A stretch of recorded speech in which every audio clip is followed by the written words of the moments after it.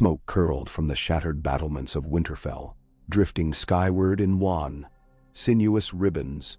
The hour before dawn was thick with mist, the sky a trembling shade between violet and bruised iron. Melisandre moved like a shadow through the godswood, crimson silks trailing behind her. Her face serene, remote, illuminated from within by a secret flame. Her bare feet left no mark in the frost. Before her, Jon Snow waited by the heart tree, sword sheathed, gloved hands clasped behind his back. The weirwood's face bled sap, as it always had, but the eyes, carved and ancient, seemed to gleam in the starlight, as if regarding Melisandre's purpose with curiosity or silent accusation. She did not glance at Jon. She spoke as if the heart tree itself were listening. The hour grows late. Darkness gathers beyond the wall. I have seen it in the flames. The long night will fall. Then, Jon's breath misted in the cold air. You've told me before. The Night King marches, and no living army can stop him. He hesitated, uncertainty lining his brow. You said you could call back a champion. Is it possible? His voice, hard and low, cracked with the memory of death and resurrection, of the cold and the void and the unyielding darkness that followed after. Melisandre did not flinch. Blood must answer blood. Fire must answer darkness. I have seen it. The Silver Prince reborn, a dragon forged anew. Only through sacrifice can the dawn be reclaimed. Jon looked at her, unsure if he should fear or pity her. You mean Rhaegar Targaryen. The name had become legend, a ghost haunting the annals of war, spoken in whispers by the old and the broken. Yet the thought of his return stirred something deep within Jon. Hope and terror entwined, knotted together by fate. Melisandre inclined her head. He is the prince that was promised. Azor Ahai, forged by sorrow and flame. She drew a knife from her sleeve. Valyrian steel, obsidian black, etched with runes of power. We must act now, before the dead reach Winterfell's walls. There is power here, old and deep, sleeping in root and bone. She gestured for Jon to follow, her scarlet robes brushing the grass, the dew hissing into mist at her passage. Together they moved beneath the boughs, the godswood silent, but for the distant clang of hammers, armorers toiling through the night, the ring of steel on steel, a desperate hymn. They came to a circle of stones, ancient and half swallowed by earth. Melisandre paused, eyes closed, listening for the pulse of magic beneath her feet. She knelt, laying her hands on the mossy stone. We must call him forth, but the blood must be willing. Are you ready, Jon Snow? Jon drew in a long, shaking breath. What must I do? She turned, her eyes, dark and bottomless, settling on him. You are his blood, his fire. Your sacrifice will guide him home. I require only a drop. The flames will do the rest. He knelt beside her, bearing his arm. Melisandre pricked his skin with the obsidian blade, catching the crimson beads in a silver bowl. The blood steamed in the cold. She stood, raising the bowl to the sky, and began to chant in the ancient tongue, her voice rising and falling in hypnotic cadence. The flames in her eyes burned brighter, the ruby at her throat pulsing in time with her heartbeat. The air thickened. The ground trembled. Somewhere far off, a wolf howled, a sound of warning or blessing. Jon could not tell. By fire and blood, by the dawn that was lost, by the king who fell beneath the trident's wrath, I summon thee, Melisandre intoned, voice echoing through the stones and the wood and the marrow of the world. Rhaegar Targaryen, firstborn of the dragon, Silver Prince, hear my call. Return to light, return to flame. The bowl burst into sudden fire, a pillar of light stretching upward, turning the frost to vapor and throwing wild shadows across the godswood. The stones trembled, and for a moment, Jon felt the world itself tilt on its axis. The air filled with the scent of burning cedar, salt, and dragonfire. In the midst of the flames, a figure began to take shape, first as smoke, then as shadow, and then, impossibly, as flesh. Silver hair, pale as new forged steel.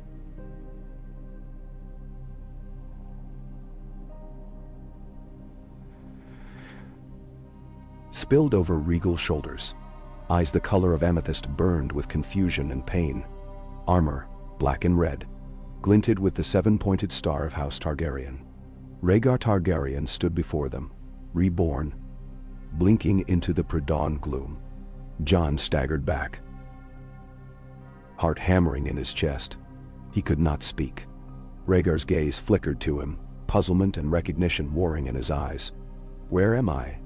Rhaegar's voice was low, melodic, tinged with sorrow. "What is this place?" Melisandre bowed her head. "You stand in the north, your grace. At Winterfell. The world has need of you, of your blood, your fire. The darkness rises. The dead come for the living. Only you can stand against them." Rhaegar looked down at his hands, flexing his fingers, as if testing the reality of flesh and sinew. His eyes, haunted and too old for his face, drifted to Jon. "And you? Who are you?" Jon swallowed. He knelt, bowing his head. "Jon Snow, my lord." He hesitated. "My king." He forced himself to meet Rhaegar's gaze. "Your blood, your son." Rhaegar's face went still, as if 1,000 memories crowded his mind all at once. Love and loss and prophecy fulfilled in a single instant. His lips parted, but words failed him.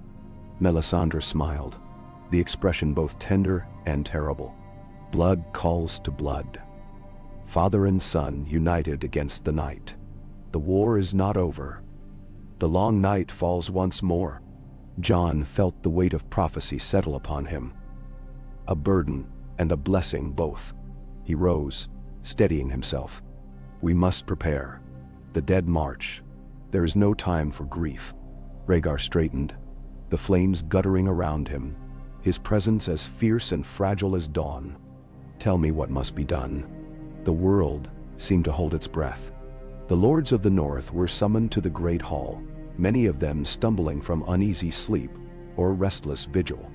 Davos Seaworth, cloaked in furs, watched with hooded eyes as Jon and Melisandre entered, the red woman's crimson garb stark against the gray stone. Behind them came the stranger, a tall, spectral man, his bearing noble, his armor ancient but unblemished, his hair like liquid silver. Murmurs swept the hall. "A Targaryen? Is it him? Is it truly Rhaegar?"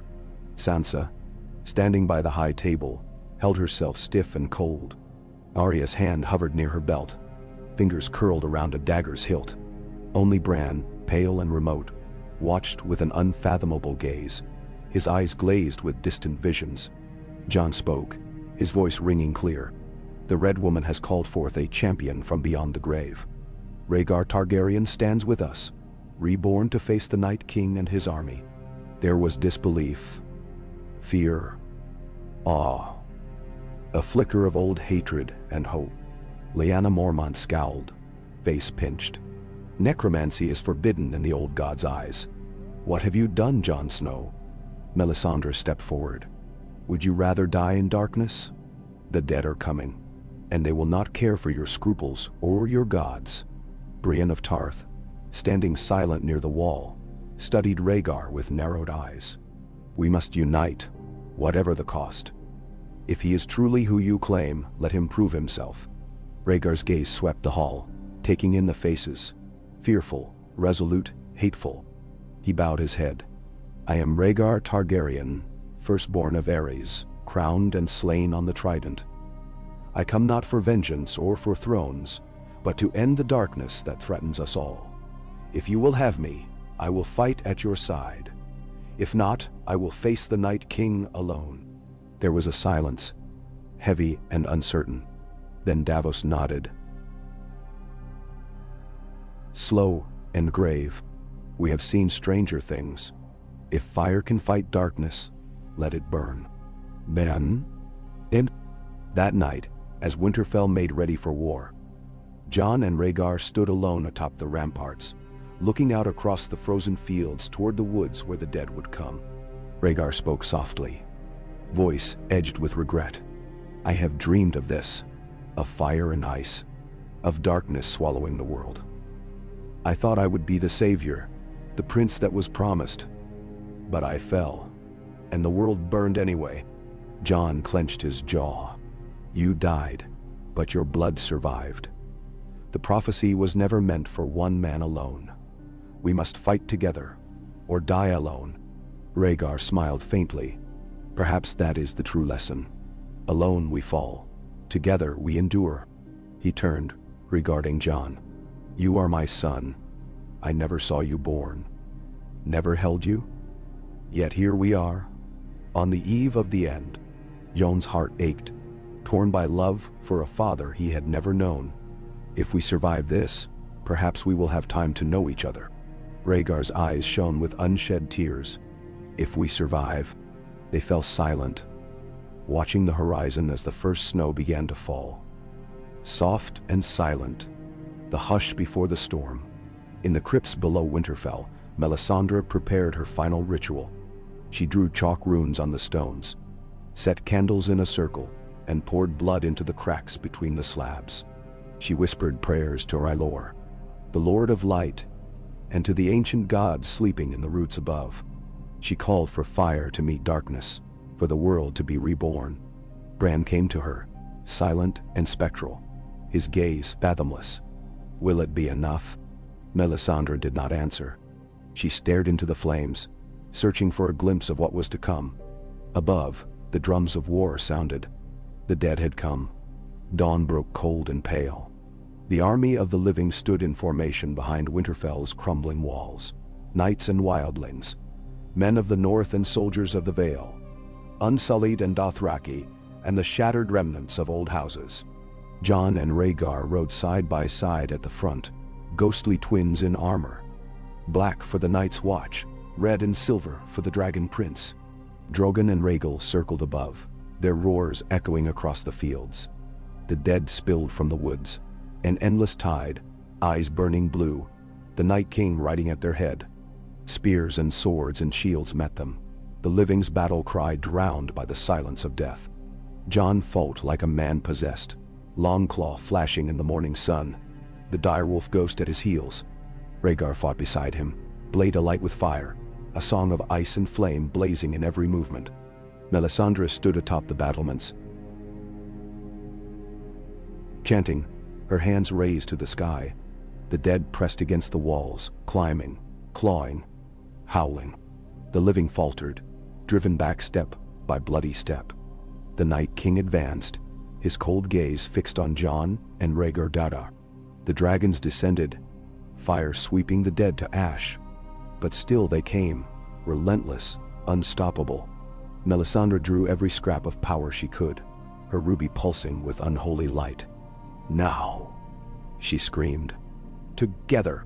Jon and Rhaegar met the Night King at the center of the field, swords raised.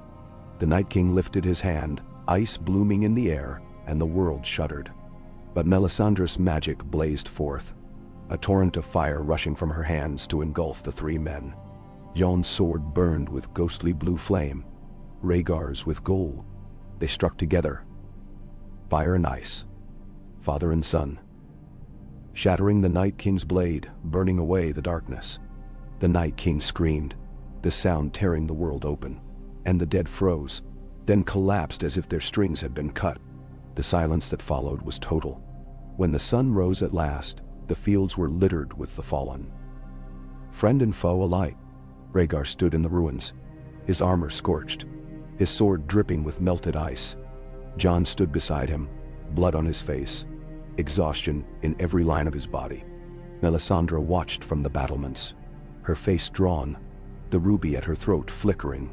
She smiled, a thin, tired thing, and vanished into the morning mist. The war was not over, but the long night had ended, and in its wake, a new dawn waited. Uncertain, fragile, but alive with hope. The morning after the battle dawned quiet and unearthly, as if the world itself had grown hesitant, wary of what might come next. Crows picked among the dead beneath the shadow of Winterfell's battered walls. The once proud banners of the great houses hung limp and torn, stained with smoke and the blood of both friend and foe. Rhaegar Targaryen, reborn Prince of Dragon's blood, stood in the aftermath, He gazed upon the fields of corpses and broken blades, with eyes that seemed both ancient and newly made. Jon Snow found him in the stillness, a heavy woolen cloak thrown over his mail, the fur collar frosted by the morning chill. Jon's steps were slow, weighed down by the toll of battle and the numbing knowledge that he had survived when so many had not. Rhaegar's voice was barely more than a whisper. "There is a pain in returning to a world I do not know, among the living who do not remember me, save in song and accusation." Jon searched his face, seeking some sign of the man he had built in memory. A hero, a villain, a father lost to legend. "You returned for a reason. There are wounds in this realm that no steel can heal. Maybe we have bought the time to heal them." A wind rustled through the corpses, tossing ash into the sky. "Do you think the realm will accept me?" Rhaegar asked, bitter humor curling his mouth. "I am a ghost conjured by fire and blood. I am every Targaryen rumor made flesh again." Jon's jaw tightened. "The realm will believe what it's told. They'll believe what they see with their own eyes. We have enemies still. Cersei in King's Landing, old wounds in the Reach. Hungry lords everywhere. If you want peace, you will have to fight for it. As a man, not a ghost." Bell. The memory of the night King's End hung between them. Jon felt the presence of those who would never speak again. Theon Greyjoy, fallen bravely at the gates. Beric Dondarrion, flame snuffed for the final time. Jorah Mormont slumped at Daenerys' side. Unnamed men and women from every corner of the broken world. Jon's gaze shifted to the walls, where Sansa Stark stood with Arya and Bran, the remaining Starks united in silence. Tyrion Lannister watched from beside them, a glass of wine untasted in his hand, eyes full of storm clouds. "We should speak to the lords," Jon said. "They'll want to hear what comes next. The dead may be gone, but the living still need to decide what sort of world we'll make." Rhaegar nodded. "You're right. There will be those who want vengeance for the past, those who will see me as an abomination. But if peace is to be born from fire and darkness, then I must face them. I must be more than a story." Bah! He lifted his gaze to the sky, where dragons circled.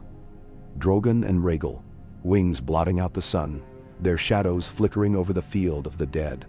"And I must reckon with them as well," Rhaegar said, voice softer. "Dragons and dreams, blood and ashes." The great hall of Winterfell was packed, every bench and alcove crowded with survivors, lords and ladies of the north, knights of the Vale, wildlings with haunted eyes. The Unsullied stood silent at the doors, impassive as ever. Daenerys Stormborn, her hair singed and face drawn, sat at the high table flanked by Tyrion and Grey Worm, her gaze unreadable. Ghost lay by Jon's feet, head on his paws, one red eye half closed. Melisandre did not attend. She lingered in the shadows beneath the God's Wood. Her work done, her future uncertain. Bran Stark, eyes white and distant, sat quietly, fingers tracing the grain of the table as if reading old stories in the wood. Rhaegar's entrance silenced the room. He walked with the easy grace of a king, his black and red armor scraped and battered, yet his bearing regal. His hair gleamed silver in the torchlight, his eyes violet and sorrowful. The lords shifted and whispered, some in awe, others in suspicion or fear. Sansa stood. "You have all seen what has come to pass. The dead are gone, and Winterfell stands because of the strength of all our houses, and the magic none of us understand. We must now decide what comes after." Daenerys looked from Sansa to Rhaegar, searching. "If my brother has truly returned, if you are Rhaegar, then the world is changed again. The Iron Throne is no longer an abstract prize. What do you want, brother?" "Bah."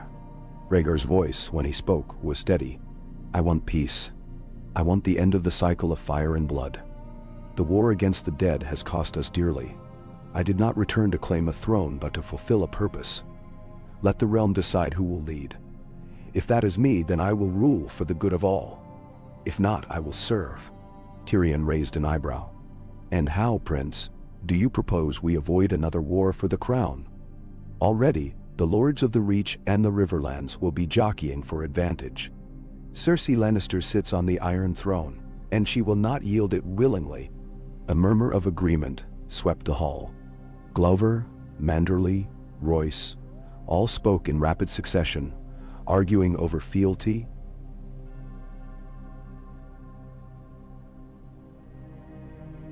succession, and vengeance. Jon stepped forward, Longclaw at his hip. We are not here to settle old scores. The realm was united, if only for a moment, against a darkness that could not be reasoned with. If we let that unity die now, all our sacrifices for nothing.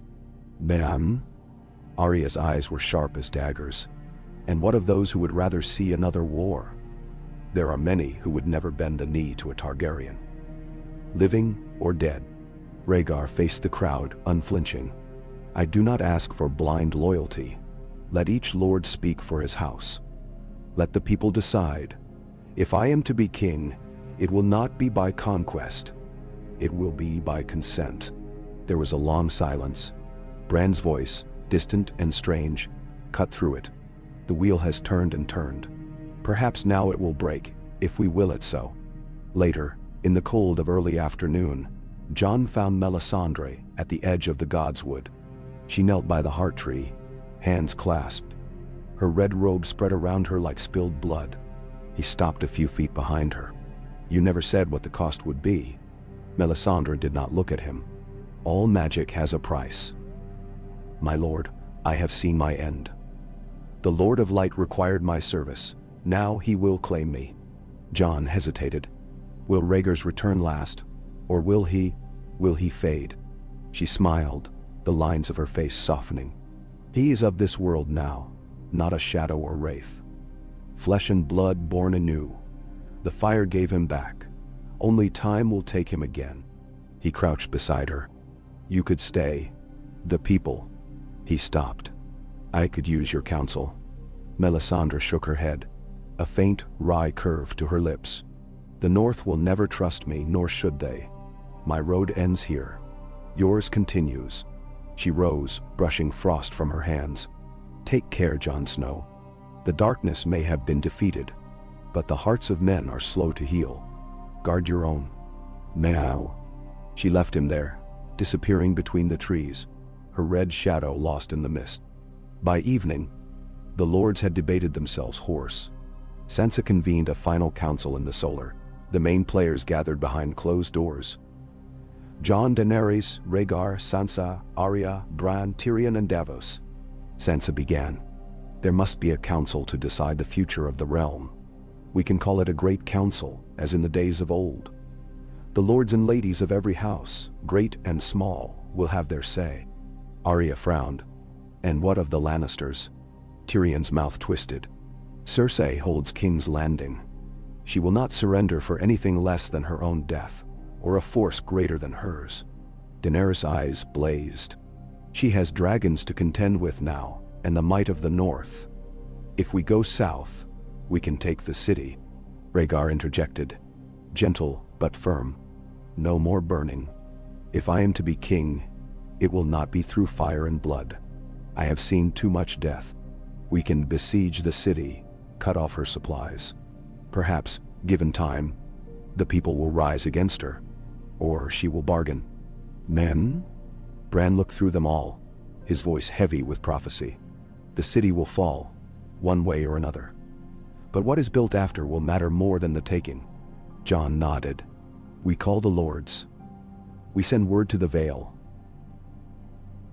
The Riverlands, the Stormlands, Dorne, the Reach. Every house that fought against the dead. Every house that paid the price. The lords will come to Winterfell or meet us on the road. They will choose who rules. Daenerys inclined her head, grudging but respectful. Then let the wheel turn. That night, the council dissolved, and the halls emptied of urgent voices. Jon wandered the corridors, haunted by memories of battle and visions of the future. He found himself atop the ramparts once more, staring at the stars, seeking answers from the cold, clear sky. Rhaegar joined him, silent and unannounced. They stood side by side, two Targaryens in the night. "My mother was Lyanna Stark," Jon said softly. "I never knew her, not truly. Ned Stark raised me as his own, but I always felt set apart, not quite of the North, not quite of anywhere." Rhaegar's reply was a murmur. "I loved your mother. I loved her more than my crown, more than my music. I failed her. I failed you. I left you both to the wolves and the storm." Jon shook his head. "You returned. You helped save us all. That's more than most fathers can claim." A tentative peace settled between them. Rhaegar rested his hands on the stone, staring down at the flickering torches below. "When this is done, when the council has spoken, what will you do?" Jon was silent for a long time. "I never wanted to rule. I don't know if I could. The North is in my blood, but so is yours. Maybe I'll ride south, maybe I'll stay here, maybe I'll vanish beyond the wall when peace comes." Rhaegar smiled, the ghost of hope. "You are free to choose, Jon. I was not in the end. Perhaps you can be." They watched as a shooting star streaked across the sky, the omen lost to all but themselves. Messages flew from Winterfell by raven and by rider, carried through snow and cold winds. Across Westeros, the lords and ladies of the realm read the call, their eyes widening at news of the dead's defeat and the impossible return of Rhaegar Targaryen. Some laughed it off as northern madness. Others wept or raged. In the halls of the Eyrie, Sweet Robin insisted on attending, clapping his hands with glee at the prospect of dragons. In the Reach, old Lady Olenna, somehow still alive, still plotting, snorted at the news. The dead walk, the dragons fly, and the Targaryens rise from the grave. About bloody time. In Dorne, Illyria Sand received the message with a smile of satisfaction, remembering the man who had once spoken for peace between the dragon and the sun. In the capital, Cersei Lannister drank deep from her goblet, scowling at the parchment. "Let them come," she snarled. "Let them try." The days grew longer, the snows less bitter. The armies of the living gathered their dead, burned them with honor, and set about rebuilding the shattered stronghold. Blacksmiths hammered at bent steel, masons patched shattered walls, and children laughed in the courtyards, the sound of life slowly reclaiming the scars of battle. Daenerys spent her hours with the dragons, speaking to them in soft Valyrian, her voice raw with loss and yearning. Rhaegar watched her sometimes from afar, uncertain how to bridge the gap of years and tragedy between them. He found solace instead in song, taking up a harp left untouched in the corner of the solar. At night, the castle rang with music, silver and sad, weaving through the stones like balm for broken souls. Sansa met with the northern lords, calming fears and stoking hope. Arya disappeared for hours at a time, returning with news of scouts and strangers seen on the roads. Bran sat beneath the weirwood, his mind elsewhere, wandering through time and shadow. Jon drifted between them all, a bridge none crossed, a wolf among lions and dragons alike. The day the council was set to depart, Sansa found Jon by the stables, ghost pacing at his side. "Are you ready?" she asked. Jon glanced up, tired but resolved. "I'll never be ready for this, but it has to be done." She touched his arm. Gentle. "You saved us, Jon. Whatever happens next, remember that. You saved us all." He gave her a rare, true smile, the boy beneath the king. "I'll try." They rode out at dawn, a procession of banners and armor, the dragons wheeling overhead. Rhaegar led the way, a prince in exile no longer, his face open to sun and wind. Jon rode at his side, Daenerys behind them, Sansa and Arya close, the Stark wolves and the dragon's children united for the first time in memory. Behind them, Winterfell stood tall in the light, battered but unbroken, ready to greet whatever future the gods, old or new, would grant. The world had changed. The dead had been defeated. But for the living, the greatest trials remained ahead. And as they rode south, the hope of a new dawn shimmered on the horizon. Fragile as the flames that had birthed it, stubborn as the blood that bound them all. Yai, Ka. The long road south began beneath banners still stained with the smoke of battle, dragons circling overhead, their shadows rippling across the frosted fields. For the first days, the army rode in wary silence. The scars of the nights wore too fresh for easy talk or laughter. Every step away from Winterfell was a step into the unknown, a march not only to the ruins of King's Landing, but into a future none of them could truly see. Rhaegar rode at the head of the column, flanked by Jon and Daenerys. His silver hair caught the morning light, marking him unmistakably for what he was, but there was nothing of a conquering king in his bearing. He rode with the gravity of a man who had known defeat and death, and only been summoned back for duty's sake. The small folk who glimpsed him from their crofts stared as if seeing a ghost ride past, some crossing themselves, others falling to their knees in the mud. Jon watched the people, weighing each silent plea in their faces. He rode as a Stark, wrapped in gray fur and battered black leather, his direwolf ever at his side. Some looked to him as the true North's king, others whispered the old rumors. Targaryen blood, the dragon's son, the prince that was promised. Jon ignored them. He cared only that the realm not collapse into chaos, not after so much had been lost. Daenerys rode quietly, her mind often elsewhere. The fall of the Night King had brought no peace to her heart. The loss of Jorah gnawed at her in private moments, and the memory of her near descent into madness during the long night haunted her more than any other ghost. Only when Drogon and Rhaegal swooped low over the fields, their roars scattering crows from the roadside dead, did some of her old fire return. Behind them rode the lords of the North, Manderly, Glover, Royce of the Vale, Brienne of Tarth in armor dulled by frost. Sansa traveled with the lords, conferring quietly with them at night over the campfires, her influence subtle but undeniable. Arya kept her distance from the grand procession, sometimes vanishing into the wilds for days, sometimes returning with news of Lannister scouts or stragglers, or odd bits of gossip from the villages along their path. Bran traveled in a heavy carriage, cared for by Mira Reed and Hodor's cousin, old Nan's grandson, who had survived the last siege. Bran seemed more raven than boy now, his mind far away, often speaking in riddles when he spoke at all. The road south was littered with reminders of the war, the burnt hulls of wagons, the broken bones of men and horses, entire villages abandoned to ruin or put to the torch by bands of desperate men. They passed refugees, hollow-eyed, wrapped in rags. The army's cooks and Davos quartermasters fed as many as they could, Sansa directing the distribution with a will as cold and clear as winter sunlight.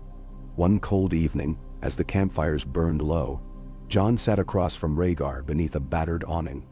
Ghost gnawed at a haunch of venison. Davos and Gendry played a quiet game of dice nearby, while Sam Tarly scribbled notes by the fire, glancing at Rhaegar as if he could not decide whether the man was myth, omen, or merely flesh. Jon spoke quietly, his eyes on the embers. When you were alive, did you ever dream of this? Not just coming back, of leading the realm to peace after all the blood. Rhaegar's hands rested on the harp he had salvaged from Winterfell's solar, his fingers long and graceful. When I was young, I dreamed only of prophecy. I thought myself the hero of every song, the answer to every riddle. I was wrong. Prophecy is a sword without a hilt, Jon. It cuts all who grasp for it. He plucked a chord, the note plaintive in the stillness. Now I dream only of redemption, though I know it cannot be won in a single war. What of you? Do you wish you'd never learned the truth of your blood? Jon shook his head. It matters, and it doesn't. Ned was my father. But the world is what it is. Duty is what it is. A shadow flickered across the canvas. Daenerys, her hair unbound, face weary. She listened in silence as Rhaegar played, letting the notes fill the space where words might wound. Jon looked at her, the question in his eyes unspoken. She answered it anyway. We are all what the world makes us, but we can choose not to repeat its cruelties. Rhaegar's music fell away, and for a time they sat together, 3 Targaryens beneath the northern stars, bound more by sorrow than by fire. By the time they reached Moat Cailin, the host had swollen. Word of Rhaegar's return had run ahead on wings and wind, drawing banners from the Reach, the Stormlands, even a few from Dorne. Lord Garth Tyrell, lean and sharp-eyed, arrived with a column of cavalry and green banners fluttering. The Dornish contingent rode in with golden spears and sly grins, led by a new young Sand, her voice honeyed but her eyes hard as flint. From the Vale, Lord Royce's knights gleamed in bright new mail, determined to restore order to a fractured realm. At Moat Cailin they called a council. Sansa presided with Rhaegar and Jon beside her, Daenerys at the other hand. The hall was rough, the stone cold, but the air crackled with purpose. Tyrion laid out the truth for all. We cannot march on King's Landing without reckoning with Cersei's spies, or with the Golden Company camped beyond the city. Nor can we allow this host to dissolve into bickering before it's begun. The realm is watching. Rhaegar met the assembled lords with calm. This must be the last war. If the city falls, we must not rule by fear or fire. We will hold a great council, every house, great and small, a voice in what comes after. No more thrones built on ashes. The Tyrell lord, mouth thin, replied, and if the queen refuses to yield? Daenerys' voice was steel. Then she will face the fire, our fire. But the city will not burn. Not this time, I swear it. Arya, perched on a windowsill, offered a faint, deadly smile. Cersei may not give us the choice. Brienne's voice was solid as stone. The people must see us as their saviors, not their conquerors. So it was agreed. They would encircle the city, cut off Cersei's supplies, open the gates to refugees, and demand the queen's surrender. If Cersei refused, then they would go to war. But only as a last resort. Sansa would lead negotiations. Tyrion and Davos would coordinate with the city's spies and the surviving gold cloaks, hoping for defection. The march resumed, the army now too large to move as one, breaking into columns that fanned across the King's Road. The dragons flew in relays, their presence enough to scatter all but the most determined Lannister outriders. Refugees poured from the southern woods, flocking to the host's banners.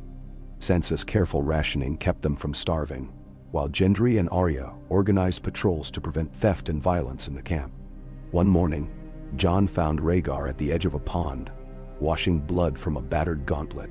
He stared at the reflection.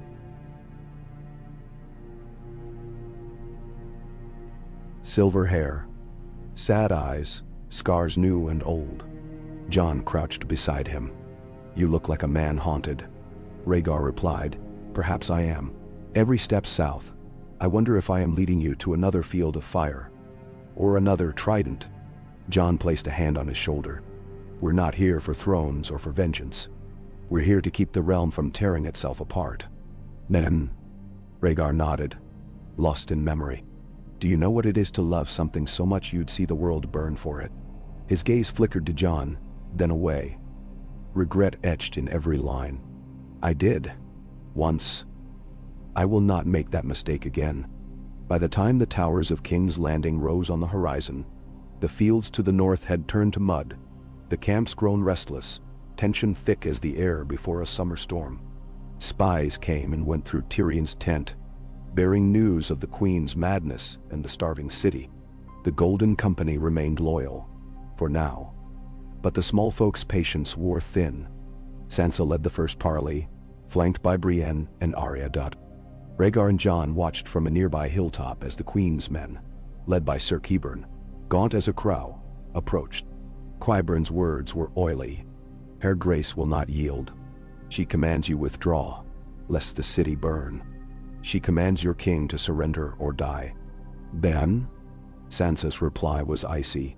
We have no wish to sack the city. Surrender, and you will be spared. Refuse, and you will starve. Or worse.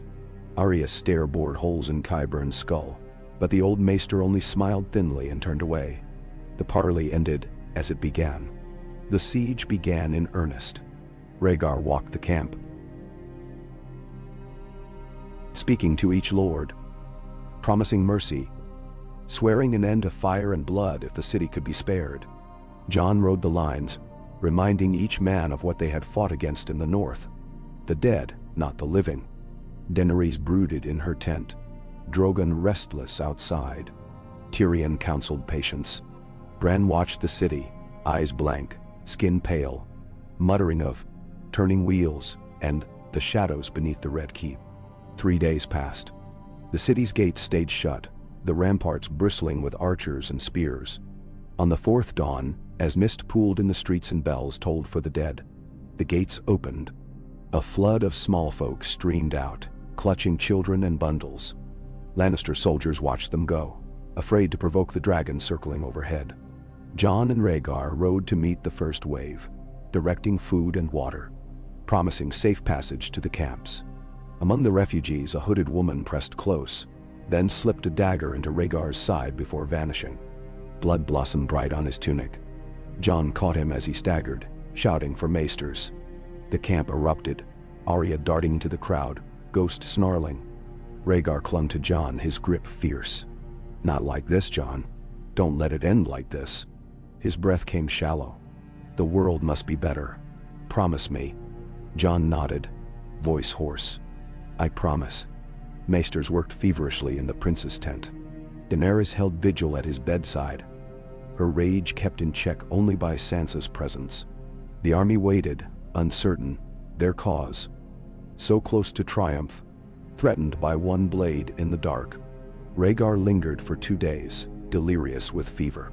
In his lucid moments, he asked for Jon and Daenerys, for his harp, for forgiveness from the ghosts that crowded his dreams. On the third day, as bells tolled again from the city, he summoned Jon. Jon knelt beside him. Rhaegar's hand was cold, his grip weak but determined. "Lead them, Jon.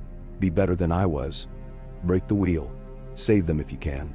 Jon wept openly, no longer hiding his grief. "I'll try." Rhaegar managed a last, fleeting smile. "That's all any of us can do." He died that night, quietly, beneath Daenerys' whispered song and Jon's silent vigil. The next morning, the banners were dipped in black. Jon, pale and grim, stepped to the front of the assembled host. "Rhaegar Targaryen is dead. He gave his life to save this realm, not for thrones, but for peace. Let that be our purpose. We do not come to sack a city. We come to end the war." The lords raised their swords, some with tears in their eyes, some with steel in their hearts. Daenerys stood by Jon, silent and unyielding. Sansa organized the council. Tyrion and Davos opened the lines for more refugees. Arya and the faceless men hunted the assassin, finding only a body floating in the Blackwater, her face torn, a Lannister lion sewn into her cloak. As the siege ground on, the city's resolve crumbled. On the 12th day, with food gone and the Golden Company refusing to die for Cersei, the city's bells rang. The gates opened.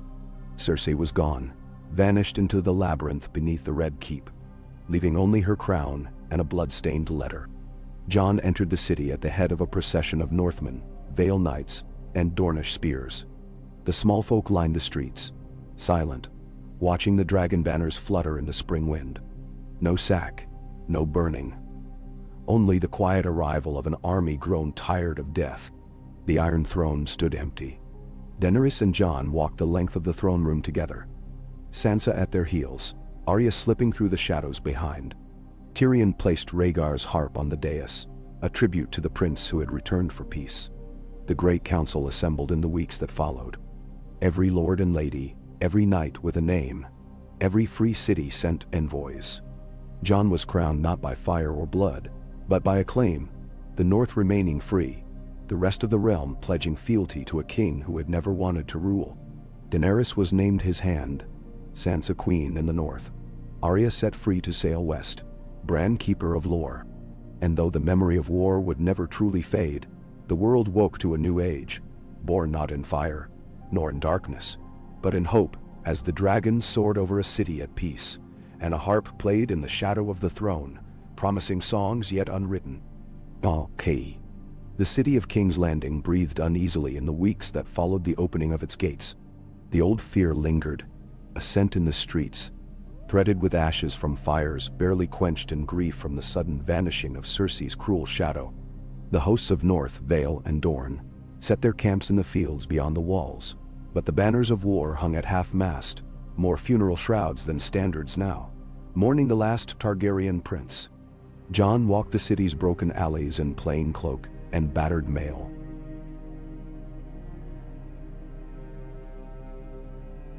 shunning the white wolf sigil, hiding Targaryen silver beneath the grime of the streets. He did not walk alone. Arya moved through the city like a rumor, blending with the sellers and the orphans, her eyes sharp for unrest, for the first hints of any new, bloody uprising. Gendry came and went from the forges, working with blackened hands to repair shattered hinges and barred doors. Brienne walked the walls with Podrick Payne, training those gold cloaks who had bent the knee, their loyalty now tested with every dusk patrol. Davos rode between the camps, a steady hand guiding the logistics of feeding thousands, while Tyrion, sleepless and thin, moved between council meetings and the smoky taverns, listening for word of Cersei. The Iron Throne stood unclaimed. Its blades had dulled with time, its black steel a symbol of conquest, but now, more than anything, a seat of burden and consequence. Jon refused it at first, holding every meeting in the small hall, surrounded by stone and wood rather than swords. He wore no crown. Daenerys, always at his side, seemed both queenly and removed. Her wounds deeper than those seen, her face pale, lips pressed into silence. Yet when she spoke, the lords and ladies listened. Each morning brought a new flock of ravens, a new trickle of delegations, some wary, some hopeful, some clutching old grudges like rusted daggers. The High Septon came in flowing white, seeking restoration of the faith and peace for the hungry poor. Lords of the Riverlands pressed for grain. Dorne's new princess, Maris Sand, demanded justice for Martell blood spilled in Lannister dungeons. The Tyrell claimant, Garth, a cold-eyed and practical man, argued for lowering the grain tariffs and restoring the old market rights. No single voice could be ignored, nor could any claim the city as their own. In the Red Keep's council chamber, the new age was hammered out word by word, quill by quill, argument by argument.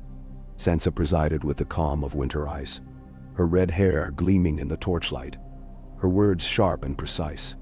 The queen in the north held court in the gardens of Maegor's Holdfast, seeing emissaries from the free cities and hearing grievances from northern folk displaced by war. She commanded respect, and more, she drew the loyalty of wavering houses. Her patience inexhaustible, her memory long. Bran sat quietly in the solar, his eyes rarely focused on the present.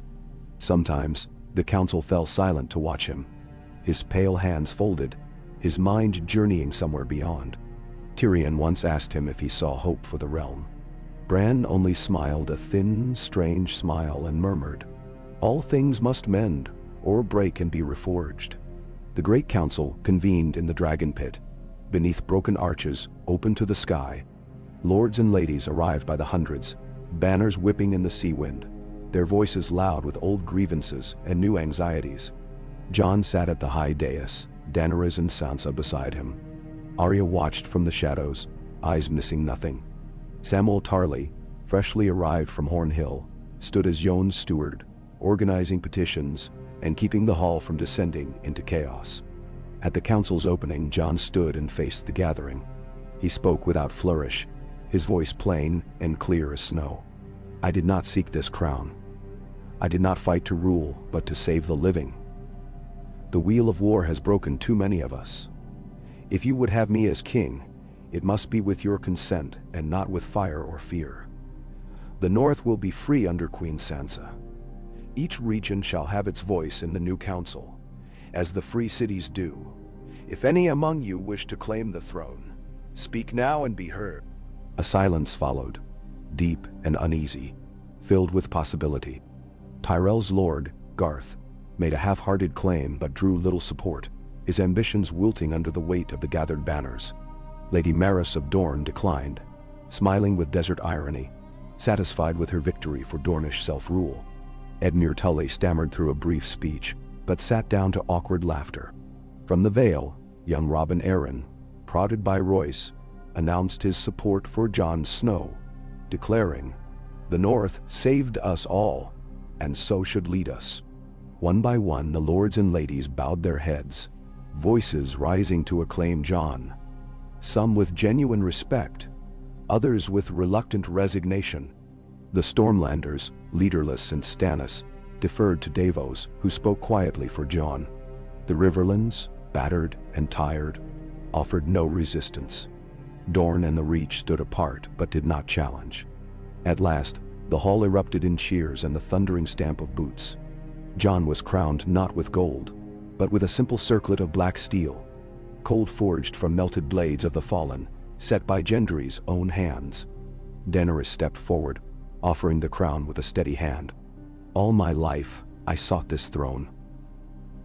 All my life I was told it was my birthright. But peace is a greater gift. I will serve you, Jon Snow, and the realm as your hand." There were tears in her eyes, but she did not falter. The hall cheered anew, and Jon placed the circlet upon his brow, his face grave, as if carrying the weight of all the dead. Sansa embraced him, her voice proud. "The North will not forget, nor will the world." The days that followed were full of decisions. Jon named his council, Daenerys as hand, Sansa as queen in the north and head of the northern lords, Tyrion restored as master of laws, Davos as master of ships, Sam as Grand Maester, Brienne as Lord Commander of the Kingsguard, Arya officially without title, a free agent between worlds.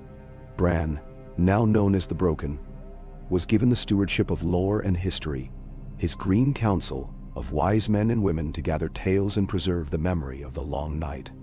The faith was restored in the city, but on new terms.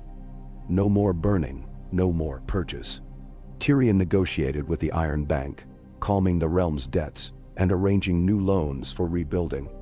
The Great Septi was rebuilt, but its new stones were laid with the blessing of all faiths, not just the seven. Refugees were settled in the burned districts. The Reach sent grain by the shipload. Dorne sent sun-warmed fruit and silk. And the Iron Islands, now ruled by Asha Greyjoy, sent ships to patrol the narrow sea and keep pirates at bay. Jon ruled from the Red Keep, but often rode through the city in plain clothes, listening to the people, watching for signs of old hatreds reigniting. He found more hope than fear. Children playing in the alleys, old women knitting by the gates, blacksmiths and bakers returning to their crafts.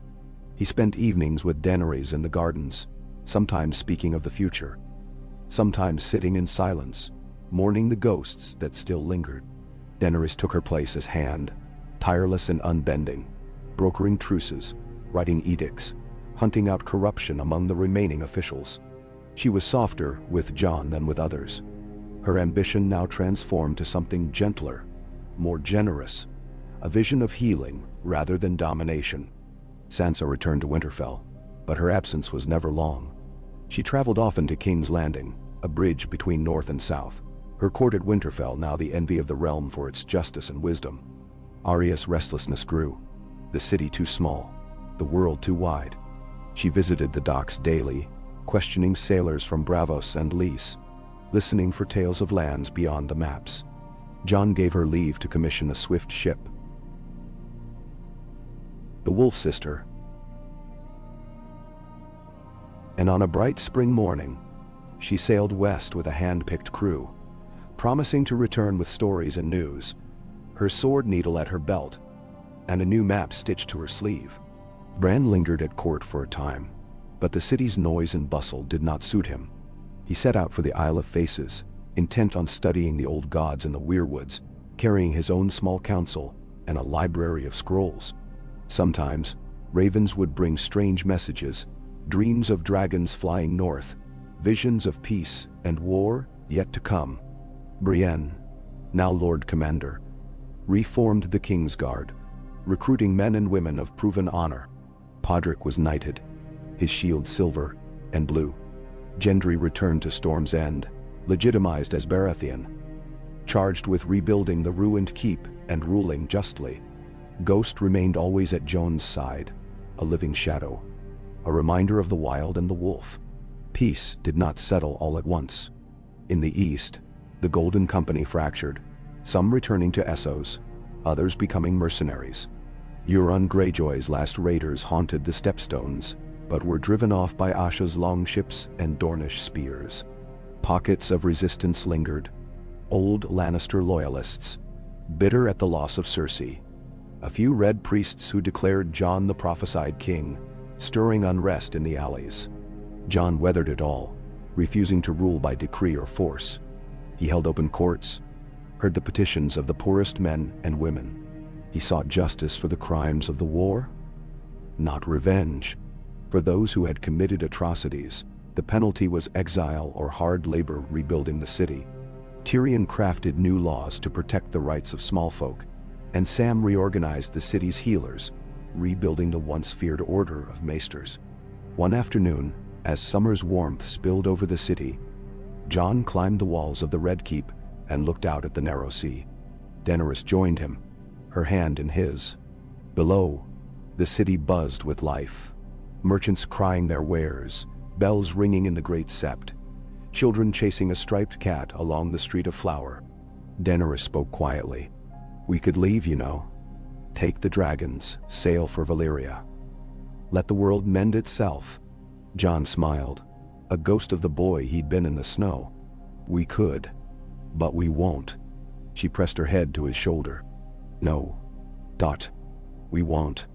"Them?" Drogon soared overhead, casting a fleeting shadow over the city, then rose into the clouds, the promise of fire now tamed by hope. Rhaegar followed, green wings beating, his cry echoing like a song of peace. Jon looked to the west, to the horizon where Arya had sailed. He thought of Rhaegar's words, "Be better than I was. Break the wheel. Save them if you can." He held Daenerys' hand, and for the first time since the war, felt something like peace settle in his heart. The city below, battered and reborn, was his to protect, not as a conqueror, not as a Targaryen prince, but as Jon Snow, the king who had never wanted to rule, but would do so as best he could, for as long as peace would allow. The sun rose behind the Red Keep, painting its towers with a blood-orange glow. The first true summer in years seemed to have settled over King's Landing, heat and hope, pressing against the city's ancient stones. But not all was ease. Old hatreds lingered in cellars and whispers, and the wounds of war had not yet healed. Jon began his mornings with the city. He walked the wharves in plain wool, sometimes with Ghost pacing at his heel, sometimes alone. He spoke with the fishermen returning at dawn, their boats heavy with wriggling silver. He helped a stonemason clear a cart from the mud in Flea Bottom. He stood quietly in the ruined sept, listening to the prayers of those who had nothing left but faith and hunger. The guards learned not to salute, the courtiers learned not to bow. He wanted to know his people's pain, not from behind a dais, but in the press of sweat and noise and worry. He saw the city's transformation in tiny, persistent ways. A mother mending her child's cloak with the threads of an old Lannister banner. A baker shaping dough into direwolves, children snatching the crusts and running through the square of the old gods. A group of boys reenacting the battle for the city's gates, with one, always the smallest, insisting on being King Jon. Jon hid a smile and let them be. Daenerys rose with the sun as well, her silver hair loose, her voice sharp and calm as she met with the day's visitors. She did not take the council's dais in the throne room, but met envoys in the open air, on the terraces, in the Queen's gardens, by the Blackwater rush where cool wind and green shades softened tempers. She worked tirelessly, smoothing disputes between Tyrell grain shippers and Dornish traders, pressing the Iron Bank's envoys for fairer loans, welcoming envoys from Braavos, Pentos, even Volantis. The scars of battle ran beneath her sleeve, but her dignity was iron. She gave nothing to those who tested her, no glimpse of the girl who had once been sold or scorned. Only those she trusted saw her grief at night, in the stillness after the last meeting, her hand trembling just for a moment as she stroked Drogon's scales in the stables. Tyrion became the pulse of the new order, dealing with the riverfolk, the city guilds, the remaining Lannister loyalists still lurking in the wine sinks and brothels. He walked freely again, no longer fearing a knife in the dark, but his wit was shaded by memory, and sometimes he drank late, staring at Rhaegar's harp in the solar, plucking a mournful note that seemed to hang forever in the air. Sam labored in the great library, rebuilding what the fires and looting had destroyed. He opened the doors to every child who could read, and many who could not, teaching from dawn till dusk. Gilly helped with the youngest, and Sam became a familiar figure, ink-stained and smiling, a new kind of maester, building the city's future one lesson at a time. Sansa, ruling the north in fact in spirit, visited often. She held court in the Red Keep, her manner crisp but not cruel. The lords of the Riverlands and Vale came to trust her sense, and the Reachers who had scoffed at the Wolf Girl learned quickly that her memory of every slight and kindness ran deep. She protected the North's rights, but lent her aid to the hungry South, sending ships of salt cod, barrels of honey, and once a herd of shaggy northern sheep that bewildered the small folk but restored flocks, decimated by foragers and fire. Brienne drilled her new Kingsguard with the stubbornness of a plow horse. She accepted only those who would swear their lives for honor, not for gold or power. Podrick became her lieutenant, growing into his knighthood. His singing voice often heard at sunset, as the guard stood watch along the ramparts. Brienne herself rode the roads beyond the city, rooting out bandits and renegades, bringing justice to those who had preyed on the weak in the war's chaos. Arya's ship, the Wolf Sister, sent ravens whenever she made port. From Old Town came news of the Summer Isles, where Arya traded steel for tales of sea serpents and jewel-eyed birds. From the Lonely Light, she sent a map, hand-drawn, of new lands, and a horn she swore could summon whales. Sansa read every letter aloud to the court, her voice proud, and even Jon, who missed his sister fiercely, smiled at each impossible tale. Bran wrote less often. His letters, sometimes only a line or two, spoke of the old gods, of dreams, of the green beyond the wall, and wings above the storms.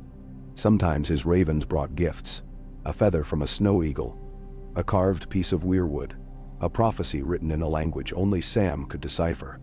Jon kept them all in a box beside his bed.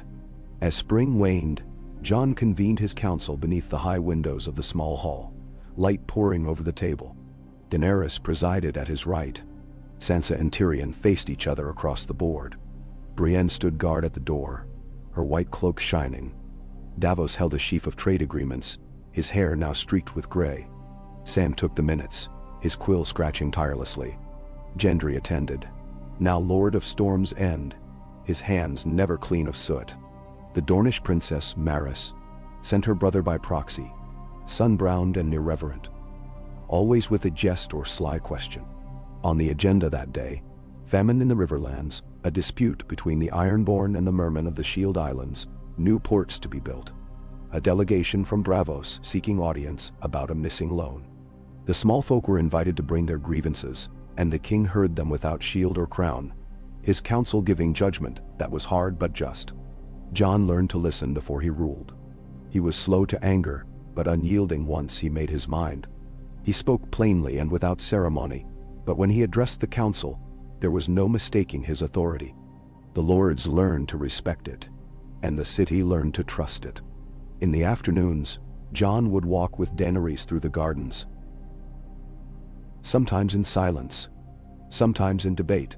They spoke of laws, of justice, of the memory of Rhaegar, of the children they had never known or lost, of the dragons and the dangers they might yet bring. Sometimes, Jon would take up the harp, plucking clumsy melodies, Daenerys laughing quietly as she corrected his chords. At night, the city glowed. Lanterns hung in every alley. Bards sang in the squares.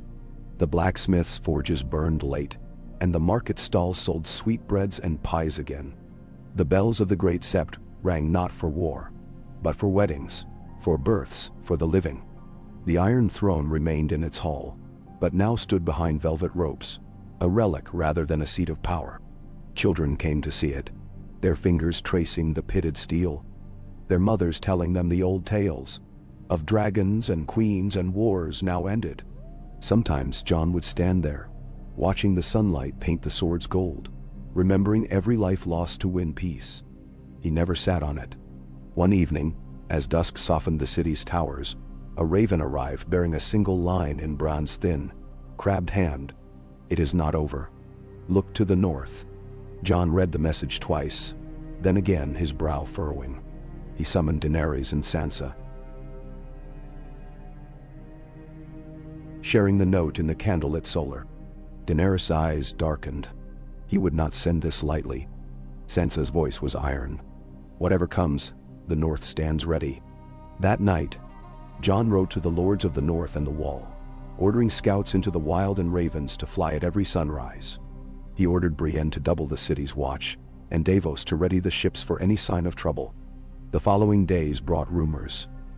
Strange lights beyond the Wall, wildlings whispering of shadows in the snow, a column of smoke seen at the far edge of the last hearth.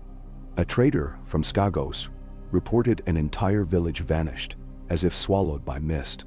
Jon made ready to ride north, gathering a force of trusted men, Brienne, Davos, Gendry, and a dozen scouts. Daenerys, stubborn as ever, insisted on joining him. Sansa would remain in King's Landing, ruling as regent.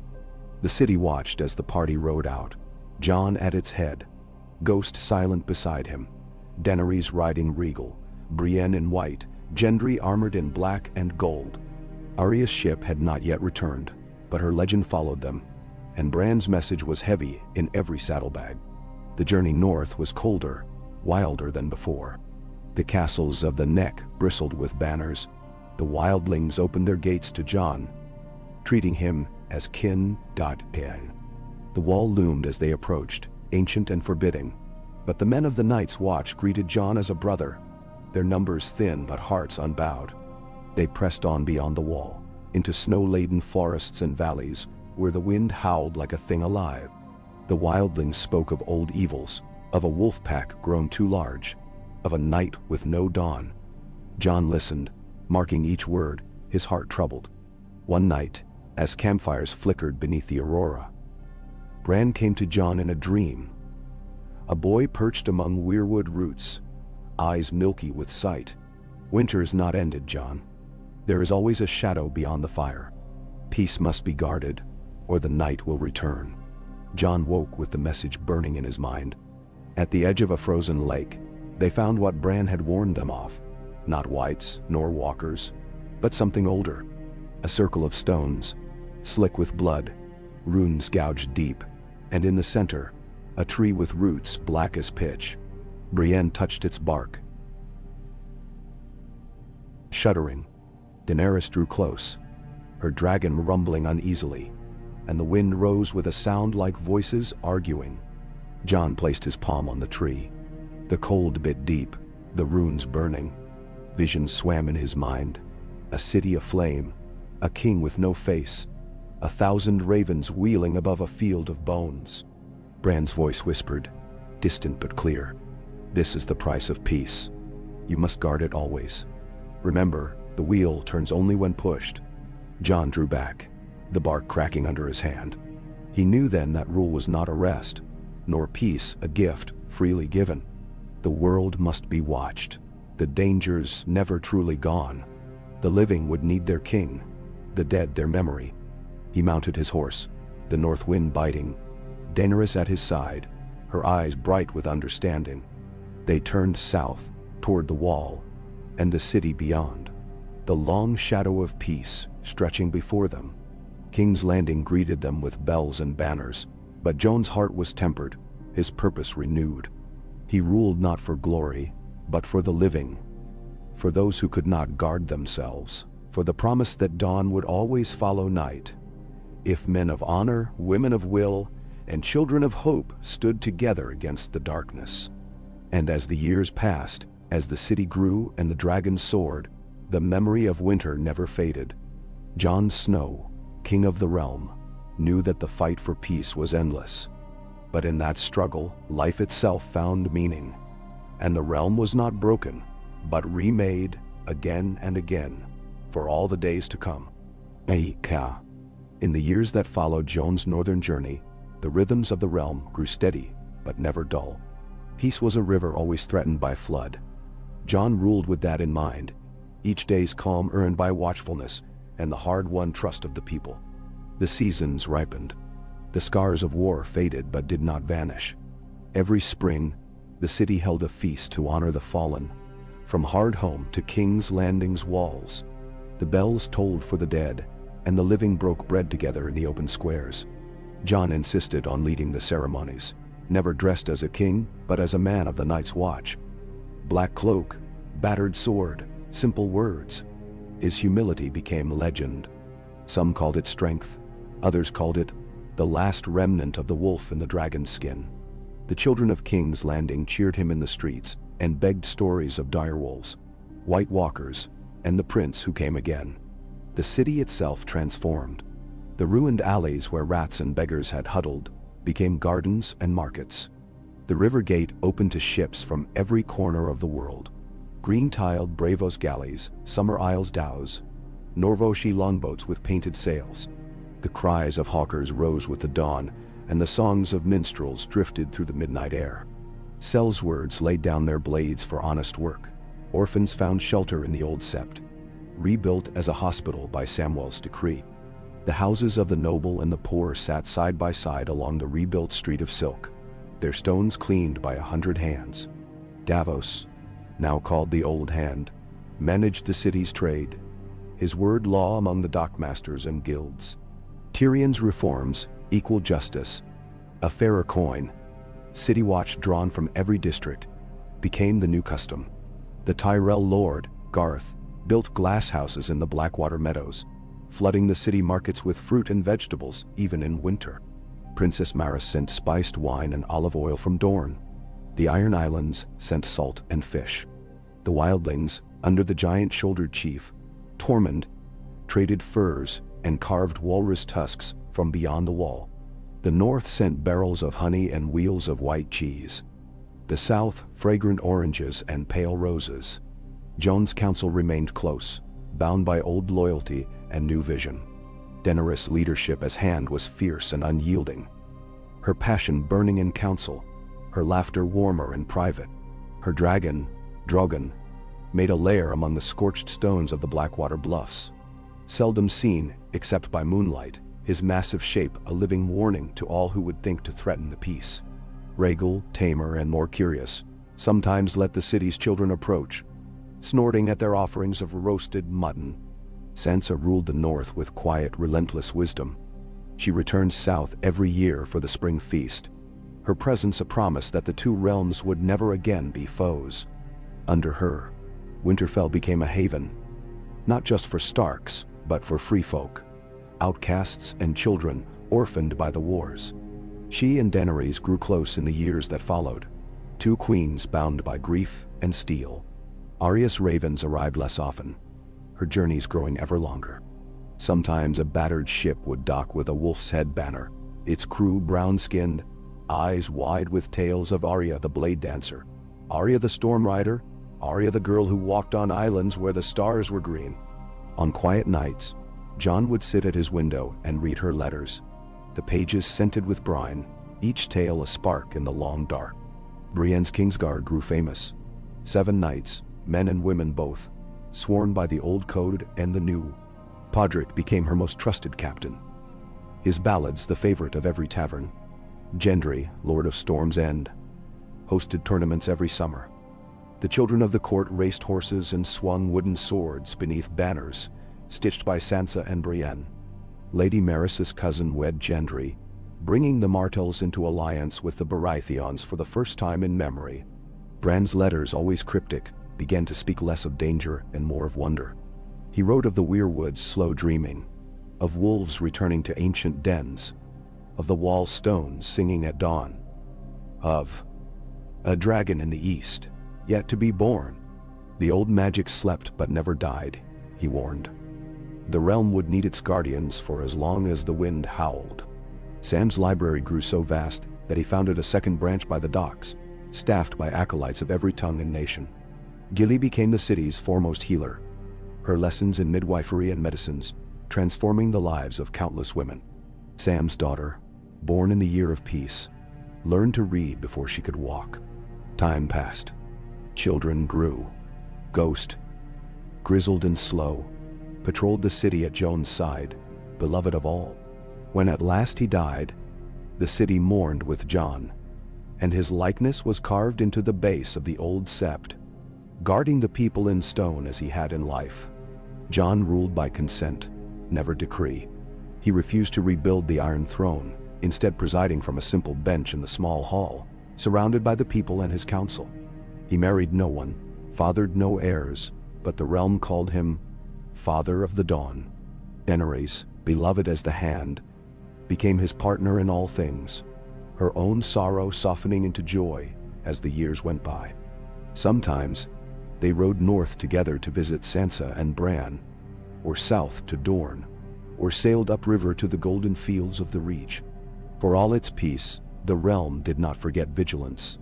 Jon's journey north, years before, became the stuff of legend. Scouts patrolled the lands beyond the wall. Wildlings and Starks together kept watch for signs of old magic stirring. The tree Jon had touched beyond the lake stood untouched, a symbol and a warning. Every spring, Jon sent offerings to it. Bread, honey, a lock of his own hair, the old ways honored as the new ways flourished. In the east, a new dragon was rumored. Hatched by a girl with silver hair in Volantis, who dreamed of a land where dragons ruled no men. Bran's ravens brought word, but Jon counseled patience, not war. He sent envoys, not armies. The girl in time sailed west and was welcomed in the courts of King's Landing as kin, not as rival. The years gathered like grain in the storehouse. The memories of winter and darkness faded, but never quite vanished. On the coldest nights, when the city lay hushed under snow, Jon would walk the ramparts, Ghost's memory close beside him. He remembered Rhaegar's face, Daenerys' tears, Arya's wild laughter, Sansa's fierce embrace, the cold gaze of the Night King before the final dawn. He remembered Melisandre's warning, the shadows beyond the fire. One winter, as the bells rang for a new year, Jon found a child weeping by the statue of the old gods in the Septi. Her brother had died of fever. She was alone. Jon took her by the hand and brought her to Sam and Gilly, who found her work in the kitchens and a home among the city's lost. That night, he sat long by the fire, wondering at the wheel of fate, at how lives twisted and spun in the hands of men and women, who meant only to do good. In the spring, Arya returned, her hair streaked with salt, her face older but eyes bright. She carried gifts, a shell from beyond the known seas, a horn that sang like thunder, a tale of a city of glass beyond the edge of any map. Jon and Sansa welcomed her with tears and laughter, and the city celebrated for 7 days, bards and singers filling the air with new stories. When Daenerys' health began to fail in the 20th year of Jon's rule, the realm held its breath. She bore her illness with courage and wit, refusing the soft beds and sweetmeats offered her. When the end came, she lay in Jon's arms, Drogon singing to the moon from the Blackwater cliffs. Her funeral was held at dawn. Her body burned on the last pyre outside the city, her ashes scattered on the wind. Jon mourned quietly, grief turning him inward. He traveled north again, walking alone through snowdrifts, visiting the weirwood groves, spending weeks in the wild, with only the memory of Ghost for company. When he returned, his hair was white as winter, his face lined but serene. He took his seat again in the small hall, ruling with the same quiet authority. One final winter came, harsh and long, but the realm was ready. Stores were full, people prepared, wildlings and northerners alike, sending help to the riverlands and the south. When spring returned, Jon called his council one last time, naming Sansa his successor, Arya his heir in spirit, Brienne and Podrick the guardians of the peace. He left the city on a morning thick with fog, heading north, vanishing into the wild as legend. Some say he found Bran and lived out his days in the green silence. Others that he became a ghost in the snow, watching over the realm. Some say, when the world is darkest, he will return, as he did once before. The city he left behind was changed, its people strong, its banners bright, its children brave. The dragons wheeled above, keepers of memory, symbols of fire tamed to hope. Jon's songs were sung in every inn and alley, not as tales of war, but of peace hard won, of shadows faced and dawn reclaimed. And so the wheel turned, broken perhaps, but rolling on. Each generation forging a realm from the ashes of the old, guarding the fire against the long night, dreaming always of the spring to come. Inna Kawei. Seasons tumbled forward as if the world itself were eager to make up for lost time. Each year the realm grew stronger, its wounds less raw, its sorrows tempered by new beginnings. In the city John left behind, life became a tapestry of stories and quiet acts of grace. King's Landing was a city reborn, its skyline bristling with new towers, its streets bustling not with armored men but with laughter, and the calls of vendors hawking honeyed wine and baskets of ripe pears. Its walls, once battered by dragonfire and war, now bore green moss and purple flowers that grew in the cracks, tended by children whose parents had once trembled at the sound of bells. The city's heart was open, its markets crowded, its bells ringing for births and harvests, more often than for death. Sansa Stark sat the council's high seat, her hair streaked now with silver, her gaze calm as ever. She ruled not from the Iron Throne, which remained in the Red Keep as a lesson to the ambitious, but from a round table of polished ashwood, her council spread equally around her. Tyrion, his hair thinned and beard gone snowy, kept his seat by her side as master of laws, his wisdom a shield against the world's slyer dangers. Davos' sons, grown and steady-handed, handled the ports and docks. Gendry, heavy-browed and broad-shouldered, brought reports from the storm-swept castles of the marches, and when he laughed the whole hall seemed lighter. Arya's chair stood empty much of the time, but her legend filled its space, her stories told by minstrels, her ship's banner appearing at unexpected harbors from Lys to the lonely shores of Skagos. Every time she returned, she brought trinkets and riddles, exotic maps, and tales of storms survived, and marvels glimpsed beyond the edge of the world. She came and went like a change in the wind, always a little more wild, her eyes bright with all the things she'd seen. Brienne's Kingsguard were now a legend, their white cloaks known from the Wall to Old Town, their service a living oath. Podrick, grayer and broader, trained pages in the yard, his song still the city's favorite on feast nights. The children of King's Landing competed to be chosen for Brienne's lessons, their swords wooden, their hearts already dreaming of glory. Sam's library had grown into a true university, scholars coming from every corner of Westeros and Essos to debate in sunlit halls. Gilly managed the healers' wards, her memory celebrated each time a baby lived where once there would have been only mourning. Young women and men learned to read beside the highborn, and the city's guilds thrived under their care. The dragons remained, Drogon ancient now, the green of his eyes tinged with gold, and Rhaegal's brood a fixture in the sky at dawn and dusk, their wings casting vast shadows over the city's domes and towers. No lord dared threaten the peace, not when the cry of a dragon might answer any call for war.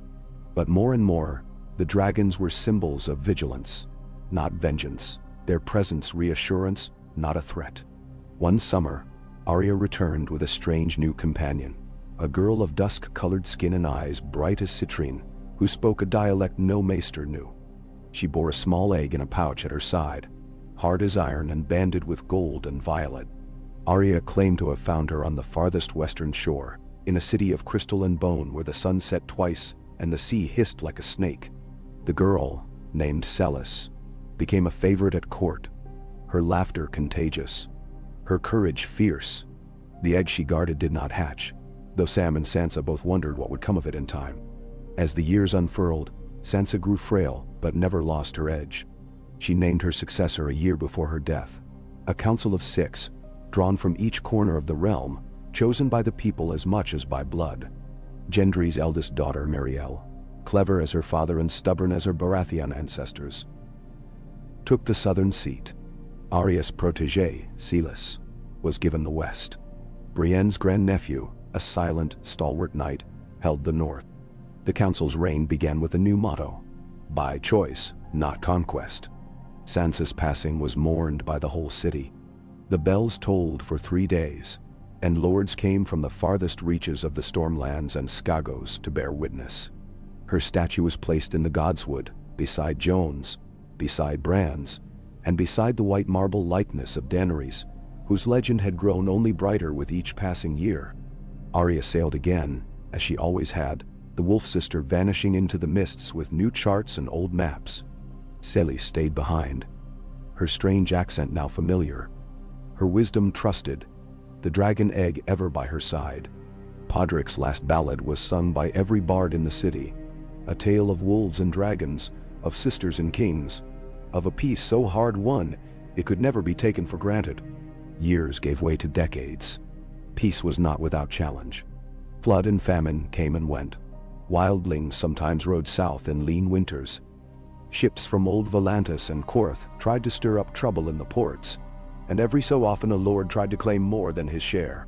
But the council ruled together, 6 as one, their power rooted in consent and custom, not fear.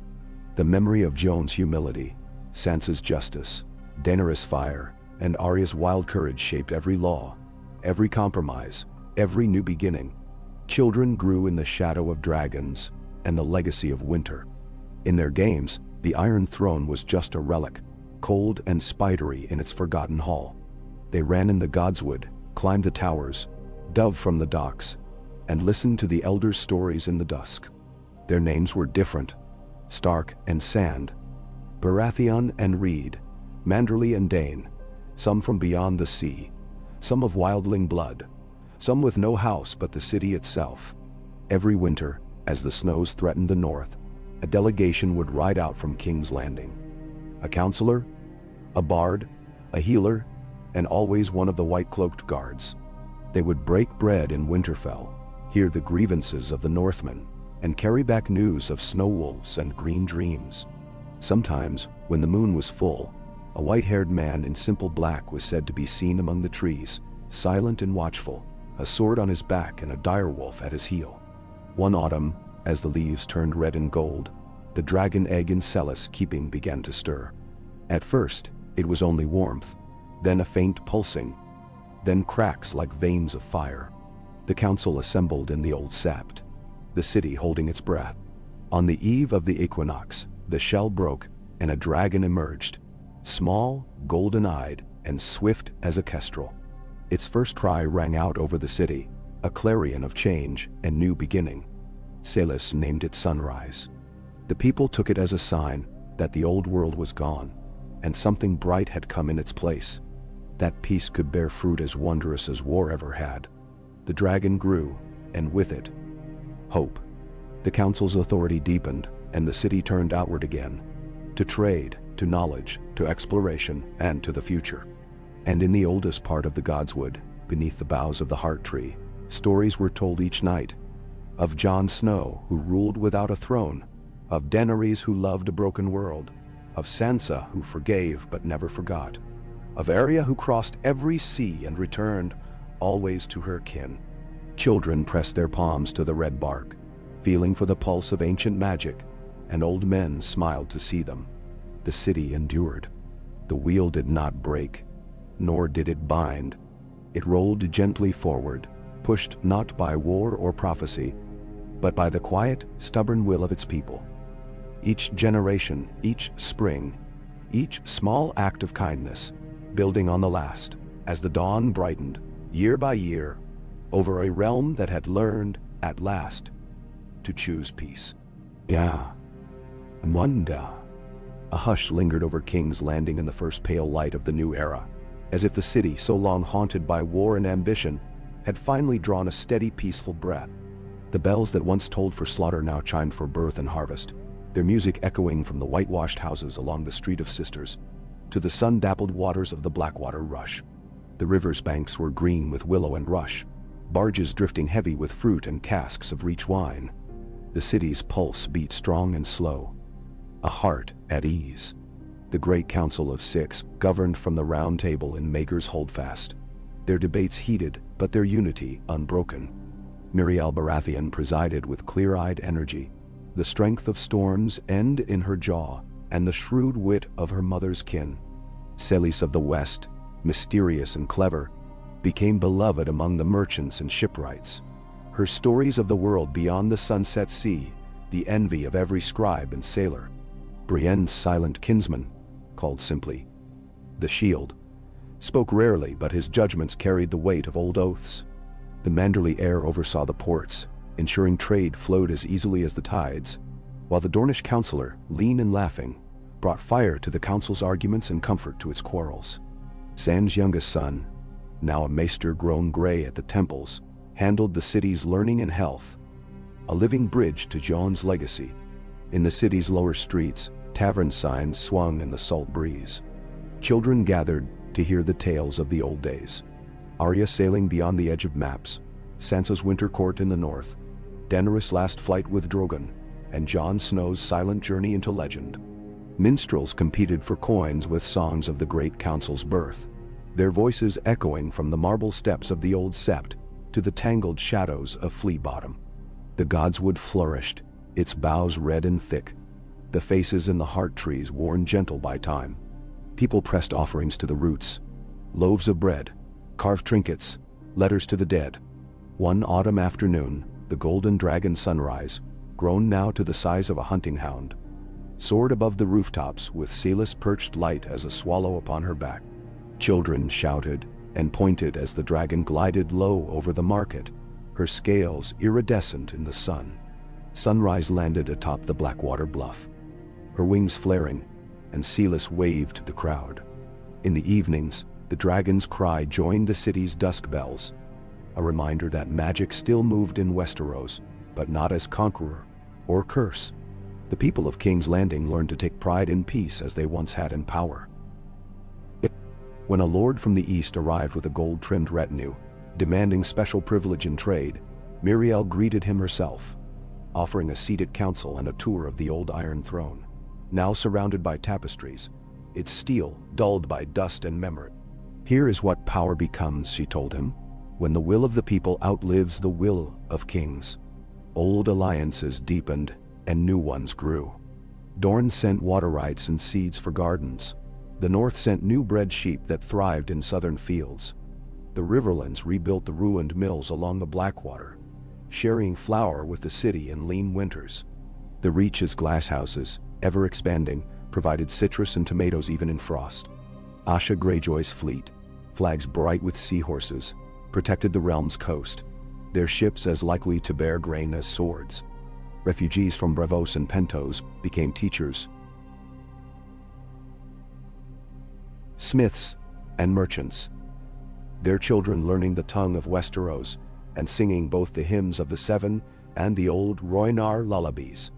The council made its greatest mark with the Children's Law, a decree that every child in the city, highborn or orphan, free folk or foreigner, would be schooled and fed from the realm's bounty. Sam's library swelled with laughter and the clatter of writing slates. Healers and herbalists visited every district. No more were the maesters a closed order. Girls and bastards studied alongside the sons of knights, the city's future drawn from every street. Arya's legend only grew. Her name became a blessing, spoken by sailors for safe passage, by mothers hoping for a daughter with courage, by children lost in the woods at dusk. When, in the 12th year of the council's rule, Arya's ship returned, battered and triumphant, the city held festival for a week.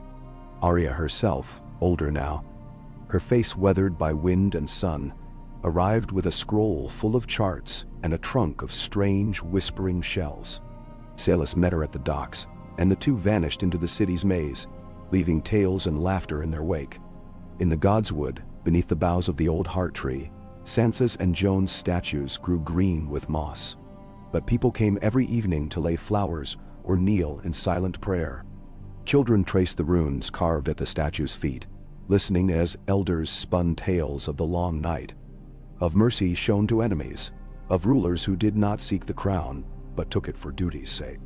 One bitter winter, as snow fell in soft flurries even in the south, a darkness stirred beyond the wall. Word reached the council. Wildling scouts had vanished, and strange lights flickered above the ancient trees. Miriel called the council, and together with Celis, the Shield, and the Maester, she journeyed north. Sunrise soared above them, her body grown lean and strong, her golden cry a beacon in the cold. At Winterfell, the queen in the north, Sansa's grandniece, welcomed them with feasts and songs. The north remembered. The wildlings brought gifts of pelts and obsidian. At the wall, now a gathering place for free folk and knights watch alike, the council met with wildling chiefs and northern lords.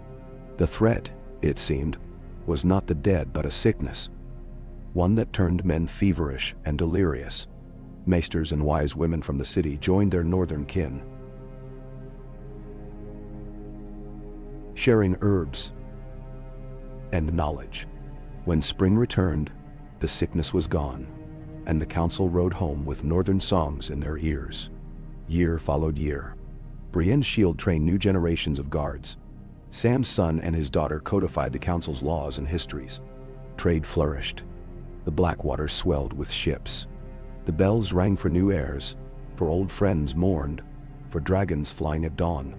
And yet, the greatest triumph was not peace alone, but the spirit that outlasted it. A sense among the people that the realm belonged to them, not to any crown or prophecy, but to all who worked, loved, dreamed, and remembered. Every child born in King's Landing knew they might someday sit at the council's table, or fly with a dragon, or cross the world with nothing but a name and a sharp blade. One summer night, in the Godswood, as lanterns swayed in the branches and the air hummed with cicadas, the council gathered with their children and grandchildren. Old Podrick, his hair white as chalk, played a slow song on the harp, his voice trembling but strong. Miriel spoke softly of the cost of peace, and Celis recited a poem in her mother's tongue. Sunrise dozed beside the heart tree, her breath rumbling like thunder. As the moon rose, the children took up the tale. Of Jon, who left a throne for the wild, of Daenerys, who burned but learned to heal, of Arya, who mapped the world and always returned, of Sansa, who turned pain to wisdom, of Bran, who dreamed in green, of a realm remade not by fire or blood, but by the patient work of many hands. Their voices rose, echoing through the Godswood, over the city's towers, across the fields and rivers, toward the horizon where the next dawn waited. And as the years turned, quiet, stubborn, bright, the city and its people endured, each generation a new story. The realm forever choosing peace, even as the shadows lengthened and the wheel rolled gently onward, ever toward the light. The city wore its age well. King's Landing, once the crucible of fire and death, became the living heart of a realm reconciled with itself, a place where memory and hope braided through every street. The old scars remained, an Indian cobble here, a blackened tower stone there. But these were kept, honored, never quite forgotten. The city was not a monument, nor a mausoleum, but a garden grown wild atop the ruins of ambition. Each morning, the bells called to market, and the city's breath was full and sweet. Bread beeswax, spiced fruit from the reach, roasted lamb from Dornish pastures, the salt sting of ships crowding the Blackwater. Sunrise, golden and winged, roosted atop the bluff, watching as merchants and beggars, apprentices and acrobats tumbled through the city's veins. She became as much a part of King's Landing as the Red Keep itself. Her flight a sign that the day was safe, that power could dwell with the people and not above them. The council thrived. Miriel's wisdom was renowned from the Arbor to Skagos. The shield's judgments held weight in the hinterlands where only outlaws and pines had ruled before. Celis, grown into her own legend, began to write the first compendium of the known world's languages, her library filled with scrolls and traders' tales. The maester's work became the standard across the kingdoms, his gray robes seen in every village. No one remembered a time without these figures, though in the halls of the old sept, the statues of Jon, Sansa, Daenerys, and Arya still stood, silent reminders that peace was neither free nor final. The children born in the peace years grew restless for stories of struggle, for quests and daring. Podrick's ballads, sweet and sad, became the favorite entertainment at spring festivals and winter feasts. In the city's theater, new plays were penned, some celebrating old heroes, others gently mocking the foibles of the council. The actors who played Arya and Jon became household names, the crowd calling for encore sword fights and clever escapes. In the Godswood, the heart tree's roots had spread so wide that the earth lifted gently around it, red leaves dappling the ground. Each moon's turning brought a new gathering, for justice, for weddings, for the reciting of the city's stories by firelight. It was here that Celis, with her sunset skin and strange tongue, gathered the children and taught them words from distant shores, so that by the time they could read, they could greet a brave OC or a summer islander as kin. The city's ships grew bolder, sailing west as Arya once had, and returning with blue-finned fish, ironwood, and rumors of distant peoples who did not kneel to any king. With each voyage, the council sent letters of greeting, promises of trade and friendship, and sometimes, rarely, offers of shelter to those seeking a gentler home. Sunrise, now a dragon of size and splendor, grew wise. She hunted rarely, preferring the offerings of the people. A lamb here, a basket of apples there. Her fire was used not for war, but to light the city's great lanterns at festival, to bless new forges, to clear old fields for planting. It became custom for couples to seek her shadow on their wedding day, a sign that luck and courage might follow. The first real threat in a generation came not from war, but from water. The Blackwater flooded after a season of wild rain, drowning the lower wards and sweeping away part of the market. In the panic, old fears flickered to life. The cry that the gods were angry, that the peace was only a pause between storms. But Miriel was swift. The council rode the streets in high boots, organized bucket lines, sent for engineers from the Vale and Dorne. And when the river fell back, they rebuilt higher and stronger. The city's poor found new homes, their work valued in the reconstruction, and a festival was declared in the water's honor, thanking it for sparing so much of the city. From then, every midsummer, the people sent tiny boats of flowers downriver, their wishes riding the current out to sea. Sam's library too was tested. A fire caught in the winter kitchens, racing through shelves and scrolls. The people formed a living chain, passing buckets, saving children, and books alike. When the flames died, the maester wept for the lost pages, but the people brought him tales and recipes, songs and spells remembered by heart. And the new library, bigger, brighter, full of voices, became more beloved than the old. Arya's visits were rare, her hair touched by frost, her eyes distant. She came for the great gatherings, bringing tales of new lands, but never staying long. She was called the Compass now, her ships marked with the wolf's head and the compass rose. At her suggestion, the council opened a new school for navigators and mapmakers, and in her honor, each spring a race was held down the Blackwater. Any boat, any crew, the only rule to finish with song and laughter. Selly's dragon egg became a symbol in itself, kept on display in the library's rotunda, studied by all who dreamed of adventure. She told the children it would only hatch when the realm was truly ready for another turning of the age.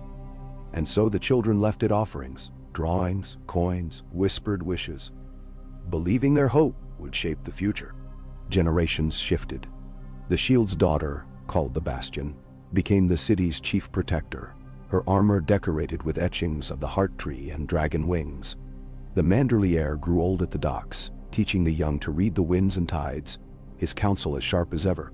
The Dornish seat passed to a boy who sang and danced and governed as easily as breathing. The people grew bold, quick to laugh, slow to fear. The guards wore no helmets but knew every street by heart. The city's children ran free, climbing towers, inventing games that spread from the slums to the palace. When winter came, the city stood ready, its stores full, its people warm. Bran's ravens still came, though less often. Sometimes the letters were only riddles or a single line. Remember the song beneath the stone, or winter's shadow needs summer's fire. The council listened, always taking his words as both warning and blessing. On the 40th anniversary of the council's first convening, the city gathered at dusk in the Godswood. Miriel, aged but undiminished, led the procession. The shield stood watch. Celis presided over the lighting of the lanterns. Podrick's son sang a new song, one that spoke of peace earned, of dragons tamed by kindness, of a people who learned to choose their fate. Sunrise flew above, her golden wings shining, circling thrice before settling atop the Red Keep, watching as the city's lights glittered in the darkness. The children told stories long into the night, dreams twining with memory, each generation passing the torch to the next. And when the night grew silent and the last lantern guttered, Miriel, her hands clasped, her voice low, spoke the promise that had kept the city whole for all those years. We are not the end of the story. We are the ones who keep it safe until the world is ready for something new. The city breathed out. The bells rang for the dawn. And as the sun rose over towers, old and new, over fields and gardens, ships and dragons, the realm rolled gently forward, the wheel turning not by fate or force, but by the quiet courage of a people who had learned, after long darkness, to choose their own light. K. Spring crept quietly through the city's stones, gilding the battered ramparts and broken tiles with new moss, bright as emeralds. The sap ran thick in the trees of the godswood, red leaves budding early, and even the oldest merchants at the Mudgate said they had never seen such quickening after a mild winter. On the bluff, sunrise stretched her golden wings and roared, her breath curling in the dawn like incense at a holy altar. The sound echoed through every winding lane. Children in their beds smiled in sleep. Bakers raised their heads from the ovens and grinned at one another. It was a sign. The city, and the realm beyond, had endured yet another turn of the seasons. The round table at Rhaegar's holdfast gleamed in the sunlight, burnished by decades of debate. Miriel Baratheon, silver at her temples, but with a Baratheon's unyielding eyes, presided with poise. She listened as the Manderly portmaster recounted the New Year's harvest from the sea, oysters and salt cod by the ton, and a monstrous whale driven ashore by storms. The Dornish councillor reported on the spring's first wine shipments, and in the corner, Samwell's son, now Grand Maester, read news from Old Town of a new kind of healing poultice, made from poppy and honey, soon to be sent north by barge. Salus, the council's link to distant lands, brought tidings from Bravos and the Jade Sea. A storm had battered the Stepstones, but Arya's ship, the Wolf Sister, had been seen riding it out, battered but undefeated. The children of King's Landing scrawled chalk wolves and compass roses on every post and wall, their faith in Arya's return as solid as the stones beneath their feet. On this day, with the council's affairs brisk and hopeful, Miriel invited a delegation from the city's young tradesfolk, tanners, candlemakers, a woman who'd started a new school for the deaf. They came with their proposals: better drainage in the lower wards, more lanterns on the bridges, the right to sit in on council meetings once a season. The council, long ago used to sharing its power, accepted without fuss. Miriel made a note to herself to speak with the Stonemasons' Guild about the lamps. Celis asked the candlemaker to come teach in her library. The Shield's daughter, Bastion, pledged the City Watch would send a scribe to every school and market to take up petitions from those too shy to speak. As the day waned, the city's heartbeat throbbed through its open windows, faint music from the theater, the chant of dock workers unloading from a Norvoshi cog, the laughter of children. King's Landing had become a tapestry of tongues and faces, woven through with a stubborn harmony. The old feuds, north and south, lion and wolf, were stories now. Lessons for scholars, not reasons for bloodshed. Sunrise remained the city's living symbol. She grew, scales turning from pale gold to rich bronze. Her eyes saw everything: the children's games in the square of the Red Keep, the trading cogs racing upriver, the first almond blossoms in the gardens behind the Sept. She took her meals not by predation, but by ritual. The council and the people agreed long ago to bring her the best of the city's lambs at festival, and in return she flew at dawn, passing thrice above the city to signal that peace still held. At dusk, she roosted atop the Old Hand's tower. Her silhouette a gentle threat and a promise. And never again would a single will bend the city to ruin. Never again would king or council be above the people. That spring, Arya's ship returned. The city erupted in celebration. Bells, banners, bread thrown from every window. Arya herself was grayer, her hands calloused, her shoulders sun-dark and strong.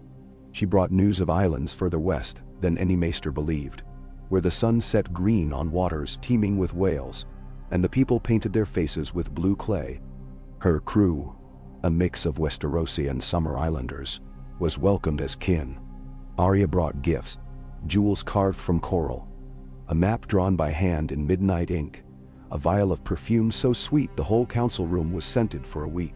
But her greatest gift was a tale of a land where dragons were not feared, but cherished as kin, where every town chose its own leaders, where laws were made in the open air. She told the council of schools built in the trees and songs shared between islands across the waves. Inspired, the council called for a great festival of learning. Schools sent their best and boldest. A 12-year-old from the Dragon Gate who'd invented a clockwork sparrow. A pair of sisters who'd learned to read both Valyrian and Braavosi in Celis Library. The deaf students who composed a new language of signs. Samuel's library hosted competitions in debate and poetry, riddles and games. Arya herself sat as judge, awarding the winners maps and books, and for the bravest, a day riding sunrises back as she circled the city. The city's life wove tighter with each season. Bastion's City Watch began training a new cohort, drawn from every ward, half women, half men, all tested for courage and wit. The ports grew busier. More ships, more goods, more sailors with strange accents and stories. The Godswood, grown massive now, saw weddings and oaths, funerals and plays. Mirielle, still sharp as autumn wind, began dictating her memoirs. Careful to give credit to those who built alongside her, but there were challenges as ever. A dry summer threatened the city's wells. The council organized teams to dredge the river and dig new cisterns. A plague of lice swept the docks. Healers from every district set up clinics and distributed lye and vinegar, guided by the Grand Maester's new methods.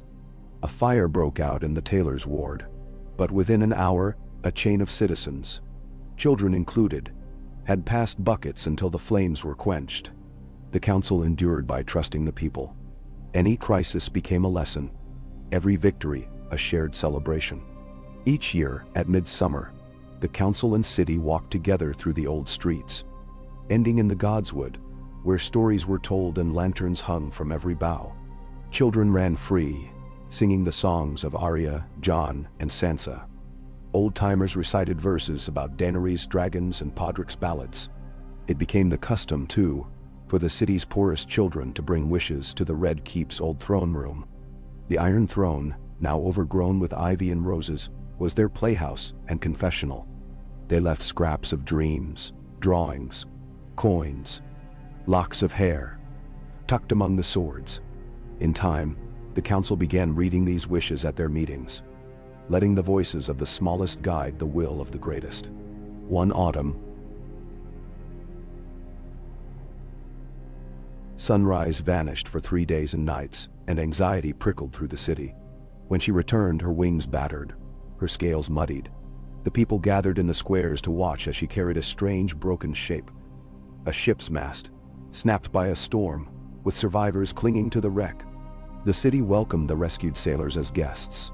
Celis and Arya listened to their stories, adding them to the growing library of the world. Years turned, and Mirielle's hair turned white. Celis' library spilled out into the streets at festival, with books and scrolls free for all. Bastion's children joined the watch. The Dornish counselor's daughter became the first Westerosi ambassador to the Summer Isles. Sunrise's shadow grew longer, but never darker. And on the last day of spring, as the council gathered in the Godswood, Arya, old now, but bright-eyed as ever, stood before the children and told a new story. One of a realm rebuilt not by conquest or prophecy, but by kindness, by courage, by all the small, persistent choices of those who chose to belong to one another. As the sun slipped behind the bluff, the city's bells rang, soft and sure, a song not of war but of the dawn that came after. The city listened and learned and lived. And so the wheel, well-oiled and gentle, spun on, each turn brighter, each season more its own, each generation forging peace from the memory of fire. Ka. A salt wind swept across the Blackwater as dawn touched the towers of King's Landing, painting the domes and banners in hues of peach and gold. The city's silhouette had changed. New towers grew among the old rooftop gardens crowned former barracks, and sunlight flickered through stained glass windows in every hue. Boats clustered at the quays. some with bright summer island sails, others battered little fishing skiffs from the stormy northern coast. Every morning brought the city awake in chorus. Hawkers, laughing children, dogs barking at the shadows of dragons circling far above. Inside the walls, Miriel Baratheon, now so white-haired she seemed a living ancestor, walked the old ramparts before council each day. Her knees ached, her stride slowed, but her gaze missed nothing. The new murals on the Temple of Seven Songs, the flower-dusted apprentices carrying loaves into the city's poorest wards, the gentle drift of petals in the godswood. She paused to watch sunrise on the bluff. That enormous dragon glinting bronze in the sun, wings spread,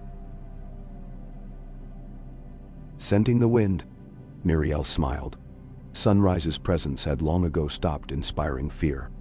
The city's children raced to touch her golden scales at festival, and every newborn in King's Landing was presented to the dragon for blessing.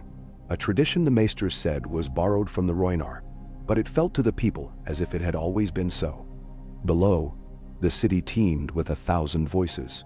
Podrick's sons, now grown, now singers themselves, stood at the edge of the docks with harps and flutes, gathering a crowd before noon. Samwell's granddaughter, bespectacled and stubborn, led a class of apprentices through the library's bronze doors. The sound of their debate drifted across the square, mingling with the song of the fountains and the clangor from the smithies. Saelys, ageless and tireless, was now a matron of the council. Her library overflowed into the street on market days.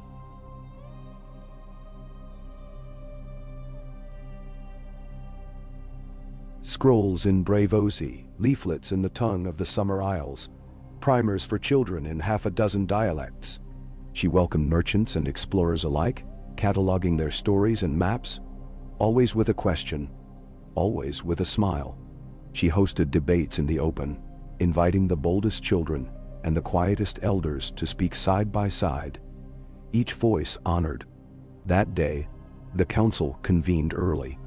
Miriel arrived last, Bastion at her side, the shield's line now as tall and unbending as the wall itself. Gendry's heir, a bluff, sunburned woman named Elena, sat with her boots muddy from the fields, and the Manderley counselor, jolly and sharp, spread out new charts showing the city's expansion into former wasteland. The Dornish seat was filled by a slender, keen-eyed woman, with her father's wit and her mother's fierce compassion, her speech thick with the rhythm of the South. Sam's grandson, the Grand Maester, presided with order and good cheer. He spoke of outbreaks halted by timely medicine, new wells dug along the eastern wall, the arrival of trade envoys from far Volantis. They bring not swords, but silk and songbirds, he said, grinning. They come not as conquerors, but as guests. On the agenda were plans for a festival to mark the 50th year of peace. The proposal, put forward by the city's youth, was bold. A week of open games, learning, and pageantry, with the final day devoted to stories and songs in every tongue spoken in the city. We will show the world,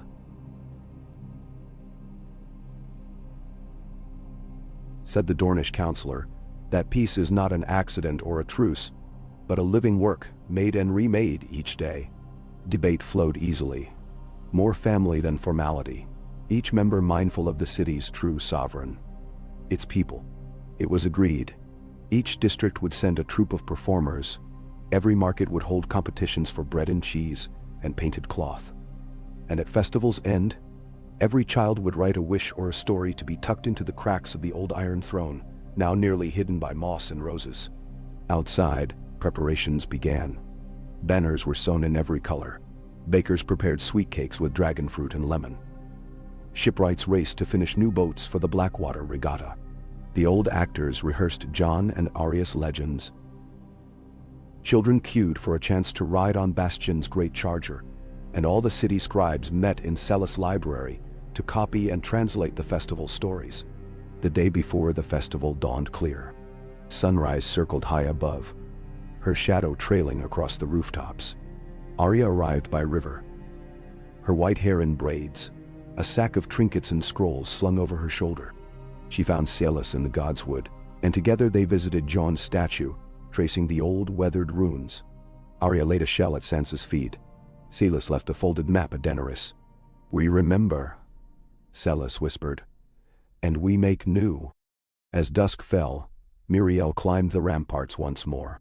She remembered battles and fire, the Red Keep's collapse, the first council gathered in fear and hope. She looked out at the city, hearing its laughter, its bickering, its thousand daily acts of living, and she felt the old ache of duty and gratitude mingle in her heart. The festival began with sunrise's roar at dawn, a beacon of gold against a sky streaked with pink and lavender. Boats danced down the river in a race, sails bright with the sigils of every house and guild. Children chased each other through markets, scented with roasting meat and candied pears. In the squares, acrobats spun, and singers called out tales of peace and promise. At the great amphitheater, the council gathered to speak, but it was the people who filled the air with stories. A fisherman's daughter recited a poem in 3 languages. A baker's apprentice performed a play about the founding of the first council. Bastion's son, young and bashful, told the story of his mother's night watch during the Blackwater flood. And the crowd cheered, passing her name from mouth to mouth. Every telling, every dance, every note added to the city's memory.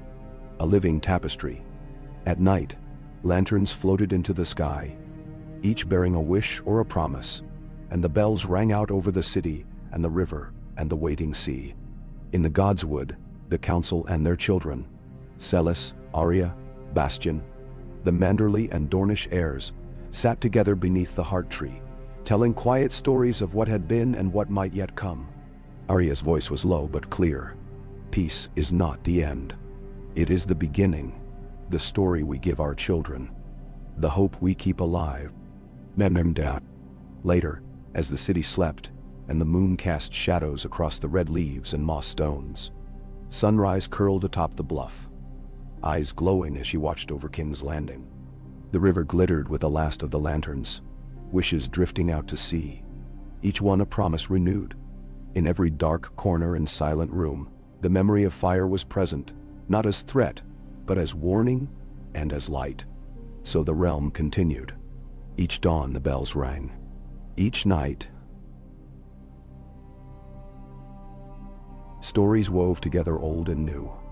And the people lived and dreamed and chose, again and again, to keep the peace, to cherish the city and the world they'd rebuilt, to let the wheel turn gently, never again crushing, always rolling forward toward the sunrise. All gay.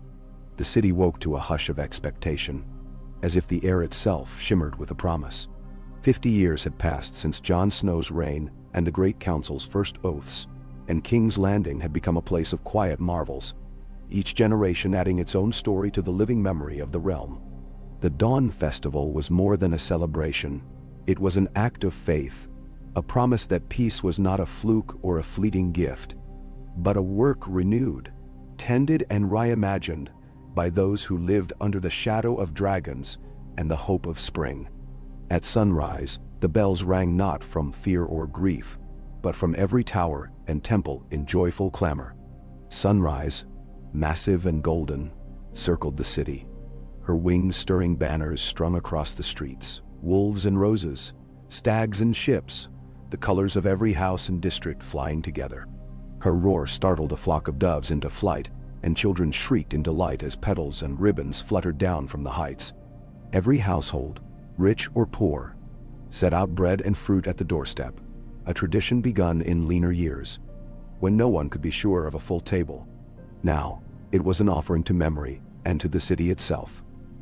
Bread for the hungry, fruit for the wandering, and a silent thanks to the dead who had won this quiet. At every crossroads, neighbors embraced, old feuds set aside, songs ringing out in 6 tongues. The council gathered in the Godswood, under the spreading boughs of the heart tree, its roots now tangled with the mossy statues of Jon, Sansa, Daenerys, and Arya. Miriel, old as oaks, led the procession, her cloak a patchwork of banners, each square sewn by a family she'd helped over the decades. Bastion walked beside her, the city's shield, her greaves polished, her face weathered but unbowed. Celis, still ageless, her hair streaked with white and gold, greeted every child by name, pressing into their hands scrolls of stories and maps. Arya's seat, when she was absent, always held a compass and a seashell. Today, she was there herself, sharp-eyed, her hands ink-stained, her laughter rough and true. The festival's opening ritual was simple. Each counselor spoke of a memory. Miriel recalled the rebuilding after the flood. Bastian remembered the winter that froze the river solid. Salis told the tale of the shipwreck sunrise had saved, and Arya, her voice thick, spoke of a journey west and a return home. The crowd listened, some in tears, others smiling, all of them holding in their hearts the thread of belonging that bound the city. The day burst outward from the Godswood in a riot of color and sound. Troops of actors paraded through the streets, reenacting the stories of the long night and the breaking of the wheel, but with new endings, villains forgiven, exiles welcomed, dragons choosing peace over fire. At the old sept, singers from Dorne and Bravos performed together for the first time, their voices twining around the dome, echoing to the sky. On the river, the regatta began. Boats painted and rigged in every hue, children shrieking from the prows, every oar stroke a mark of freedom. Salis' library became a palace of games, puzzles, riddles, contests of wit and invention. Maesters in blue and gray taught lessons beneath open pavilions. How to mend wounds, how to plant a peach stone, how to read Brovosi, or Summer Isles runes. In the markets, bakers handed out cakes shaped like dragons and direwolves. Smiths forged tiny swords and crowns for the children, each stamped with the city's sigil, a wheel wreathed in rose and flame. As dusk fell, Arya and Salis led the youngest children to the old throne room. The Iron Throne, now half swallowed by climbing roses, stood silent.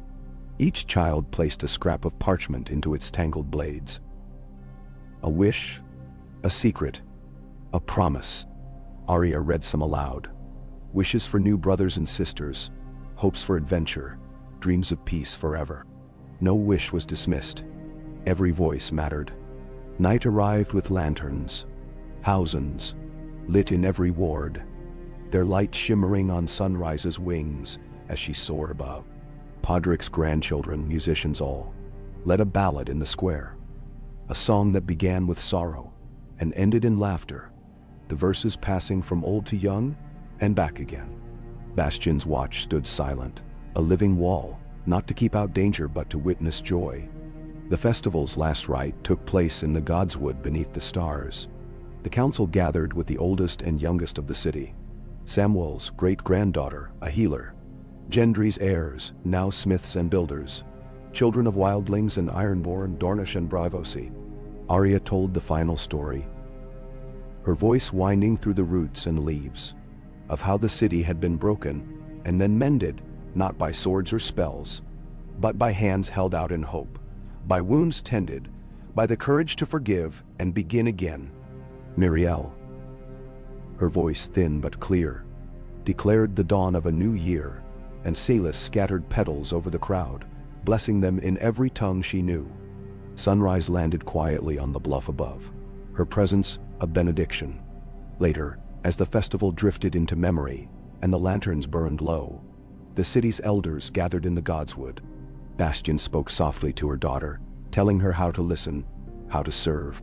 Salis passed a new map to an eager apprentice.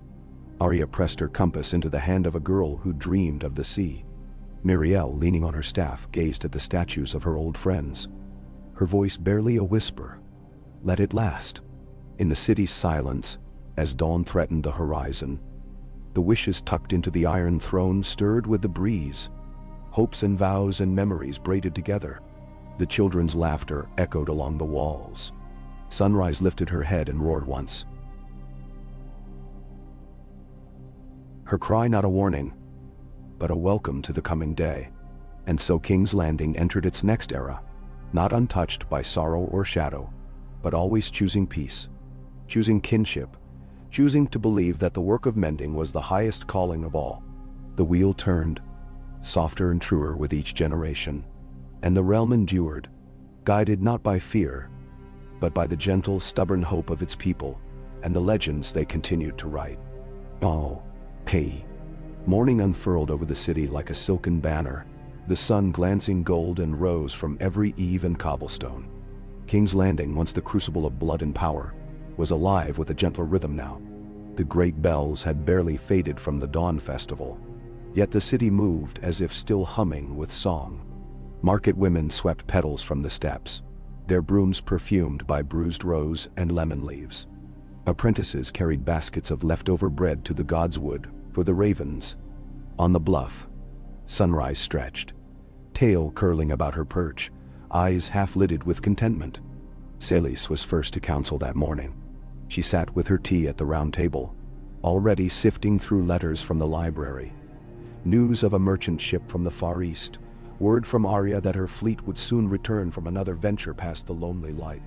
Celis' hair had gone mostly white, but her voice was as bright as ever, and her laughter rang through the open shutters like the peal of smaller bells. Muriel entered on Bastion's arm, her pace slow but sure, her patched council cloak now soft as an heirloom quilt. "I dreamt last night of storms," he said, "but woke to sunlight. A good omen or a warning?" Bastion only smiled and took her seat, her armor freshly polished, her sword always within reach but seldom drawn. The Dornish counselor, Mariel, arrived late as usual, orange blossoms woven in her hair, and dropped a bundle of scrolls onto the table. Petitions from the city's new glassmakers, proposals for the next year's games, a complaint from the Butchers' Guild about the goose sellers in Fish Market Lane. Samuel's great-grandson, Grandmaster Edric, read out a letter from Old Town, new medicines for ague, a treatise on ancient laws, a curious report of a star fallen in the southern sky. Nothing of danger, Edric concluded, but much of interest. He looked at Celis and winked. The library would be busy that day. The council's business was swift and kindly. A baker's apprentice was to be honored for feeding the poorest children during the festival. Plans were drawn for a new bridge over the Rush, wide enough for 3 wagons and lined with lanterns. Bastion reported the city watch had turned back a handful of pirates near the Stepstones, the first real threat in a decade. Their ship was now being refitted for the city's use, its sails repainted in blue and gold. Mariel brought news of a marriage between 2 former rival families from the Reach and the Westerlands, the first such union in generations. They met at the festival's poetry contest. She added, laughing. And the only swords drawn were the quills of their bards. Celis proposed the council open a new house for orphans of distant lands, Bravosi, Norvoshi, even the Summer Isles, so no child would ever feel a stranger in the city. The council agreed at once. "We'll call it Sunrise House," said Muriel, and the vote was unanimous. By noon, the council adjourned and scattered to their errands. Celis walked the harbor, greeting sailors in half a dozen tongues, her presence a promise of welcome and order. Muriel sat in the godswood among the statues, speaking softly to Sansa and Jon, tracing the old runes, and smiling at the children who played hide-and-seek among the roots. Bastion trained new recruits at the barracks, girls and boys from every quarter of the city, each taught to read before they learned to wield a sword. The city thrived in the slow hours of afternoon. The market was alive with gossip about Arya's ships, rumors of sunken cities, the best way to cook black trout, and the meaning of last night's dreams. Sam's library bustled with new students, many from distant lands, all eager to learn. The maesters ran clinics and schools in every ward, their green and silver badges a common sight. Children swarmed the old throne room, now a place of stories and games, where the Iron Throne sat tangled in ivy and gold roses, watched over by a guard in white and a girl reading tales of faraway places. In the cool vaults below, the city's archives grew. Songs, laws, maps, and the wishes left by children at festival. The archivists said each wish shaped the city in some small way, for peace was not only in the laws, but in the hearts and hopes of its people. As the sun set, Arya's flagship, the Wolf Sister, was sighted rounding the bend of the Blackwater. The news ran ahead of her like a breeze, and by the time she docked, a crowd had gathered. Children waving flags, merchants with baskets of fruit, Bastion and Mariel Celis and Miriel at the front. Arya stepped down, salt-streaked and grinning. Her hair wild, her crew a mix of summer islanders, northern sailors, and 2 laughing girls from the city itself. She carried a new map, rolled tight, and a chest of seashells and starglass. Arya told her tales over dinner at the round table. Every counselor and half the city's children crammed into the solar. She spoke of islands where the wind sang through coral, of a city where birds carried messages, of people who planted trees in the ruins of old wars. Her stories, always half challenge, half invitation, filled the evening with possibility. Before bed, Arya and Celis walked through the godswood, sharing silence beneath the red leaves, and paused before the statues. Arya placed a compass at Jon's feet, Celis a sprig of lavender at Sansa's. Bastion stood watch at the edge, listening as the wind rustled, carrying the faintest echo of an old song. The days that followed were busy and bright. The city's newest bridge was raised with fanfare. The first children moved into Sunrise House. Arya's new map was copied and debated by scholars and sailors alike. Mariel's marriage feast drew laughter from every district, and Miriel spent her mornings dictating her memoirs, careful to name every friend and rival who had shaped the city's path.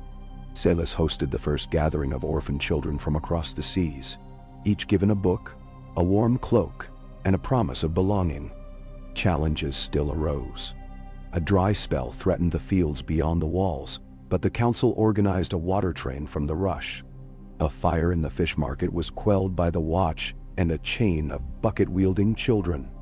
Disputes over old debts were settled not by swords but by stories and games, overseen by Arya herself. In every case, the city answered hardship with unity, memory, and laughter. Years rippled by. Miriel, ancient and revered, finally passed in her sleep. The city draped in banners of blue and gold, every bell rung in her honor. Bastion took up the council's leadership, her word steady, her shield now marked with the heart tree and a dragon in flight. Celis became the city's first mistress of lore, her library the greatest in the known world. Arya sailed again, ever restless, her name a legend living in every harbor and home.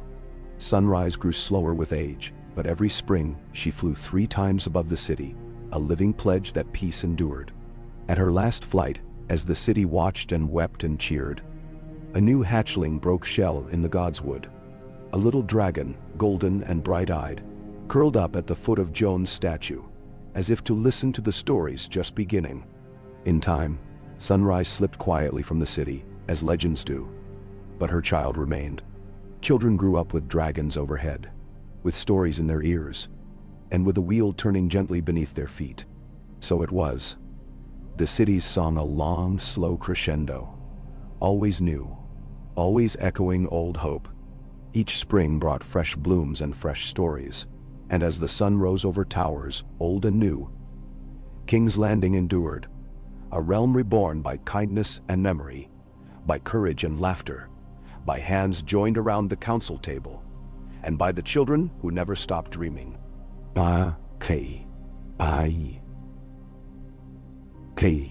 Summer unfurled itself over King's Landing in lazy golden ripples, the heat mellowed by sea breezes, and the perpetual shadow of dragons wheeling above the rooftops. The city, a living monument to 5 decades of peace, pulsed with life and color, every street and artery feeding the great, beating heart of the realm. From the high-born courtyards strung with silk and blue glass, to the cool shadowed yards of Sunrise House, laughter and song threaded the air, a constant music that washed away the last echoes of old terrors. At the round table in Maegor's holdfast, the council met in the hush before noon. Bastion presided now, her once yellow hair cropped short, streaked with iron and silver. The shield she leaned on had known no war, only the slow, unending work of peacekeeping. Parades, festivals, and sometimes the gentle handling of those who remembered too keenly the old ways of settling disputes with steel. Celis, mistress of lore, sat at Bastion's right, her hands always stained with ink, her face ageless as river stone. Mariel of Dorne, gold-skinned and quick-witted, recited news of a trade ship from Leng and the newest olive harvest from Sunspear. Elena Baratheon. Gendry's granddaughter, all broad shoulders and easy laughter. Unrolled maps of new grain routes, her talk full of dockside gossip and barnyard boasts. Grand Maester Edric, flanked by 2 apprentice healers, presented a report on the city's health. Fewer fevers, more healthy births, a modest plague of cough in the city's north ward. Cured by sunlight, lemon, and warm broth, he said, smiling at Bastion's skeptical grunt. He finished with a hopeful look to Silas, who nodded and made a note for the next public lesson at the library. Sunrise's golden offspring, now nearly grown, could be glimpsed outside the high windows, napping atop the old Hand's tower. The city had named him Dawnbreaker, and his curiosity was legend. He was as likely to peer through a bakery window as to bask on the city walls. Children vied to bring him apples and scratch his scaled chin, and Dawnbreaker, far more placid than his mother, had never so much as scorched a thatched roof. Bastion watched him with an indulgent frown, though she privately cherished the dragon's gentleness. As the council adjourned for luncheon, Bastion took a stroll through the city's southern wards, her presence as unremarkable to the people as the midday sun. She shared crusty bread and sharp cheese with the masons rebuilding an old wall. She listened to an apprentice from Norvos, one of the city's many fosterlings, explain a new irrigation scheme for the vegetable gardens near the Blackwater. At each stop, Bastion repeated the old promise, the same words her mother had spoken at every gathering. The city belongs to its people. We serve, we listen, we keep the peace. That evening, Arya's ship arrived, heralded by bells and a scattering of rose petals on the water. Arya herself, lean and weathered, strode down the gangplank with 3 laughing children in tow, orphans rescued from a wreck off Skagos. She greeted Celis with a crushing hug, spun Bastion around in the square, and joined the crowd in the Godswood, where lanterns were strung like low stars through the branches. The Godswood by now was the soul of the city, a wild tangle of heart tree and old pines, with every bough hung with carved talismans, scraps of wishes, or bits of festival silk. At its roots stood the statues: Jon, Daenerys, Sansa, Arya herself, worn smooth by the touch of thousands of hands. The children brought by Arya fell silent as they approached, awed not by grandeur, but by the feeling of welcome in the green hush. At the feast that followed, Arya told tales of the far north, a people who carved boats from ice, a bird that sang only at the world's edge, a night sky thick with colors no southern painter had ever imagined. The city's youth crowded close, wide-eyed, asking questions about everything from sea monsters to how to find the true north. Celis listened as well, her quill flashing, intent on capturing every word. Dawnbreaker circled overhead, letting the smallest children climb up his foreleg to pat his shoulder. In the flicker of torchlight, the dragon seemed almost a living emblem of the city's change. Power, but made gentle. Awe, but made familiar. In the days that followed, Arya remained in the city. She joined Celis in the library, helping a group of children translate a Braavosi legend about the origins of laughter. Bastion led a band of city youths in building new benches for the Godswood and repairing the festival lanterns. Mariel and Elena presided over a mock council for the children, letting them debate matters both serious, should the city grow more apples or pears, and fanciful, should Dawnbreaker be taught to play the lute. One night, Arya sat with Bastion and Celis beneath the heart tree, the 3 of them watching the lanterns bobbing in the river below. "We did more than break the wheel," Arya said, her voice soft and full of wonder. "We taught it to sing." Bastion, usually gruff, laughed. "And I'd wager the wheel never stops. Peace needs tending. Every hour, every day." Celis smiled, tucking away her notes. "We've shown them how to tend it. That is enough." Still, there were challenges. A merchant dispute turned heated in the fish market, and Bastion had to step in, reminding both sides that the council's law applied to all. The council resolved a boundary dispute with the Reach by hosting a week of harvest feasts, each side trying to outdo the other in generosity, until no one remembered the original quarrel. A strange illness swept through a cluster of children, But thanks to Grand Maester Edric's new school of healers, it was quickly contained and cured. Sunrise, now ancient, watched all from her bluff, venturing into the city only for festival. Dawnbreaker, however, became a common sight, his golden scales a symbol of the city's enduring peace and curiosity. As the years spun on, Arya sailed again, and children cheered as she promised to return. Bastion grew slower, her steps more measured, but she remained the city's shield, never letting a single voice go unheard. Celis Library grew into a university, a place of debate and invention, drawing scholars from beyond the narrow sea. In time, as one era faded gently into the next, Arya's name passed into legend, and the city honored her each spring with a festival of ships. Dawnbreaker nested on the highest tower, sometimes joined by a mate from the wild mountains, and the city's children swore that, if you stood quiet in the Godswood at midnight, you could hear the dragons talking in riddles to the statues. And always, each spring, and each turning of the year, the city came together in the Godswood. The stories told were new, yet echoed the old, of Jon and Daenerys, Sansa and Arya, of the Council and the Dawn, of dragons who had learned to trust, and of people who never stopped mending, laughing, and dreaming. King's Landing, once a city of ashes and ambition, endured as something gentler, stronger, and endlessly bright. A realm where every heart's wish, every lesson and laughter, found a home beneath the watchful eyes of dragons, the guidance of the wise, and the stubborn, joyous will of its people to choose peace again and again, with every turn of the wheel. Summer ripened into high gold and lazy green, the city veiled by a haze of river mist and sweet smoke from the rooftop kitchens. King's Landing stood as it never had, its towers draped in trailing ivy and bright banners, its docks bustling with every tongue from Bravos to the farthest summer isles, its lanes thronged by children darting in and out of sunlight. The Godswood grew dense and wild, a hush of sanctuary in the heart of the city, and at the highest bluff, Dawnbreaker, the golden dragon, nearly full-grown, surveyed the city like a living promise. Bastion, gray at the temples, strong as old oak, had settled into her role as leader of the council.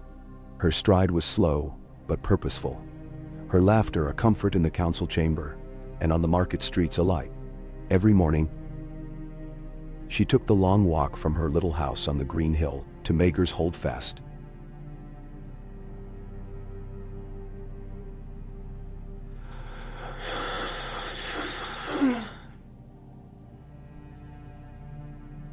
Apprentices, grandmothers sweeping stoops, the city's children, even the wildest orphans from Sunrise House, called out her name as she passed, chasing after her shadow and sharing news of runaway goats or new kittens. The council's table had grown broader.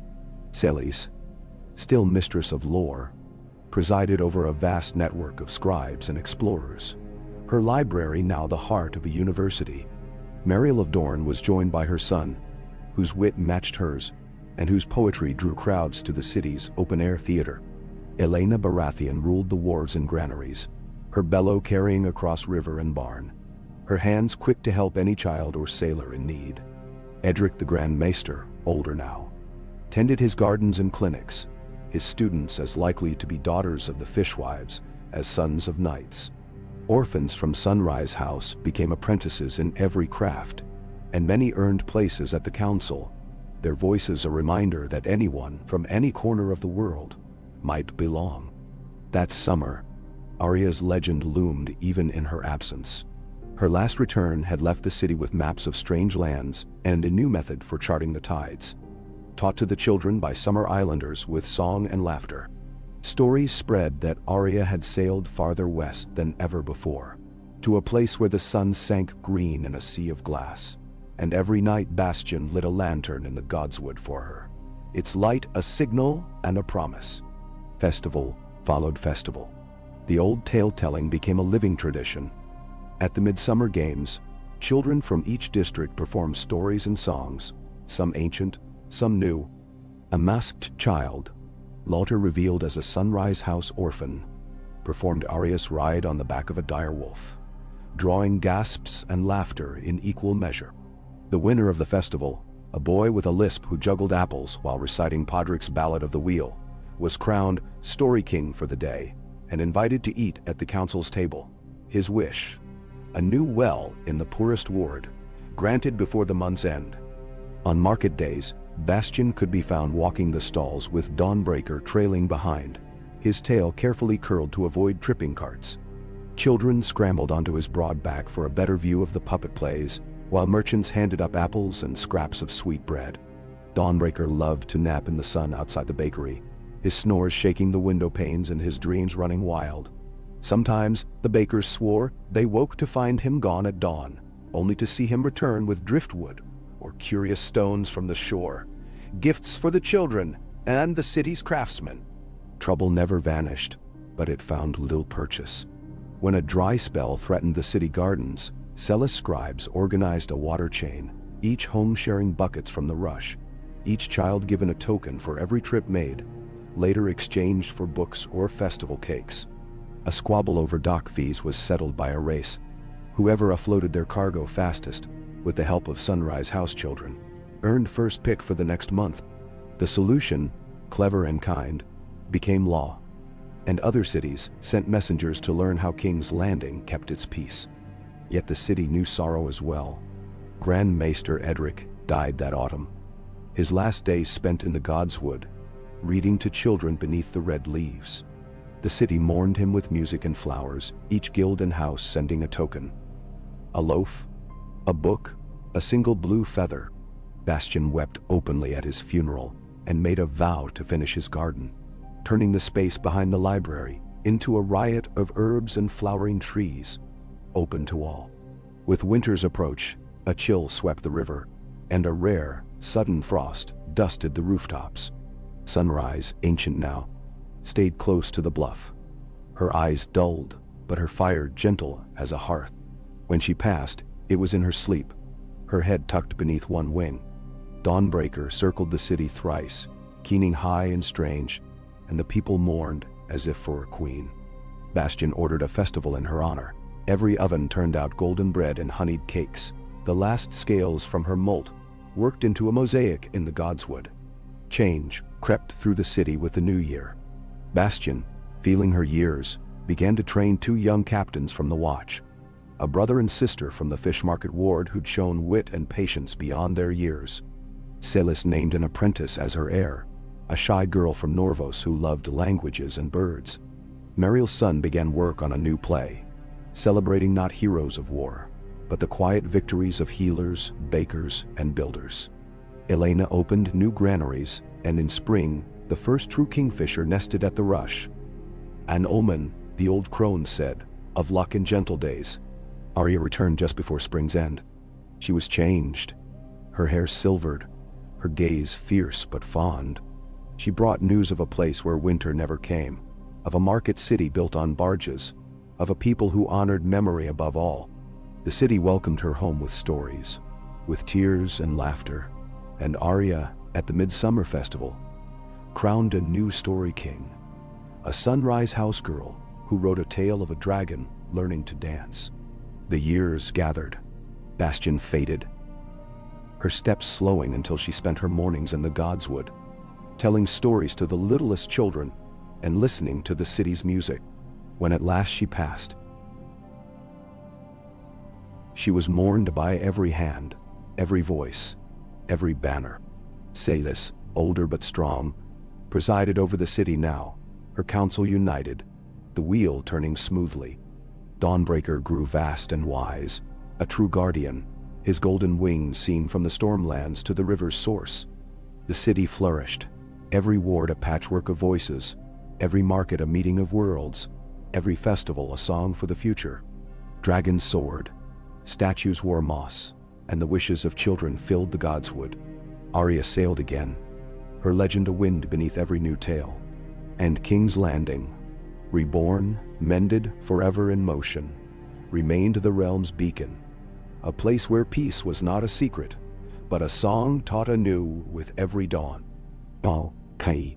Spring thundered in from the east, driving clouds up the Blackwater and waking King's Landing in a rush of birdsong and color. In the Godswood, the red leaves were luminous, draped above beds of bluebells and white violets, while the city's streets shook off their winter hush, busy with the fever of renewal. From the golden spires on Aegon's Hill to the sun-drenched alleys by the river, the realm's heart pulsed stronger than ever. 55 years since Jon Snow's last dawn, 20 since Arya's final homecoming, and still the city felt new, as if peace was a young thing, eager and bright. Dawnbreaker, vast now and splendid, winged over the rooftops at sunrise, the gold of his scales gilded with streaks of copper.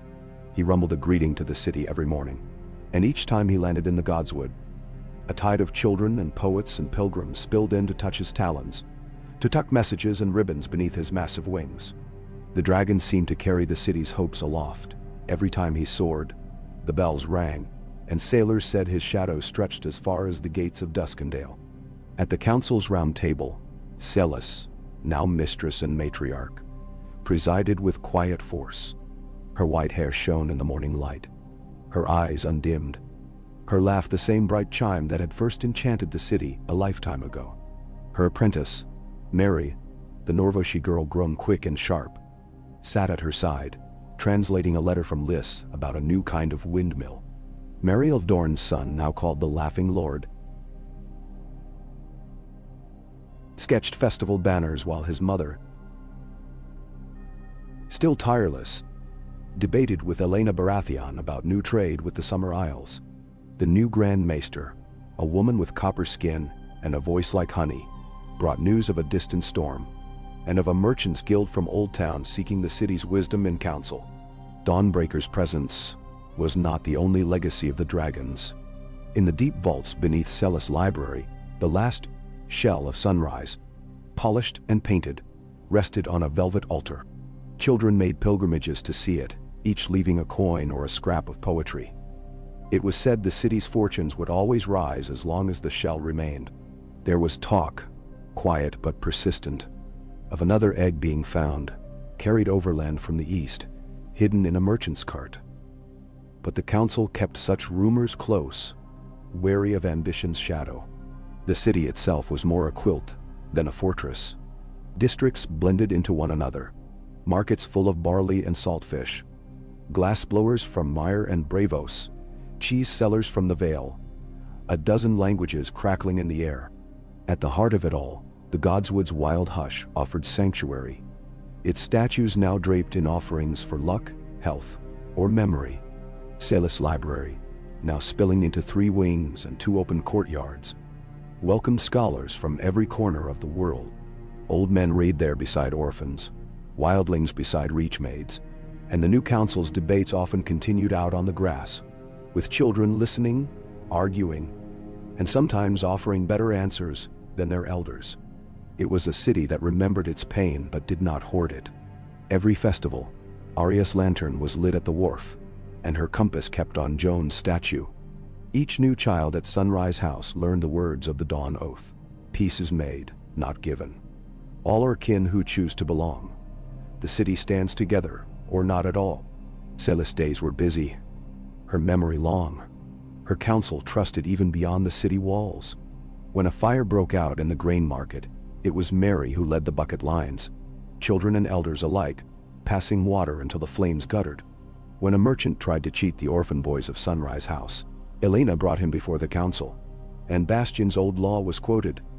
No one in this city stands alone. The merchant was set to work in the library, copying poems for a month. Trouble, when it came, found little ground. A river storm battered the docks, but the city's boatmen, trained by Arya's old captains, worked together to save every vessel. A brief fever swept the northern wards. The maesters, learning from old tales, cured it in a week. There were rumors of bandits on the roads from the Stormlands, but the city's peace bands, former wildlings, Summer Islanders, even a few ex-gold cloaks, rode out together, and soon the trade was safe again. Not all change was easy. Celis' hands shook more now, and sometimes her words faltered. At council, she deferred to Mary. Smiling with pride, the Godswood too grew wilder, the heart tree's roots now woven through stone, sometimes threatening the old walls. Yet the city adapted. when the heart tree cracked open a section of the street.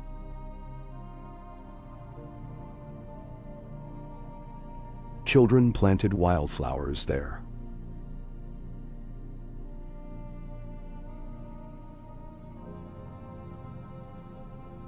The godswood and the city itself were indistinguishable, green and red and gold, full of birdsong and laughter. As summer crested, the festival of dawn approached. Bastion's heirs led the planning, their banners bright as spring rain.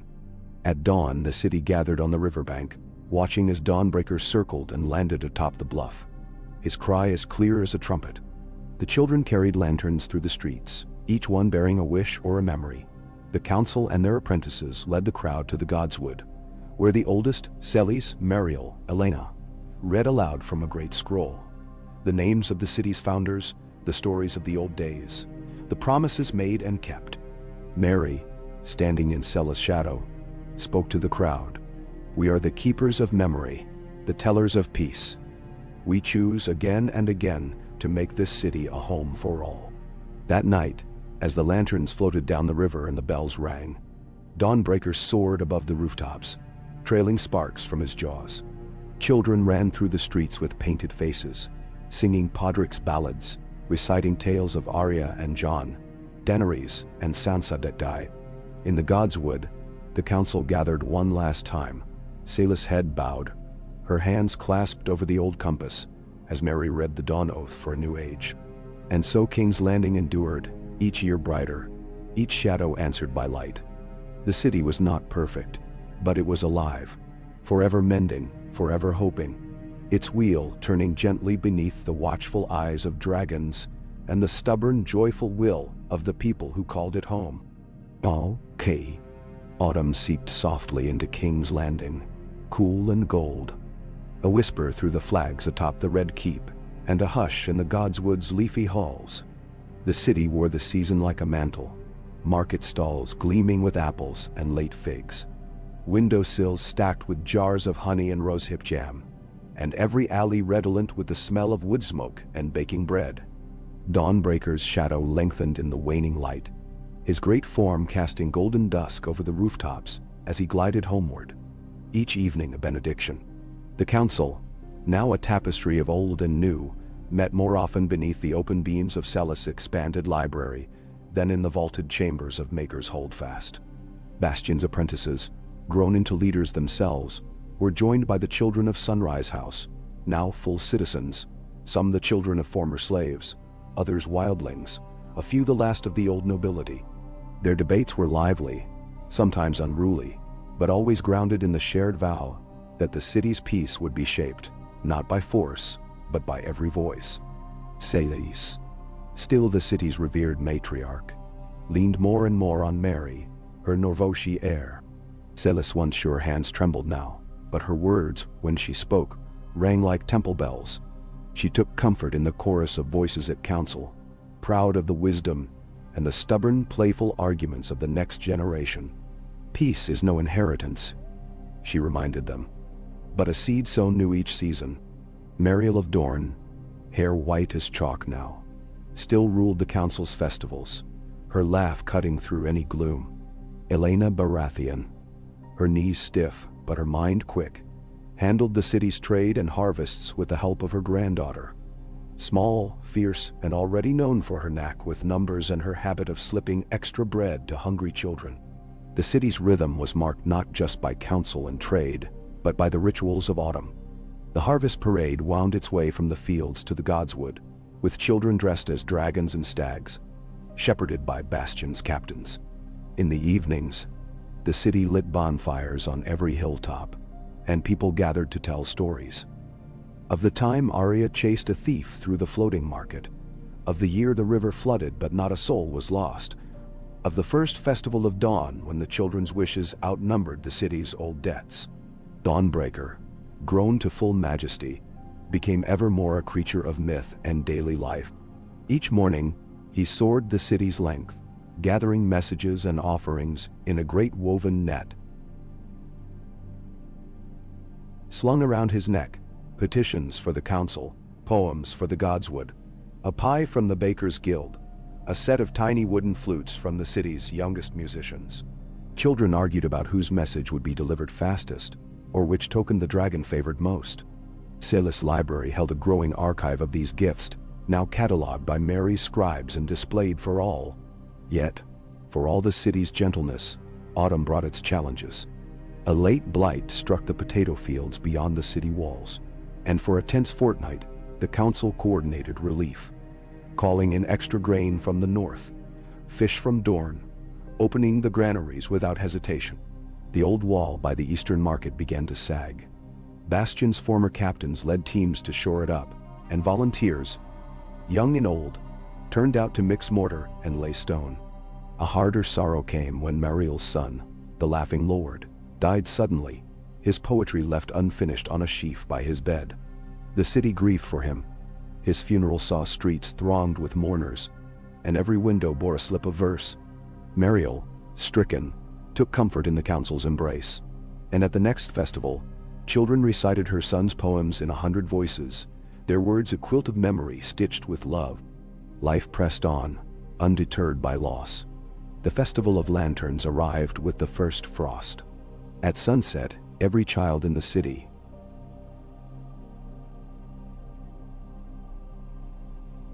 highborn and orphan alike, carried a candle to the godswood, each flame a memory, a wish, a hope. Dawnbreaker circled above, scattering sparks from his jaws, his wings gilded by firelight. Celis, frail but radiant, led the children in reciting the dawn oath, her voice echoing beneath the heart tree. We are the keepers, we are the kin. Peace is our promise. Again and again. Winter's approach brought preparations. Mary, guided by Celis, whispered counsel, oversaw the stockpiling of food and medicines, the training of new peace bands, the repair of roofs and walls battered by storm. Bastion's captains taught the youngest children how to build fires, how to share, how to spot trouble before it took root. The Godswood's wildflowers were harvested for dye, the fields beyond the river left fallow for renewal.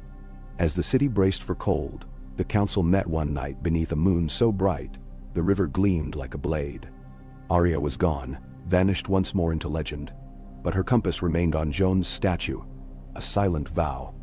Dawnbreaker, wise and still, watched from his perch, his gaze sweeping the city.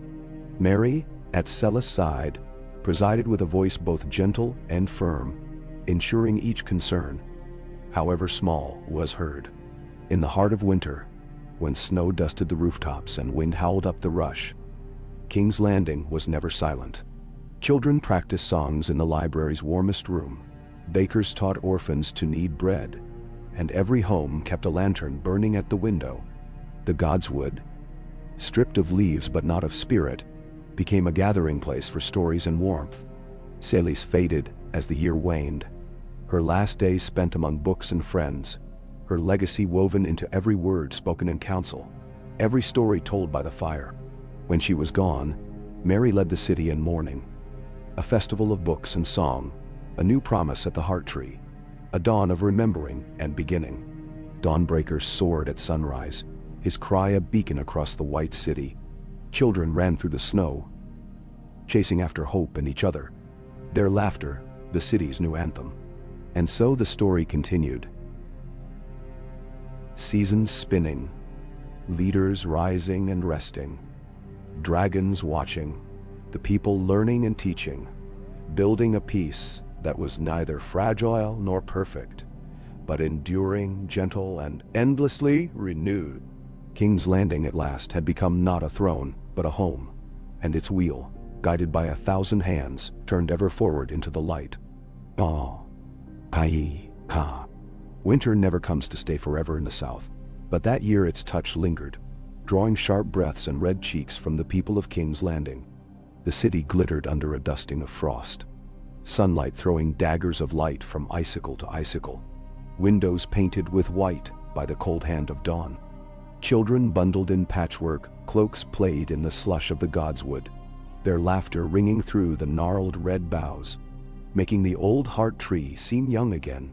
Dawnbreaker adapted to the cold, wings spread on the bluff to catch every hour of weak sunshine, sometimes curling protectively around the children who slipped through the garden gates to warm their hands against his flank.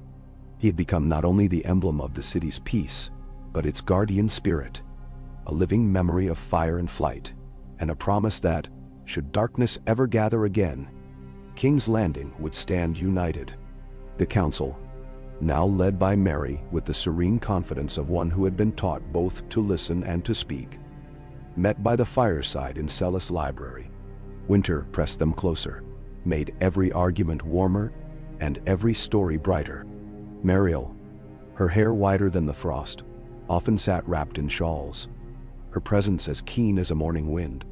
Elena, gruffer with age, had taken to inviting the baker's apprentices to council. Each meeting brought new breads, and with them, new voices, fresh perspectives. The Dawn Oath was recited each month through the winter, not just at festival, but whenever the city needed reassurance. We are the keepers, we are the kin. Peace is our promise, again and again. Mary's first winter as leader was not without challenge. A sickness, quick but mild, passed through the city's children, filling the healing halls with sneezes and song. The peace bands worked double patrols, keeping watch for cold, for hunger, and for lonely souls shut in behind icy doors. The wildlings who had settled in the North Market taught neighbors how to build snow shelters and insulate walls with rushes and cloth. Every house opened its hearth to those in need, and the Godswood's gathering fires never went out. Stories that season became a kind of sustenance. Podrick's ballads were sung over steaming soup, tales of Arya and Bastion, Celis and Dawnbreaker, Daenerys and Sansa were traded with every loaf and cup. Mary started a new custom. Every child, on the darkest night, could claim a story from the council, told by any counselor or guest. The children chose widely. Stories of wild magic and lost cities, of how the Iron Throne was buried beneath roses, of dragons learning to sing and wolves learning to forgive. Sometimes, Mariel or Elena would choose a story in return, demanding a tale of hope or laughter from the children. These were treasured most of all. The city's youngest, orphans and apprentices alike, played a new game in the streets: lantern chase. Each would fashion a tiny paper lantern, inscribe it with a wish or memory, and sneak out at dusk to hide it in the Godswood, or atop the highest roof they dared climb. On the first thaw, the council would walk the city and collect the lanterns, reading the wishes aloud in the library before burning them in a great copper brazier. The smoke was said to carry the wishes to sunrise and to all who had loved the city before. Dawnbreaker, grown broad and wise, watched these rituals with gentle amusement. In the warmest hours he let children ride his back for short, cautious flights across the Godswood. His presence banished the last lingering shadows of the long night. And the oldest in the city whispered that as long as dragons flew above the rooftops, no evil could take root in the realm. As spring threatened and the frost began to recede, Mary called a council in the open air. Banners flew from every window, their colors vivid in the pale sunlight: stark gray and Baratheon gold, Dorne's sunburst, the green of the wildlings, and the blue and white of Sunrise House. The city's people, freeborn, orphan, merchant, sailor, baker, wildling, and healer, gathered in the Godswood, forming a throng of voices as lively as a river. Mary spoke, her voice rising above the wind. This city is not a monument or a memory. It is a garden. It is a hearth. It is the wheel we choose every season to turn together. A new festival was declared, Feast of the Living Fire. It would not be for the council or the old heroes, but for the children of King's Landing, for those who would carry the peace forward into the unknown. Preparation consumed the city. Dawnbreaker's scales were polished with perfumed oil. Bakers experimented with cakes shaped like dragons and wolves and ships. Elena organized teams of children to paint murals on old walls, scenes of stories and festivals, of wildlings and dragons, of Arya's compass and Joan's white wolf, of sunrise circling above it all. Mariel collected stories for the festival's eve, some old, some new, all full of hope. On the first night of the feast, the Godswood was transformed. Lanterns hung from every branch, casting a gentle radiance on the faces of those gathered beneath the red leaves. The heart tree was draped with silk and bright ribbons. Dawnbreaker sat at the edge, eyes half closed as children wove fresh garlands into his mane. Mary began the festival with a story of Celis, the first time she came to the city, and the day she realized she belonged. Elena's granddaughter recited the lantern oath, and the children released their paper lanterns to drift on the night air, wishes and promises trailing flame and hope into the stars. All night, the city danced, feasted, and sang. The old and the young shared stories, and by dawn, the godswood was strewn with sleeping children and scattered flowers.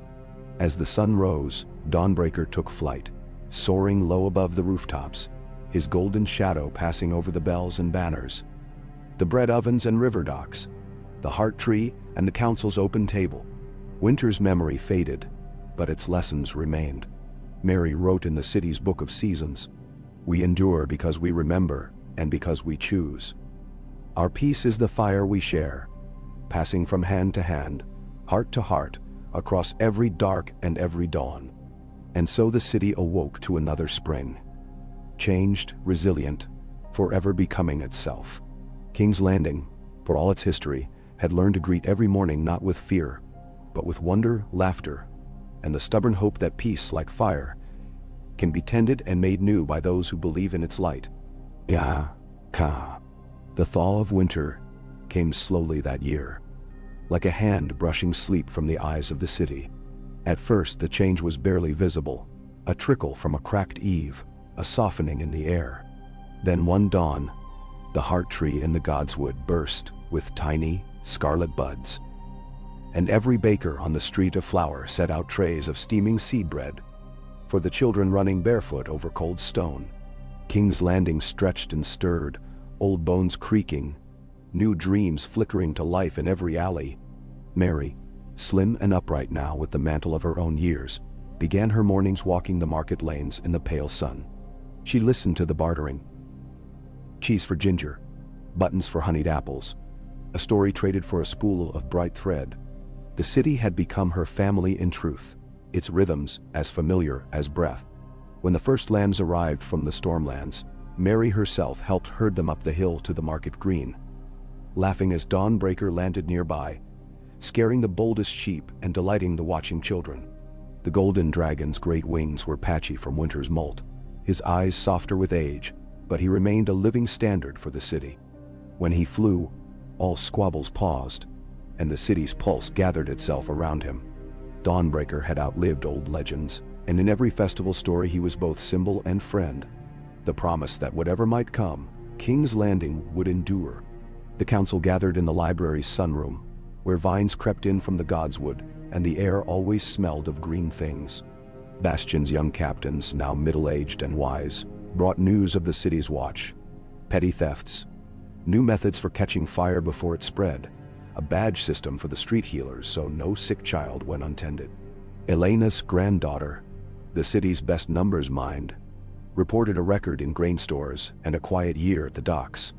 Mariel, older than spring itself, recited the list of upcoming births and weddings, and the names of every child about to start at Sunrise House.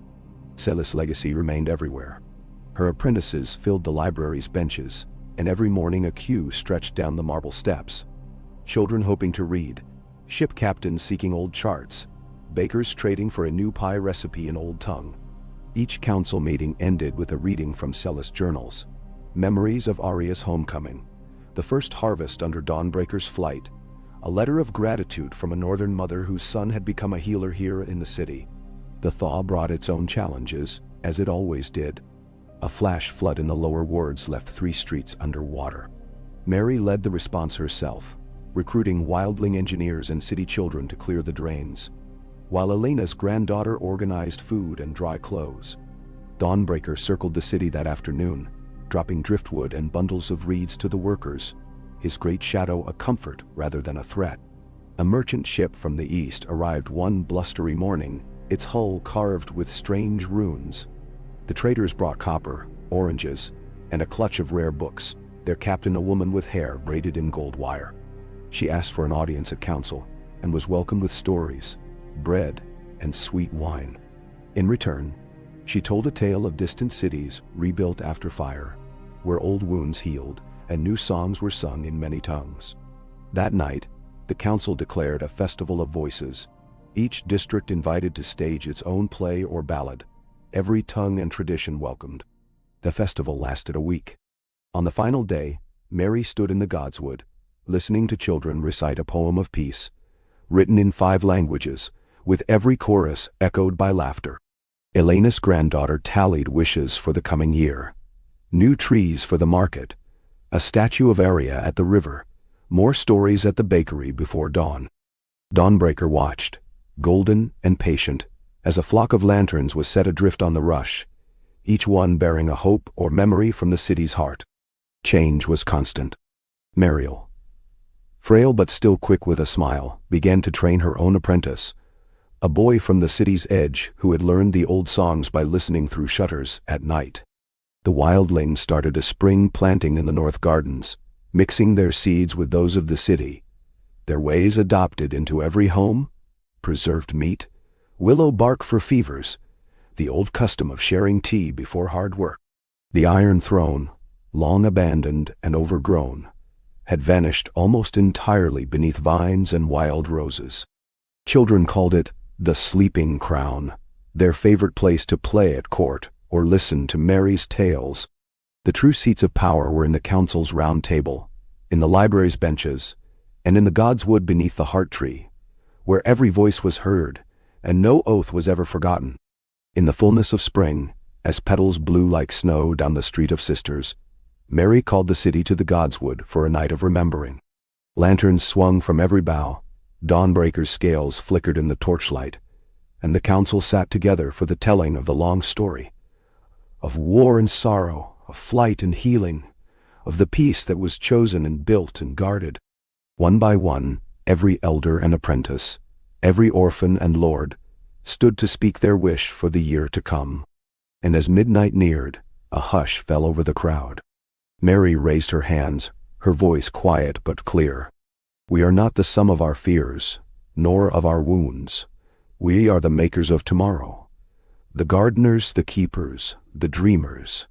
Every voice here is a seed, and every kindness shapes the dawn. The crowd echoed her words, and Dawnbreaker's roar rang out, gentle, proud, and lasting. King's Landing slept that night in peace, its streets threaded with hope and new green life. The wheel turned on, not as a force that crushed, but as a song repeated, a story retold, each chorus a promise that as long as there were hands to mend and hearts to remember, spring would always come again. Ka-N-D-O. Summer's first heat shimmered over King's Landing, gilding every roof and bathing the city in golden haze. The Blackwater, newly swollen with the mountain melt, shone like a mirror as merchant barges glided beneath banners of green and silver. The godswood, wild with tangled ivy and fat red fruit, offered a cool sanctuary to anyone seeking shade, and most days, the laughter of children echoed louder than the bells from the septs. Mary, strong and slender as a willow branch, began each morning with a walk through the city's changing face. She stopped to hear a potter's tale of the frost that cracked half her winter kiln, paused in the new brick-paved market to buy a bundle of rosewater cakes from a Sunrise House apprentice, and watched as wildling boys taught the city's smallest children how to swim in the shallow coves where the river flowed. The council's round table was never far from her mind. Every story, every small problem, found its way into the day's debates. The council, diverse and bustling, held their sessions in Celis' sun-dappled library, the windows open to let in a breeze scented with river mint and old parchment. Elena's granddaughter, now the chief of the docks, reported that the city's harbor had become the safest and busiest in Westeros. Mariel's apprentice, now a woman with laughter lines and a sharp wit, recited the spring's roll of births and the growing demand for new midwives. The wildling speaker, a one-eyed woman from the northern farms, spoke of the orchard's first apples and the surprising arrival of a white bear cub, now the city's newest curiosity. At the council table, every voice was met with respect, Every difference discussed until consensus, never conquest, shaped the outcome. Merry led by listening, guiding by question, and the council was as lively as the street outside. A patchwork of memory and invention, of stubborn wisdom and youthful hope. One bright afternoon, Dawnbreaker descended on the city, casting his golden shadow over the rooftops. The dragon's arrival signaled the beginning of the summer festival, the Feast of New Roots, when every guild, trade, and neighborhood contributed a song or a dance to be performed in the godswood. Dawnbreaker, now truly immense, watched from beneath the heart tree as children in painted masks told the story of Arya's last return, and elders recited the dawn oath with tears and laughter. That year's festival had a new ritual. Merry, holding the old compass that had belonged to Arya and then Celis, invited the youngest child from each ward to place a single seed in the soft earth beneath the heart tree. Some brought apple seeds, others a pip from a market lemon, a wild bean, or a bright blue iris bulb. The city grows, Merry said, because we plant and tend and remember. The city's strength showed itself in other ways as well. When a storm tore the roof from Sunrise House's western wing, neighbors gathered without summons, raising beams, sharing tools, singing as they worked. The wildling engineers used willow and river stones, their design stronger and more beautiful than before. Mariel's apprentice cooked for the workers, her stews filling the air with thyme and pepper, while Elena's granddaughter organized games for the children who would sleep in the rebuilt rooms. The harbor bustled with new faces. Ships from Lys and the Jade Sea, traders from Norvos and the Three Sisters, a barge from the Iron Islands laden with barrels of smoked herring and wool. Each new arrival brought their stories and their doubts, but left with a sense that here, on the green banks of the Blackwater, something had been forged from the old world's fire, a piece sturdy as stone and ever renewed. Dawnbreaker watched over all. The dragon's golden hide faded in places, his eyes deeper, but he remained a friend to the city, curling on the bluff for his afternoon nap, circling the walls before storm and festival alike, a living link to the legends that gave the city its name. Sometimes at dusk, Merry sat with him, reading aloud from Celis journals or retelling stories of Jon, Arya, and Sansa, her voice blending with the river wind. The council faced challenges with the same unity. When minor fever spread among the dockworkers, Elena's granddaughter called on healers and set up cots in the cool cellars, each patient tended with broth and willow bark tea. When a band of outlanders quarreled over trade, Merry called a council under the open sky. There, grievances melted beneath laughter and food, and a new trade fair was planned for autumn, each community to teach its favorite skill to the others. As the summer deepened, King's Landing seemed to bloom from within. The Iron Throne, barely visible beneath its vines, now hosted the city's children every evening. They played at council, at kingship, at dragon riding and ship sailing, inventing new laws and wild adventures. The council watched, sometimes joining the games, and sometimes simply listening, because in those shouts and songs, they heard the future's voice. Toward summer's end, Merry proposed a new tradition, the Keeper's Day. Once a year, every citizen, young or old, would spend 1 hour in service to the city, sweeping, singing to the sick, tending the godswood, baking bread for Sunrise House, teaching a child to swim. The keeper's oath was simple: in peace, I keep. In hope, I build. In story, I remember. Dawnbreaker roared as the city recited it in the godswood, and the words seemed to settle deep in the roots of the heart tree. One night, as lanterns bobbed down the Blackwater, Merry sat with Mariel, Elena's granddaughter, and the wildling speaker in the garden behind the library. Dawnbreaker slept nearby, his breath stirring the grass. They watched the city, lights twinkling like stars fallen to earth, and spoke of the old years, of battles and cold, of longing and loss, of the stubborn thread of kindness that had pulled them all into this new world. Do you think peace will last? Mariel's voice was a whisper in the dark. It must, Merry replied, because we will keep making it together. Dawnbreaker shifted, dreaming, and the city stilled. Far below, children sang a song of the dawn, the promise that each day was new, and each year, the wheel could turn not on blood, but on care, courage, and shared light. The city drifted to sleep beneath a sky bright with stars and lanterns. Hope nestled into every corner. Summer would pass, autumn come again, but King's Landing would wake to greet it, always mending, always ready, always singing, in the gentle, patient voice of a people who had chosen again and again to build their story from peace.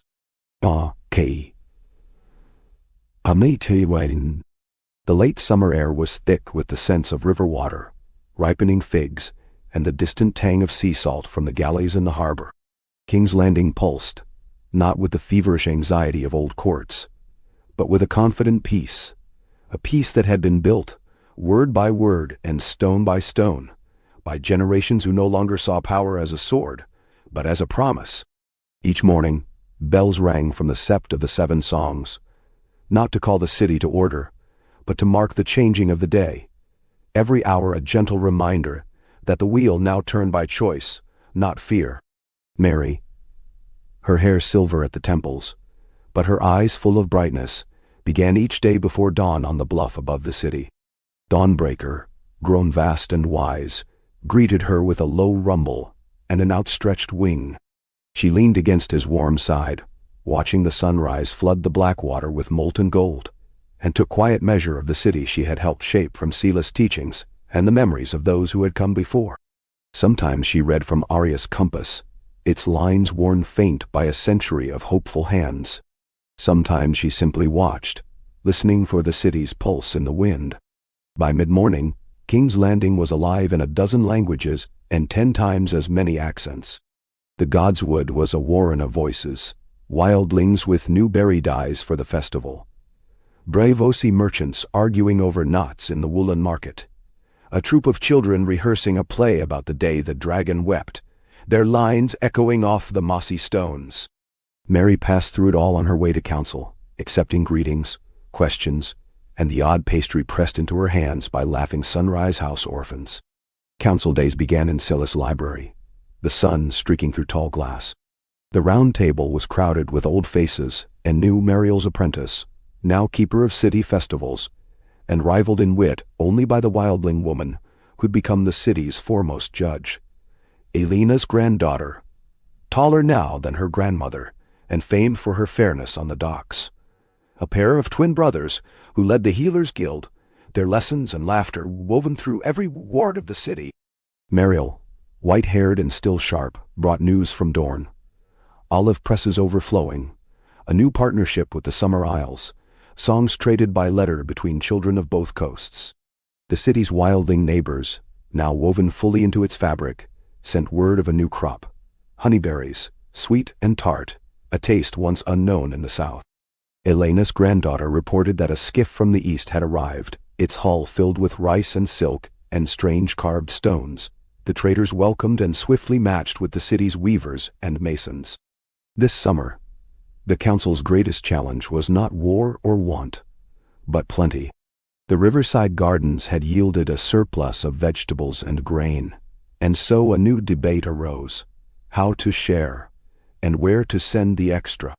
Mary listened as the council weighed suggestions: a gift to the storm-battered villages on the coast, a summer market to welcome travelers from the north, a feast for the city's poorest. In the end, they chose all 3, each ward tasked with a portion, every child and elder invited to help. The summer festival, Feast of Lanterns, swept the city into a week of revelry. The Godswood was hung with thousands of paper lights, their gentle glow mirrored on the black water.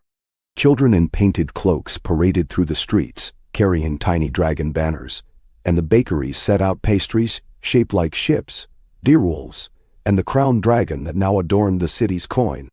Dawnbreaker flew overhead at dusk, his scales flashing fire in the setting sun, while Mary led the council in the dawn oath, her voice joined by thousands.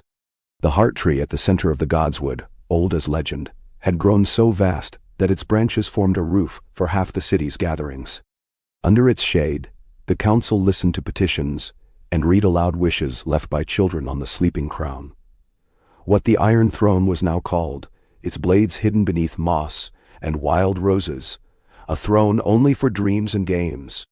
The Feast of Lanterns brought all manner of visitors. A blind bard from Norvos who played a harp of silverwood. A family from the Reach who gifted the city a pair of white doves. The Summer Island traders who performed their sunset dance for the crowd, hands weaving through air like flame. Mary welcomed them each in turn, her council seated openly among the people, every question and quarrel aired and settled in public laughter and understanding. Trouble did not vanish in such a world, but it became gentler, more easily tamed. A squabble over water rights in the northern gardens was settled by a children's relay, the winners earning their ward first draw from the river for a season. When a fire broke out in the old fish market, the city's apprentices, children of wildlings and nobles, dockworkers and bakers, formed a bucket line, their efforts celebrated in song at festival's end. When autumn threatened, the council gathered to plan the winter stores. Granaries were full. The sick had already been cared for. The old and lonely paired with neighbors for the season. Mariel led the first lantern walk, the city's children following her with laughter and bright faces. Dawnbreaker flew overhead, launching fire into the night sky, the sparks joining the lanterns as they rose. In the months that followed, Mary passed more of her duties to her own apprentices, guiding them not with orders, but with questions and quiet encouragement. At night, she sat with Dawnbreaker on the bluff, reading him the stories written that year by children. Tales of old battles and new festivals, of dragons gentle and fierce, of a city forever remade by the hands and hearts of its people. The oldest in the city began to speak of Mary as a legend in her own right. She laughed at this, but it was true. Under her gentle hand, the wheel spun not in circles but forward, each revolution drawing the city closer to its brightest self. Years would pass. Children would grow. New stories would be written. Dawnbreaker would one day yield the sky to a hatchling yet unnamed. But so long as the heart tree's leaves blushed red, so long as lanterns drifted down the river, so long as the council table remained open to every tongue and trade, King's Landing would wake each morning to a peace earned and chosen, a beacon for all the world, shining by the light of every voice. And in that city of mended stone and boundless memory, as the stars wheeled above, and the dragons dreamed, the people lived and laughed and sang, remaking the world together with each dawn, with every season's turning, and with a hope that would never die. E.K. Unusual activity has been detected from your device. Try again later. 943. BAB 57, B 654, 1875 Bine. E.K. The golden lanterns of the festival still hung from the godswood branches. Their paper colors faded now, some torn by wind or plucked by children for a game. The city beneath their glow was deep in the fullness of autumn. Markets bright with squashes and late grapes. Bakeries full of spice and steam. The Blackwater's banks edged in copper willows. King's Landing's new music was the sound of hammers and laughter, the cries of gulls, and the dragon's distant, reassuring roar. Mary rose each morning in the sweet chill before dawn, slipping from her little house in the green hill's shadow, to walk the city's waking streets. She knew the rhythm of every ward by heart, the wildling carters trundling in with root vegetables from the fields, the sunrise shift of dockhands and ferrymen, the wild swirl of apprentice voices outside the library doors. The children ran beside her as she passed, shouting news of a stray puppy found at the old gate, or an argument over whose story would open the Keeper's Day festival. On council days, the sunroom and ceiless library filled with voices. Mariel, wrapped in 3 shawls, and smelling of pepper and rosemary, teased Elena's granddaughter about her new plan to build a second harbor upstream. The wildling judge brought a basket of walnuts, her humor sharp as a raven's cry, and the dockmaster's twins, one steady and solemn, one a spinner of wild tales, debated the merits of Bravosi rigging versus Norvoshi sails. Mary presided with an open ear, letting the talk grow noisy, certain that sense and kindness would win out if given space to breathe. That autumn, King's Landing faced 2 true challenges: an early frost that threatened the city's orchards, and a wave of families newly arrived from the Vale, seeking work and shelter after a landslide destroyed a mountain hamlet. Both problems were brought before the council, not with fear, but with a sense of shared responsibility. Bastion's captains, now the city's most trusted hands, led teams to harvest fruit by lantern light before the worst cold, and the council's wildling engineers set up makeshift houses from canvas and timber. Sunrise House, already crowded with children, opened a second home near the fish market, and volunteers from every district brought blankets, soup, and stories. At the Godswood, the autumn festival of stories and keepers, day drew close. Each child, whether born of city, wildling, noble, or newcomer, was matched with an elder for an evening, sharing chores and listening to a tale from the past. Dawnbreaker presided in quiet majesty, letting the youngest ride his curled tail as the elders spoke of famine and fire, love and laughter, and the thousand choices that had made the city's peace. On Keeper's Day itself, Mary led a procession from the Sleeping Crown, now more a tangle of roses and vines than throne, up to the Godswood. Each child wore a crown of autumn leaves and recited the Keeper's Oath, their voices clear in the crisp air. The day's tasks were simple but sacred: mending a neighbor's fence, gathering wood for Sunrise House, copying a poem for the library's Great Book of Wishes. That night, lanterns were lit again and sent down the river, each inscribed with a new hope or memory. Some children wished for a lost pet's return, others for a bountiful winter, a few for the courage to speak or sing before the crowd. The council read these wishes aloud as Dawnbreaker soared overhead, his roar gentle, his shadow long in the firelight.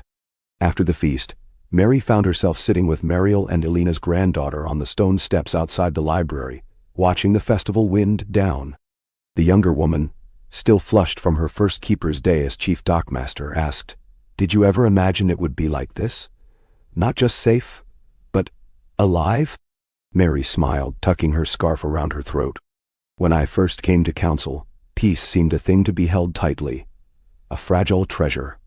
Now I know it's more like a garden. Sometimes wild, always growing, never finished. Every year, new voices, new dreams." Mariel, her eyes shining in the lantern light, nodded. "And every year, we become more ourselves. Not just Starks or Baratheons or wildlings or children of the East. King's Landing folk all, heirs to the wheel, and the ones who get to turn it." Menari. News came in the days that followed. The first apples saved from the frost were sweet and crisp. The Vale families were settling well, and Sunrise House had begun teaching songs from every homeland represented in its halls. The new harbor broke ground at the start of the rainy season, with a festival of spiced bread and drumming, and the wildling judge presided over the first autumn court in the open air, her decisions fair and peppered with jokes. Dawnbreaker grew slower as the year deepened, his golden scales touched with flecks of white, but he remained the children's guardian, his eyes bright whenever a festival called him from his nap. On the last warm afternoon of autumn, he lay curled beneath the heart tree as Mary read aloud from the Book of Wishes, her voice carrying through the woods. "We keep because we love. We build because we hope. We remember because we must. And we rejoice because we can." Then the city entered winter ready, with full stores and fuller hearts. The Godswood's last leaves fell, carpeting the ground in red and gold, and children hurried through the snow to hang their hopes for spring on the tree's lowest branches. In every hearth and hall, from the bustling kitchens of Sunrise House to the quiet corners of Celis Library, stories bloomed, of old trials and new beginnings, of dragons and dreamers, of the Keeper's Oath spoken not once but forever. King's Landing slept beneath a blanket of peace, each dreamer's breath twined with the song of lanterns floating down the river, each hope a promise to the dawn. The city had learned, through winter and summer, through sorrow and song, that peace was a living thing, always unfinished, always worth the work. And as the wheel turned, by gentle, willing hands, King's Landing welcomed what would come, and faced the dawn with open arms. Ah, hey. Winter settled quietly over the city, a velvet hush more than a threat, the first snows drifting softly through the towers and gardens of King's Landing. The black water ran slower, thick with ice at its edges, and from the high bluffs Dawnbreaker's silhouette was a constant golden against the steely sky. He moved less now, basking in the noon sun. But his presence was all the assurance the city needed. An old, proud dragon, content to watch the world, had helped to safeguard. Mary's steps were measured these days, but her presence in the streets was as steady as the bells. Children from Sunrise House would gather each morning at her door to help carry the baskets, fruit for the healers, firewood for the old bread, and honey for the orphans. She made her way to the Godswood with a little flock at her heels, and there, beneath the heart tree's white-laced boughs, she would read letters from every quarter of the city. Thanks, requests, promises, apologies.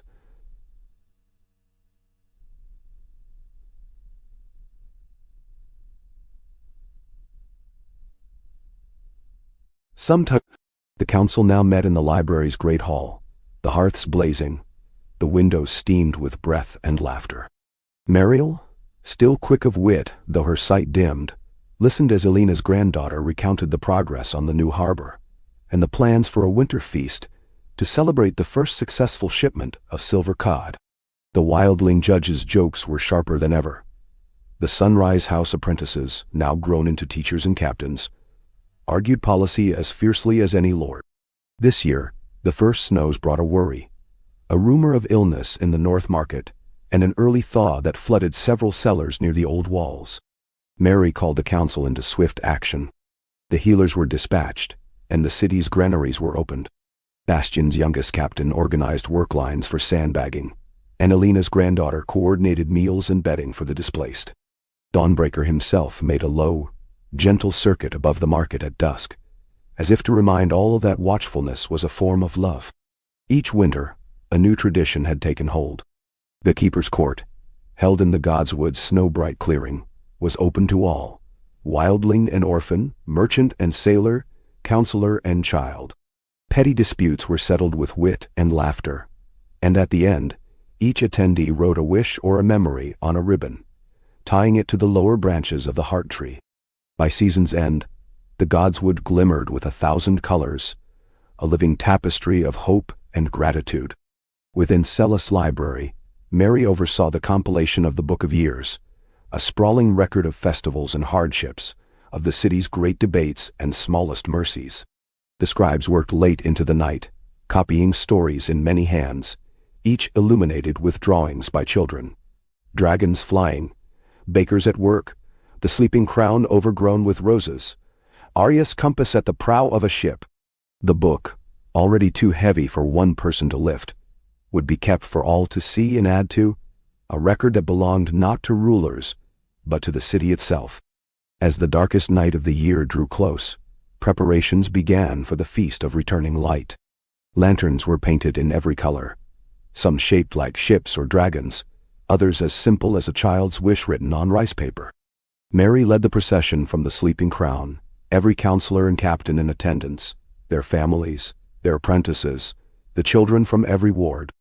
They sang the dawn oath as they walked, voices clear, some wavering with age, others high and bright, each one woven into the city's chorus.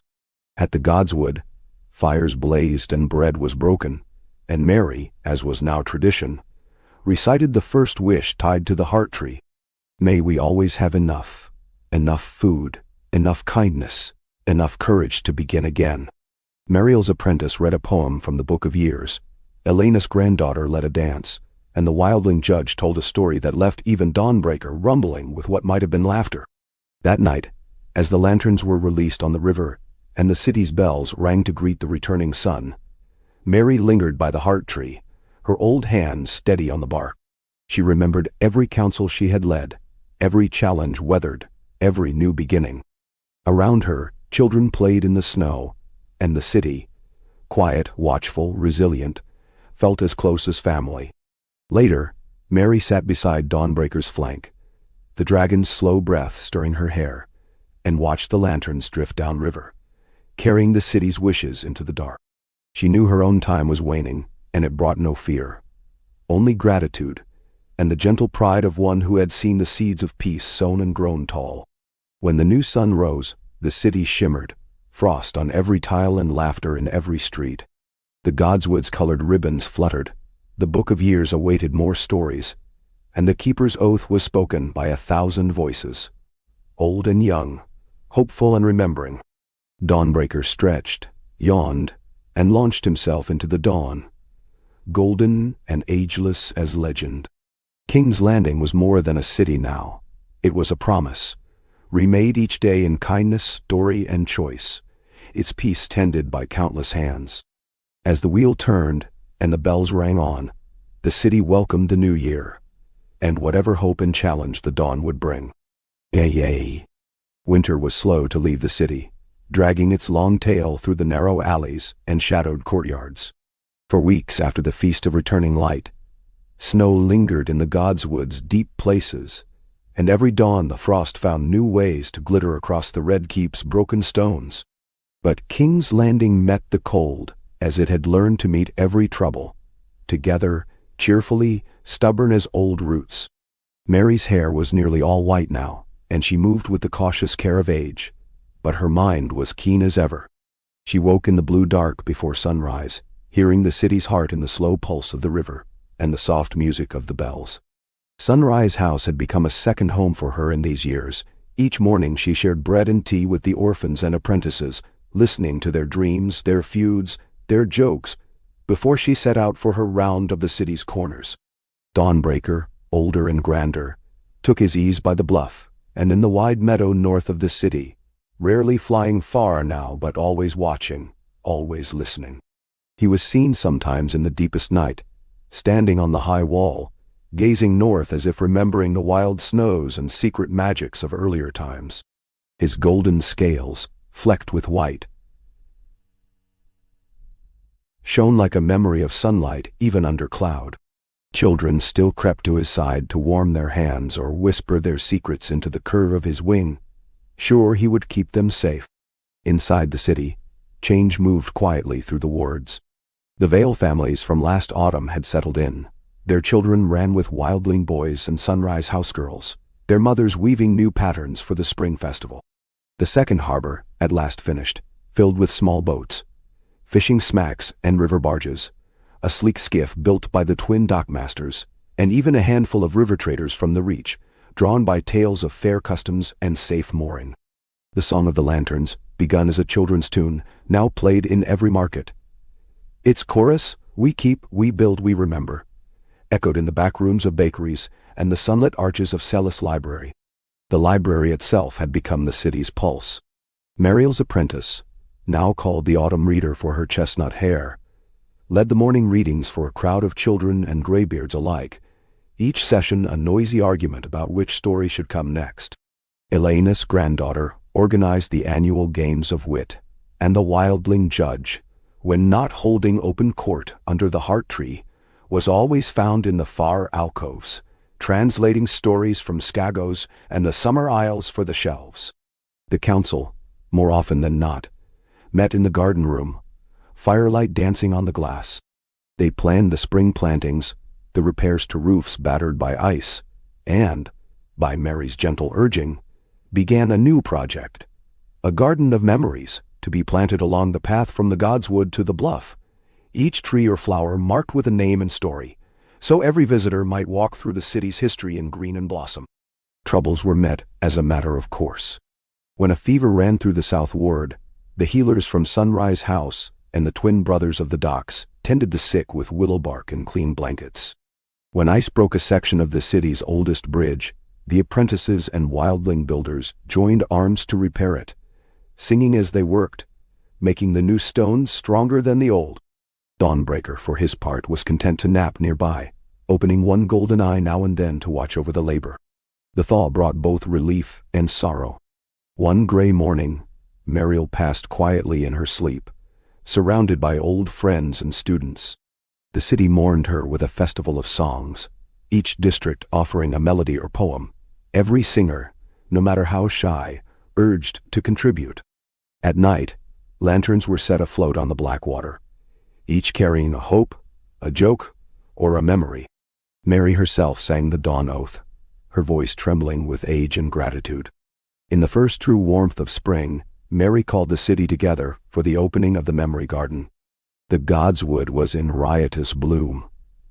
Dawnbreaker watched from his perch as every family, wildling, noble orphan, baker, trader, planted something. A sapling for Bastion, a rose for Celis, a yellow daffodil for Mariel, a rowan for Arya. The autumn reader marked each one with a simple plaque, and the children of the city wove garlands for the branches. The city's joy in these days was quiet, but profound. The harbor was busy, and the granaries full. Stories flowed through Celis' library like a river, tales of storms and fire, of healing and laughter, of ships and dragons and children grown wise. Mary listened to them all, adding her own stories where she could, always ending with the keeper's oath. In peace, I keep. In hope, I build. In story, I remember.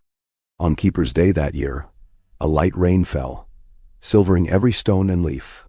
The children wore new green cloaks sewn by the Vale women, and the council paraded through the city, each carrying a lantern, each pausing at the Garden of Memories to read a name and a story.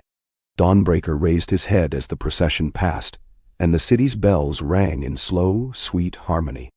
As the festival ended, Mary sat at the heart tree, children at her feet. She spoke of the old days, of dragons and winter, of Jon and Arya, Celis and Bastion, and all those who had chosen to build something better, no matter how hard the work. Peace, she told them, isn't just a lull between storms. It's a garden. Sometimes wild, always new, always needing care. But it's ours. Every dawn, every choice. Then now. That night, as the first fireflies blinked above the river, and the memory garden glimmered with lanterns, King's Landing lay quiet, held in the gentle arms of its own story. Dawnbreaker curled beneath the stars, his dreams filled with the voices of children and the light of every lantern set afloat in hope. And as the moon rose over the godswood, the keeper's oath was whispered in 100 homes. A promise, a blessing, and the living root of the city's peace, deep and strong as spring. K. Spring crowned the city in green and gold. King's Landing bloomed from the godswood outward, every street a tangle of flowers and banners, the old walls humming with birdsong and the calls of peddlers and children. The memory garden, now in its first true leaf, shimmered with petals, each tree a living story, each plaque a promise that nothing would be forgotten. As the sun rose higher, Dawnbreaker's shadow swept across the rooftops, a slow benediction, golden wings glinting above the red and white blossoms. Mary woke to the clatter of market carts and the peal of bells from the Sept of the Seven Songs. Age had etched itself into her, but there was nothing frail in the way she moved through the city, staff tapping out a rhythm older than the stones themselves. She made her rounds with quiet purpose, a word for a nervous baker, a hand laid on a healer's shoulder, a pause to watch the sunrise spill through the high windows of Celis' library. Sunrise House bustled with festival preparations. Children practiced dances and songs from every corner of the realm, northern ballads, wildling games, a new chant taught by a summer islander girl who had made the city her home. Lanterns in every color crowded the rafters, waiting to be released at dusk. Each child would carry a wish down to the river, each apprentice a memory, every elder a story for the bonfire. Elena's granddaughter, now with a fierce knot of gray in her black hair, organized cooks and seamstresses, her voice ringing above the bustle. The autumn reader, Mariel's apprentice, gathered the youngest for a final rehearsal of their pageant in the godswood. Dawnbreaker watched all from his sunlit perch, eyes half closed, tail curled protectively around the youngest children as they wound garlands for his horns. It was said that each spring he chose one wish from the lanterns, a secret between dragon and dawn. The council met in the garden room, windows flung wide to the breeze. Mary presided, though she often let debate run wild, content to listen as her apprentices and captains argued the merits of a new bridge or the planting of barley in the south fields. The wildling judge, ever the wit, called for a wager on how soon the first early apples would ripen. The dockmaster twins reported the arrival of a barge from Korth, its crew eager to trade glass beads for wool and grain. The city's first honey of the year was poured into stone jars, ready for the Keeper's Day feast. Troubles came as they must. A fever swept through the upper market, but the healers and wildling grandmothers worked together. Herb, steam, and song, until it passed. When a quarrel over a lost wedding ring threatened to sour the festival, the wildling judge presided with her usual humor, pronouncing that the next couple to wed must do so on the bridge at sunrise, in view of the whole city. The laughter that followed scattered the last of the winter's gloom. Keeper's Day dawned bright and cloudless. Mary led the city in procession from the Memory Garden to the Godswood, every ward sending children with wreaths of hawthorn and violet, every elder bearing a lantern for the river. The heart tree was garlanded with new ribbons, each marked with a word of hope or thanks, and the children took turns reading them aloud, some with shyness, others with bold delight. The feast spilled through the city, tables groaning with stews and cakes, musicians in every square, wildling and summer island drums thundering together beneath dawnbreaker's great wings. The autumn reader led a choir of children through Arya's song of returning, and at sunset, the lanterns were carried to the river, each set afloat with a wish or memory. Mary stood with the council, hand in hand with Elena's granddaughter, the wildling judge, the dockmaster twins, and the youngest Sunrise House apprentice. Together they spoke the Keeper's Oath, their voices joined by thousands. In peace, I keep. In hope, I build. In story, I remember. Dawnbreaker circled the city as dusk fell, the lanterns winking below like a necklace of stars. His roar, softer now with age, seemed to bless the night and all who dwelled beneath it. When the festival quieted and the city drifted to sleep, Mary walked the Godswood one last time, tracing her hand along the Memory Garden's trunks. She paused at the heart tree, listening to the wind carry scraps of song and laughter from every direction. We have made something good here, she whispered, voice rough with gratitude. Let it last. That summer brought a deep, gentle contentment to the city. The new bridge rose in the south, each stone inscribed with a name or blessing. The market thrived, the library's rooms filled with sunlight and argument, and the Memory Garden shaded lovers, children, and old men alike. The first apples ripened early, just as the wildling judge had wagered, and the bridge wedding drew half the city to the riverbank, their cheers echoing into the blue. As Dawnbreaker dozed, younglings clambered over his tail and sang stories of Arya and Bastion, of sunrise and Keeper's Day, of dragons who kept their promises and people who learned to sing together. Mary's apprentices, now leaders in their own right, took up more of the council's labor. She watched them with pride, knowing the city would be safe in hands born of many lands, many loves, many dreams. On her last night, Mary sat with Elena's granddaughter and the autumn reader beneath the heart tree, telling stories by lantern light, of Jon and Sansa, of Celis and Bastion, of the wildlings and orphans, healers and bakers, all the hands that had woven King's Landing's tapestry anew. As the moon set, Mary smiled, her heart full, her life a quiet, shining testament to the long, stubborn work of peace. When dawn broke, Dawnbreaker stretched his wings and roared, the sound soft and golden, a farewell and a benediction. Lanterns drifted on the river still, and the city woke to birdsong and the Keeper's Oath spoken in every home. The wheel turned, gentle and sure, beneath the hands of those who remembered, those who built, and those who believed that every dawn could be new. And so the story continued, woven through seasons, through memory and hope, through laughter and gentle strength. King's Landing endured, bright as summer, and peace grew, again and again, as long as hearts were willing and voices ready to sing.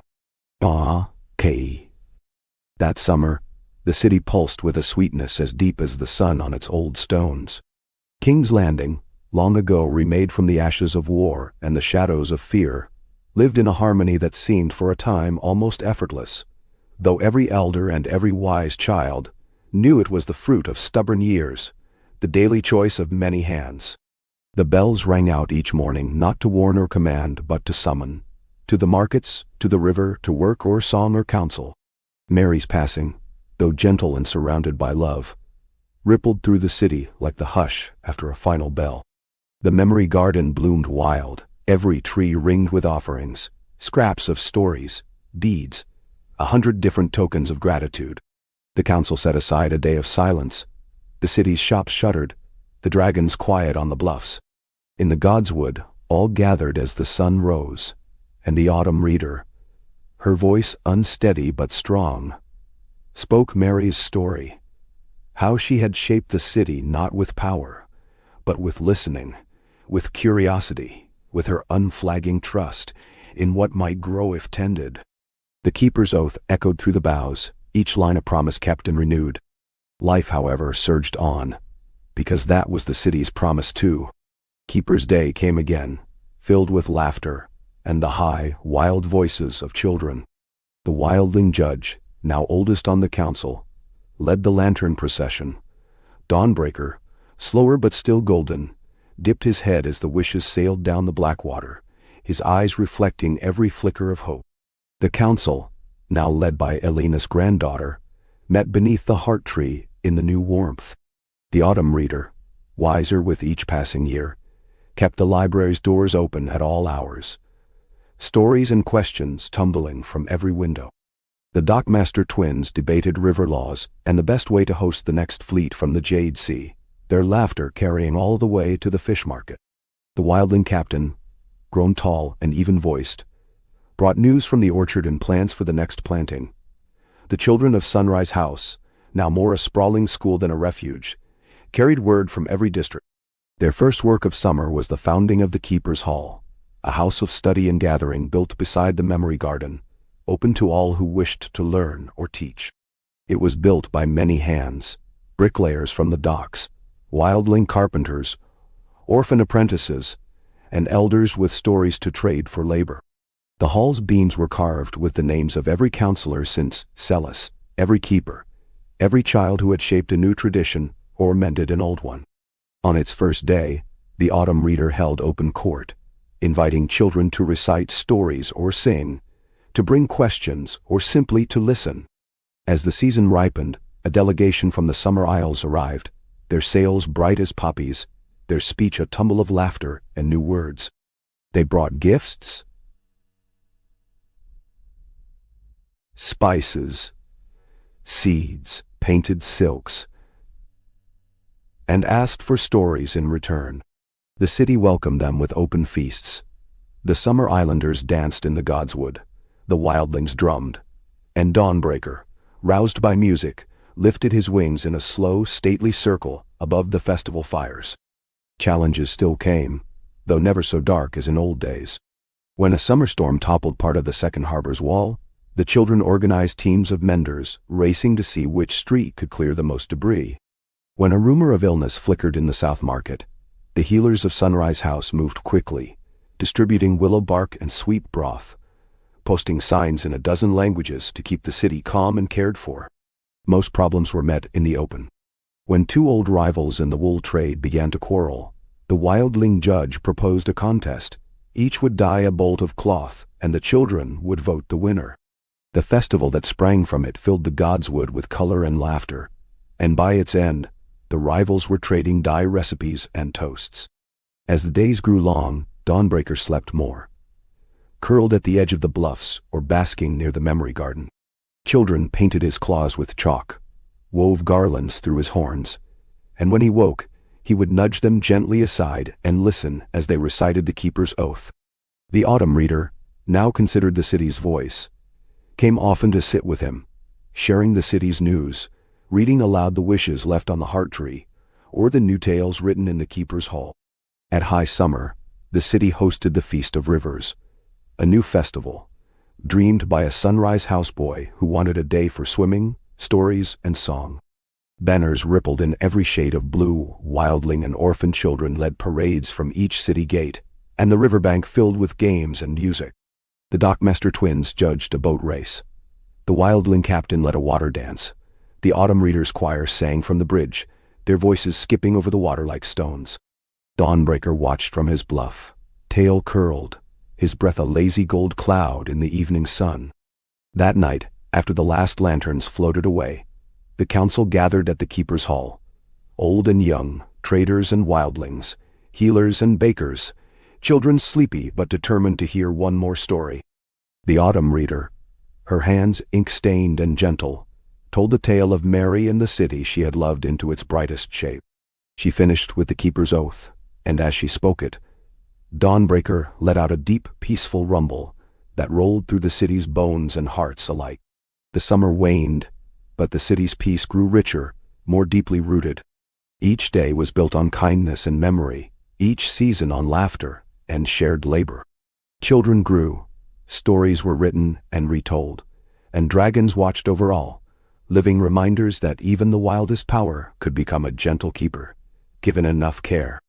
King's Landing, once a crucible of war and hunger and hope, stood as a beacon, a city remade not by kings or queens, but by keepers, those who tended stories, who planted peace, who remembered that every dawn is the chance for a new beginning. And so the wheel turned, slow and sure, its music the pulse of many hands and many dreams, each voice adding a note to the song of the city, a story to its heart, a hope to the coming dawn. Oh, ka. The days lengthened into a golden, forgiving autumn, and King's Landing glimmered beneath a sky as soft as new-washed silk. The city, rebuilt so many times by patient hands, stubborn laughter, and the keeper's oath, lived in the fullness of its peace. The bells in the Seven Songs Tower rang bright and clear every dawn, and even the river gulls seemed to call their approval, wheeling above the sun-dappled Blackwater. Dawnbreaker's shadow, slow and sure, still passed over market and memory garden each afternoon, as familiar as the changing seasons. The council, led now by Elena's granddaughter and the autumn reader, had settled into a harmony as old as the godswood itself. The wildling judge, still sharp of tongue and fond of city honeycakes, presided at the keeper's court beneath the spreading branches, her word respected in every ward. The dockmaster twins managed the growing traffic in the harbors, each boatload of grain or wool, every colorful barge of the summer isles, recorded in their neat, slanting script. The keeper's hall, newly built of riverstone and wood, echoed with voices from every district. Children and apprentices crowded the benches each morning, learning not just letters and numbers, but the history of the city and the meaning of the oath. The autumn reader, a gentle but relentless teacher, called each child by name, weaving their questions and wild imaginings into the fabric of every lesson. Songs in half a dozen languages echoed through the halls. At night, the hall opened its doors for gatherings, storytelling, music, debates, and the endless sharing of bread, honey, and dreams. One cool morning, news arrived of a trading ship from far Ashai, bringing not only silk and spices but scrolls filled with ancient tales. The children of Keeper's Hall were given the task of translating a story, each ward competing to see who could uncover the meaning of the most difficult lines. By week's end, even the oldest city elders were listening with delight as a wildling girl recited the tale of a dragon who learned to love the moon, and a baker's son sang a lullaby about a tree that remembered every word spoken beneath its boughs. Autumn's work was gentle, but never idle. The harvest came in heavy and sweet.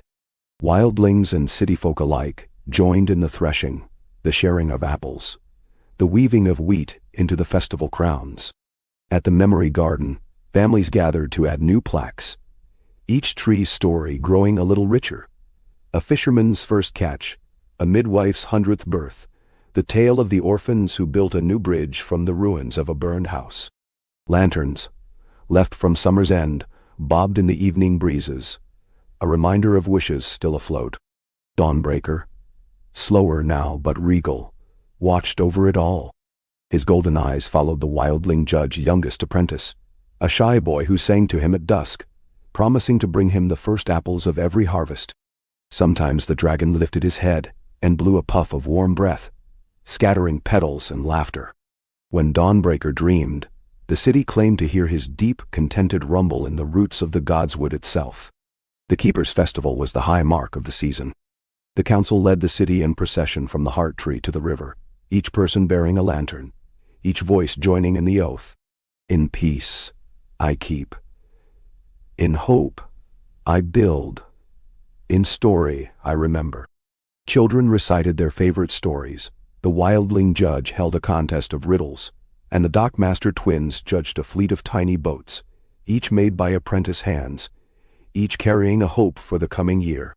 Dawnbreaker, resting on the bluff, rumbled approval as the lanterns drifted downstream, their light mirrored in his golden eyes. Challenges did not vanish, but they were faced together.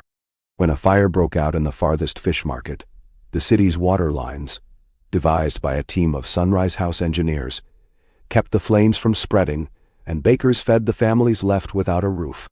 When a band of travelers from Old Town grew homesick, the Keeper's Hall hosted a festival of their songs and stories, weaving their voices into the city's own. Each council session was as lively as ever, but the heart of the city lay in the quiet, daily work. Children planting bulbs for next spring's garden, elders teaching wildling dances in the square, bakers sharing sourdough starter and gossip. The memory garden became the city's favorite place for lovers' meetings and reconciliation, the reading of oaths, and the welcoming of new friends. As the nights grew longer and the leaves turned scarlet and gold, Dawnbreaker flew his last high flight of the season, slow and graceful, a living banner above the city. He returned to the Godswood to sleep, his breath warming the roots, as children sang to him and tucked their autumn wishes beneath his wing. On the eve of the first frost, the city gathered for the lantern vigil. The wildling judge, now oldest of them all, led the Keeper's Oath one more time. The autumn reader whispered a blessing for every hope, every loss, every laughter, and promise woven into the city's story. And as the lanterns sailed down the Blackwater, each bearing a wish, a memory, or a pledge, the city shone with gentle light, its peace rooted in the stubborn, joyful work of keeping and building and remembering. The wheel turned on, slow and sure, under the watchful eyes of dragons and dreamers, and King's Landing, once broken and bruised, now endured as a song of hope and home, ever new, ever mending, ever bright. A.K. Winter crept in quietly, as if the city's long peace had tamed even the cold. The Blackwater steamed each morning, banks lined with thin ice that glinted pink beneath the sunrise. The Godswood's memory garden stood bare but beautiful, each tree and plaque silvered by frost, their stories safe beneath layers of bark and the woven wishes of children. Dawnbreaker spent most days curled in the low meadow, his breath rising in warm clouds as children pressed close to his side, daring each other to touch his ancient gold-tipped scales. The Keeper's Hall became the city's hearth. Its round tables and wide benches were crowded every day with neighbors sharing soup, apprentices learning the art of mending boots or making ink, healers and wildlings teaching old remedies, and children reading stories aloud to anyone willing to listen. The autumn reader, now chief among the city's guides, began every morning with a new tale, sometimes a poem from distant Lice, sometimes a memory from Sunrise House, sometimes simply a riddle or a song. The walls echoed with laughter and argument, but always, at noon, the Keeper's Oath was spoken in a chorus of young and old. In peace I keep, in hope I build, in story I remember. The council met more often as the days grew short. Elena's granddaughter, firm of voice and quick to smile, coordinated the winter stores, her dockmaster twins overseeing shipments of salt fish and dried fruit, grain and honey. The wildling judge and her apprentices led the patrols through each ward, ensuring that no house was left cold and no street without light. The children of Sunrise House, now students, now teachers, organized little armies to bring bread and candles to every doorstep, a new festival called the Quiet Night, when no one was allowed to go to bed hungry or alone. Despite all preparations, hardship still came. A fierce storm swept up the Blackwater in the third week of deep winter, battering the second harbor, scattering boats, and flooding the low streets. For 2 days the river raged, the wind howled, and the city huddled close. Dawnbreaker himself sheltered dozens beneath his great wings near the bluff, while counselors and wildlings alike ferried food and blankets to the stranded. When the storm broke, the city emerged blinking into the thin winter sun, finding much damage but little despair. Every hand went to work, and the repairs became another story, another memory, another knot binding the city together. The lantern vigil, marking the heart of the coldest season, took on a deeper meaning that year. The council gathered all who wished, old and young, city-born and wildling, merchant and orphan, into the keeper's hall. Each told a story of storm or survival. Each lit a lantern with a wish or a memory. Elena's granddaughter spoke of the bridges rebuilt, the friendships formed in darkness. The wildling judge recited a poem about warmth shared between strangers. The autumn reader sang a lullaby of dragons, rivers, and the promise that dawn always returns. As night deepened, Dawnbreaker roused himself and led the lantern procession from Keeper's Hall to the Godswood. Children pressed close, lanterns bobbing in the cold, their light painting gold and red across the snow. At the heart tree, the city spoke the Keeper's oath, and as the last words faded, Dawnbreaker breathed a gentle fire that set the lanterns afloat on the river, a string of stars drifting out to sea. The days that followed were marked by a new calm. The storm's scars faded as the city repaired itself. The memory garden, white beneath the snow, saw lovers meet and children play, their laughter bright even in the hush. At Keeper's Hall, work and learning never ceased. The autumn reader taught the older children how to copy the Book of Years. Sunrise House ran a kitchen where anyone could claim a meal and a story, and Wildling showed city folk how to weave cloaks from old linen and furs. The Wildling judge, feeling her years, began training her successor, a city-born girl with bright eyes and a knack for peacemaking, who listened as closely as she laughed. Elena's granddaughter, now the city's voice in distant councils, traveled north and east with trading fleets, carrying gifts and news, returning each time with new recipes, new songs, and sometimes new friends seeking a place at King's Landing's round tables. When the first thaw came, the city marked the change with the Feast of Waking Waters. The children led the council in a procession from the Keeper's Hall to the river, carrying willow branches and singing of old storms and new springs. Dawnbreaker, regal in his age, watched as lanterns were set afloat again, each one bearing a wish for the year ahead. Spring's work began anew. Broken walls mended, memory garden replanted, new ships christened in the harbor. The Keeper's Oath was sung each morning in every school, and each night in homes from the Green Hill to the fish market. The city had learned, through trial and kindness, to make peace as natural as breathing, and hope as enduring as stone. One warm evening, as dusk settled over the Godswood, the autumn reader stood with the next generation of counselors, wildling and city-born, healer and baker, orphan and merchant, and spoke a new blessing. May every lantern find the sea, and every story a home. May our peace outlive us all, gentle and bright, for all the dawns to come. Dawnbreaker rumbled in contentment as the city drifted to sleep, lanterns twinkling on the river, memory garden fragrant with the promise of green. The wheel turned on, guided by voices, hands, and hopes, and King's Landing, keeper of stories and dreams, shone on, remade and remembered, ever warm against the cold. Ka. The first true warmth of spring coaxed green from every branch in King's Landing. The city was slow to stir, as if reluctant to wake fully from its long, snow-blanketed rest.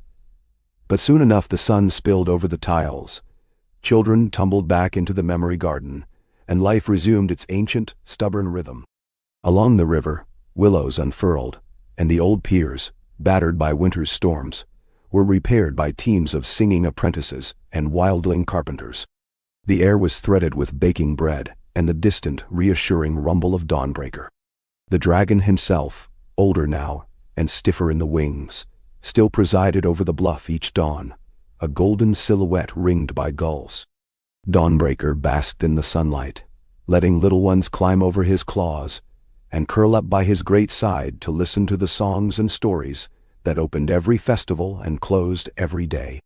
He was slower, but no less beloved, a living talisman against fear, as much a part of the city as the bells or the heart tree. Keeper's Hall, crowded through the cold, now spilled outward onto the memory garden's benches and paths.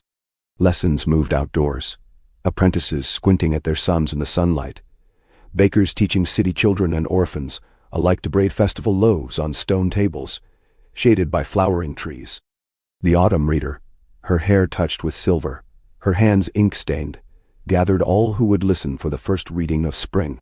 She chose a tale of dawnbreakers' flight above the city, of a lantern lost and found, and of the quiet courage that grew from kindness, like a green shoot beneath the snow.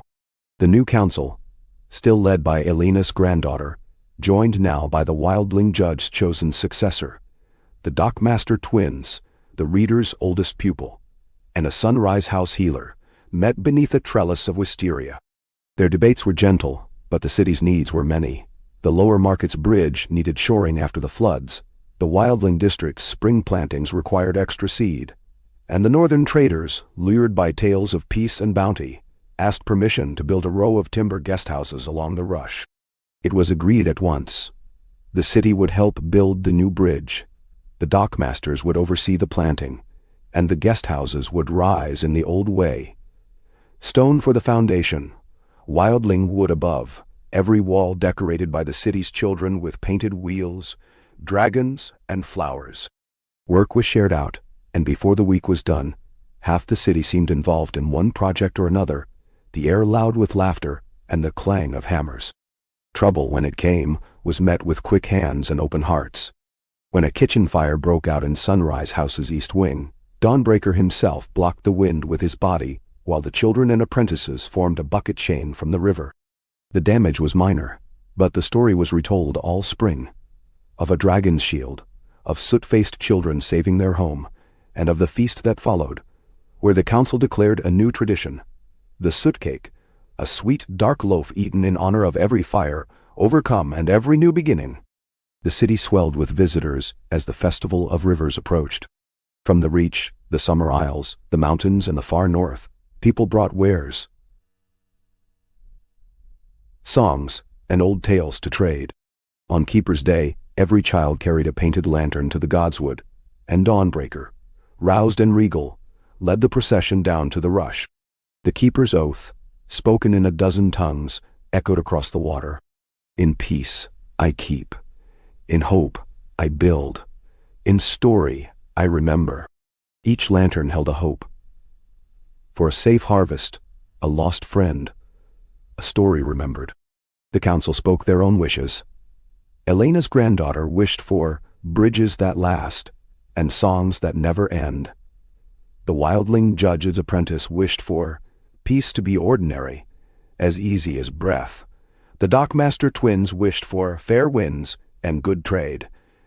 The reader's pupil wished for a tale so true it outlives us all.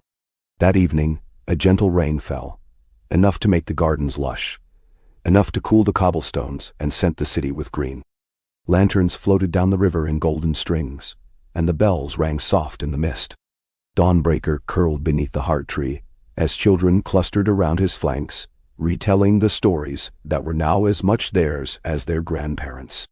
The reader, tired but smiling, sat with the council and watched the city breathe. Each window a patch of light, each alleyway a promise renewed. The weeks that followed were a time of planting and rebuilding, laughter and song. The bridge was finished in time for the first heavy summer rains, its stones marked with the names of every builder, from the oldest wildling to the youngest orphan. The guest houses welcomed their first travelers, the walls hung with bright tapestries, and the market bustled with the new season's trade. Trouble never vanished, but the city had learned, over lifetimes, to answer it with grace. When a merchant quarreled with a baker, the reader held court in the keeper's hall, ending the matter with a story and a shared loaf.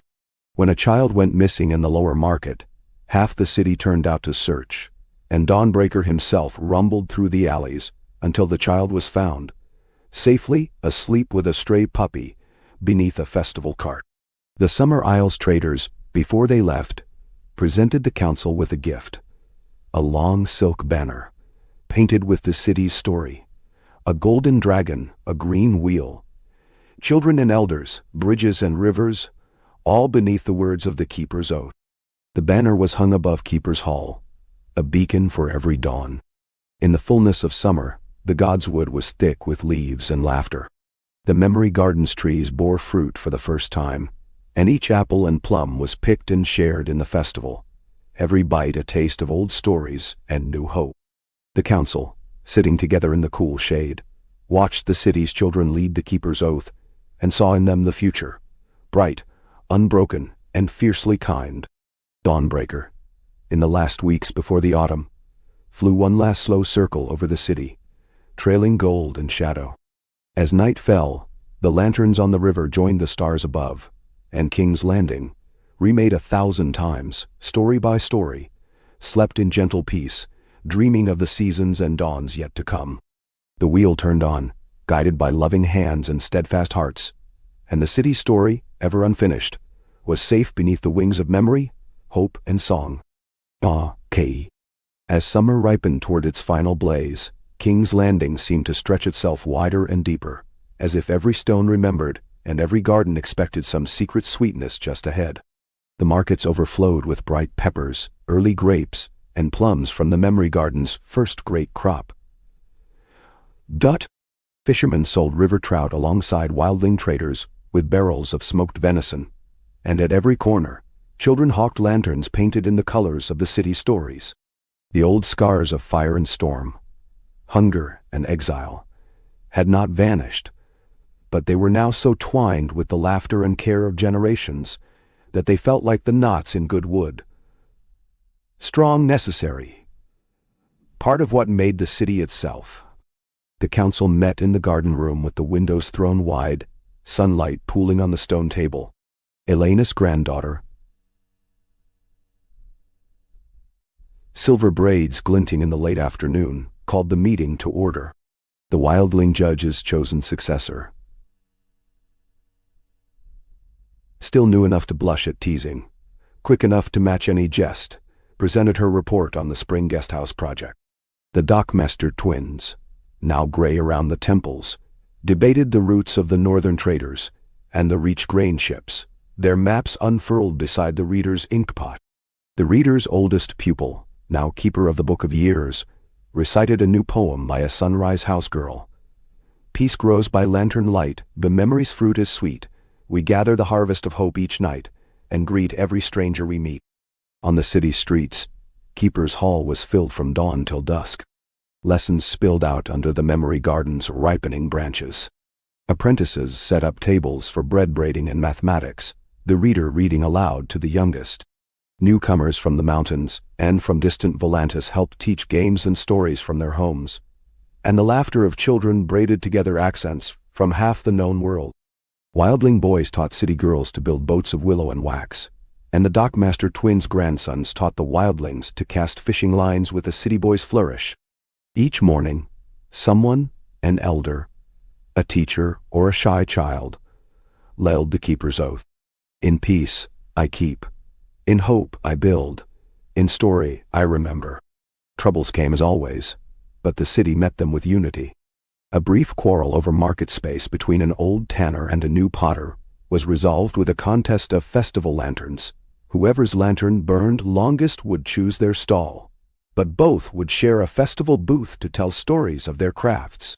When a fever passed through the guest houses, the Sunrise House healers, and the wildling judge's successor turned half the keeper's hall into a convalescent ward. Children carrying broth and messages to the sick, each bed garlanded with flowers from the memory garden. Preparations for the harvest festival threaded the days with anticipation. Dawnbreaker, slow and heavy now, watched as children hung bright lanterns in the godswood, and at dusk, he let them climb along his back to string a new banner, woven from silks sent by the summer isles and painted with the city's story by every child who had come through Sunrise House in the last year. The dragon's scales had lost some of their shine, his breaths were shorter, but he still flew once each evening, circling above the rooftops, as if blessing the city in the waning light. The festival itself began with the ringing of the 7 songs' bells, and the wild clamor of the city's drums and flutes. The first apples from the memory garden were passed hand to hand, each bite met with laughter and memories. The Keeper's Hall threw open its doors for a night of storytelling, every ward sending their best singers and tellers, each story marked with the oath and a wish for the coming season. The reader's pupil told a new tale, The Lantern That Outshone the Dawn, about a girl who lit a fire that guided lost children home. Even Dawnbreaker, reclining on the bluff, seemed to listen, his tail curled protectively around a knot of sleeping children. On the second day, the lantern boat race filled the rush with color, wildling crafts of bent wood and hide, city boats carved by dockside apprentices, each lantern's flame reflected 100 times in the river's gentle flow. At dusk, the autumn reader, flanked by the new wildling judge and the dockmasters, led the city in the oath as lanterns drifted downstream and the memory garden filled with song. When the festival ended and the city tidied up the last crumbs of sweetbread and ribbon, the council gathered once more at the heart tree. The new wildling judge reported on the orchard's next planting, the dockmasters mapped new safe harbors, and the reader's pupil read aloud a letter from Arya's descendants, still sailing, still sending stories from the world's edge. Elena's granddaughter called for a day of rest, a day when no work was to be done, only visits to friends, time in the garden, and stories told without hurry. That day, King's Landing moved slowly and with joy. Apprentices visited old teachers to say thanks. The wildling judge's successor spent the afternoon showing her own apprentice how to tell when the memory garden's apples were truly ripe. Dawnbreaker rested in the grass, letting a handful of children climb beneath his wing to watch the clouds drift past. That night, the lanterns went out one by one, but not before every home, every heart, and every quiet hope was illuminated. Dawnbreaker gave a final, gentle rumble that seemed to vibrate through the godswood roots, a blessing on the city he'd watched through seasons and lifetimes. As the days shortened and the first winds of autumn whispered through the leaves, the council set about their work, stocking the granaries, hearing the needs of the oldest streets, listening to the new songs composed by the city's children. Each season, the memory garden grew thicker, richer with stories and shade. Each year, the keeper's oath grew deeper in the bones of the city, until King's Landing's greatest treasure was not its walls or wealth, but its peace, handmade, heart-kept, ever-mending, and bright. And when the lanterns floated once more on the river at the close of the harvest, the city watched them go, knowing that each light carried not only a wish, but the proof of a promise fulfilled, that here, on the banks of the Blackwater, the wheel had been remade, not for war or want, but for belonging, kindness, and the daily work of keeping the dawn.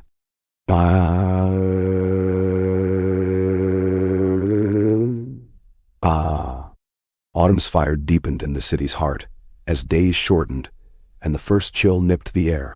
King's Landing, wrapped in the gentle gold of memory and the crisp promise of harvest, prepared for another turning of the year, a new beginning that was, in truth, the fruit of many endings and endless care. The memory garden blazed, apples blushed beneath leaves, plums glowed like lanterns at dusk, and ribbons tied to plaques danced in every wind. The godswood was alive with the bustle of the city's preparations. Children from Sunrise House rehearsed their pageant, each one costumed as a figure from a story. The keeper's first lantern lighter, Arya of the Compass, Bastion with her shield, and a dawn dragon golden as sunlight. Old-timers, their joints aching but spirits high, wove crowns of dried grass for the harvest festival and shared tales of the city's earliest keeper's days. In Keeper's Hall, lessons moved indoors again, windows steaming as the reader's oldest pupil, now called the Lantern Mistress, read aloud. Apprentices carved memories and blessings into wooden slats for new benches. The wildling judge's successor taught a lesson on peace.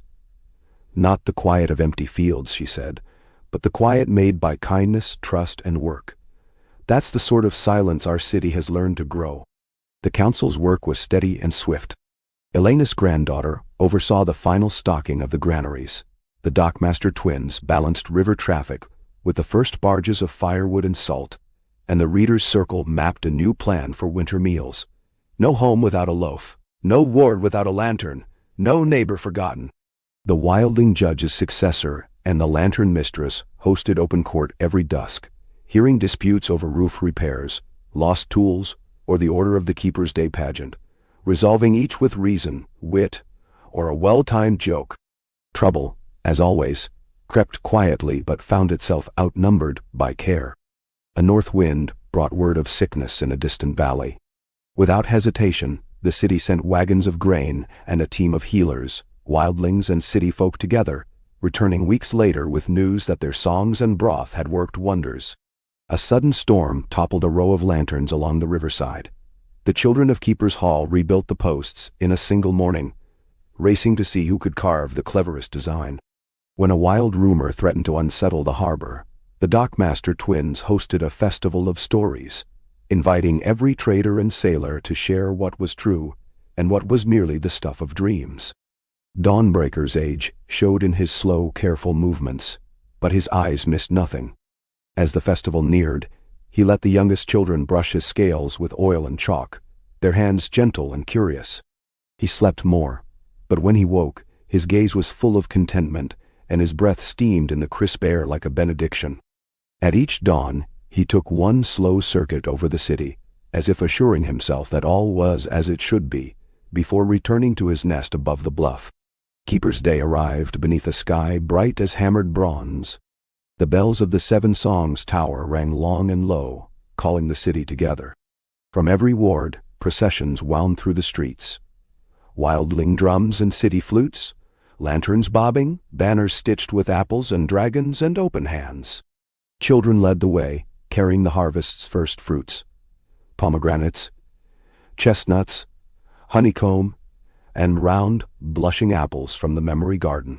At the Godswood the crowd gathered. Lantern Mistress called for silence, and the pageant began.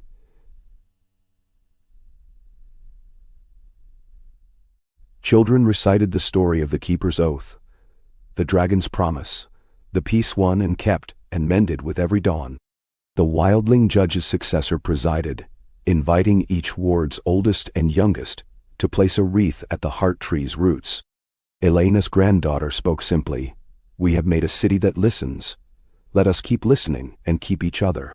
Then, as the sun slid behind the bluff, Dawnbreaker rose one last time for the year, his wings catching the gold of the hour.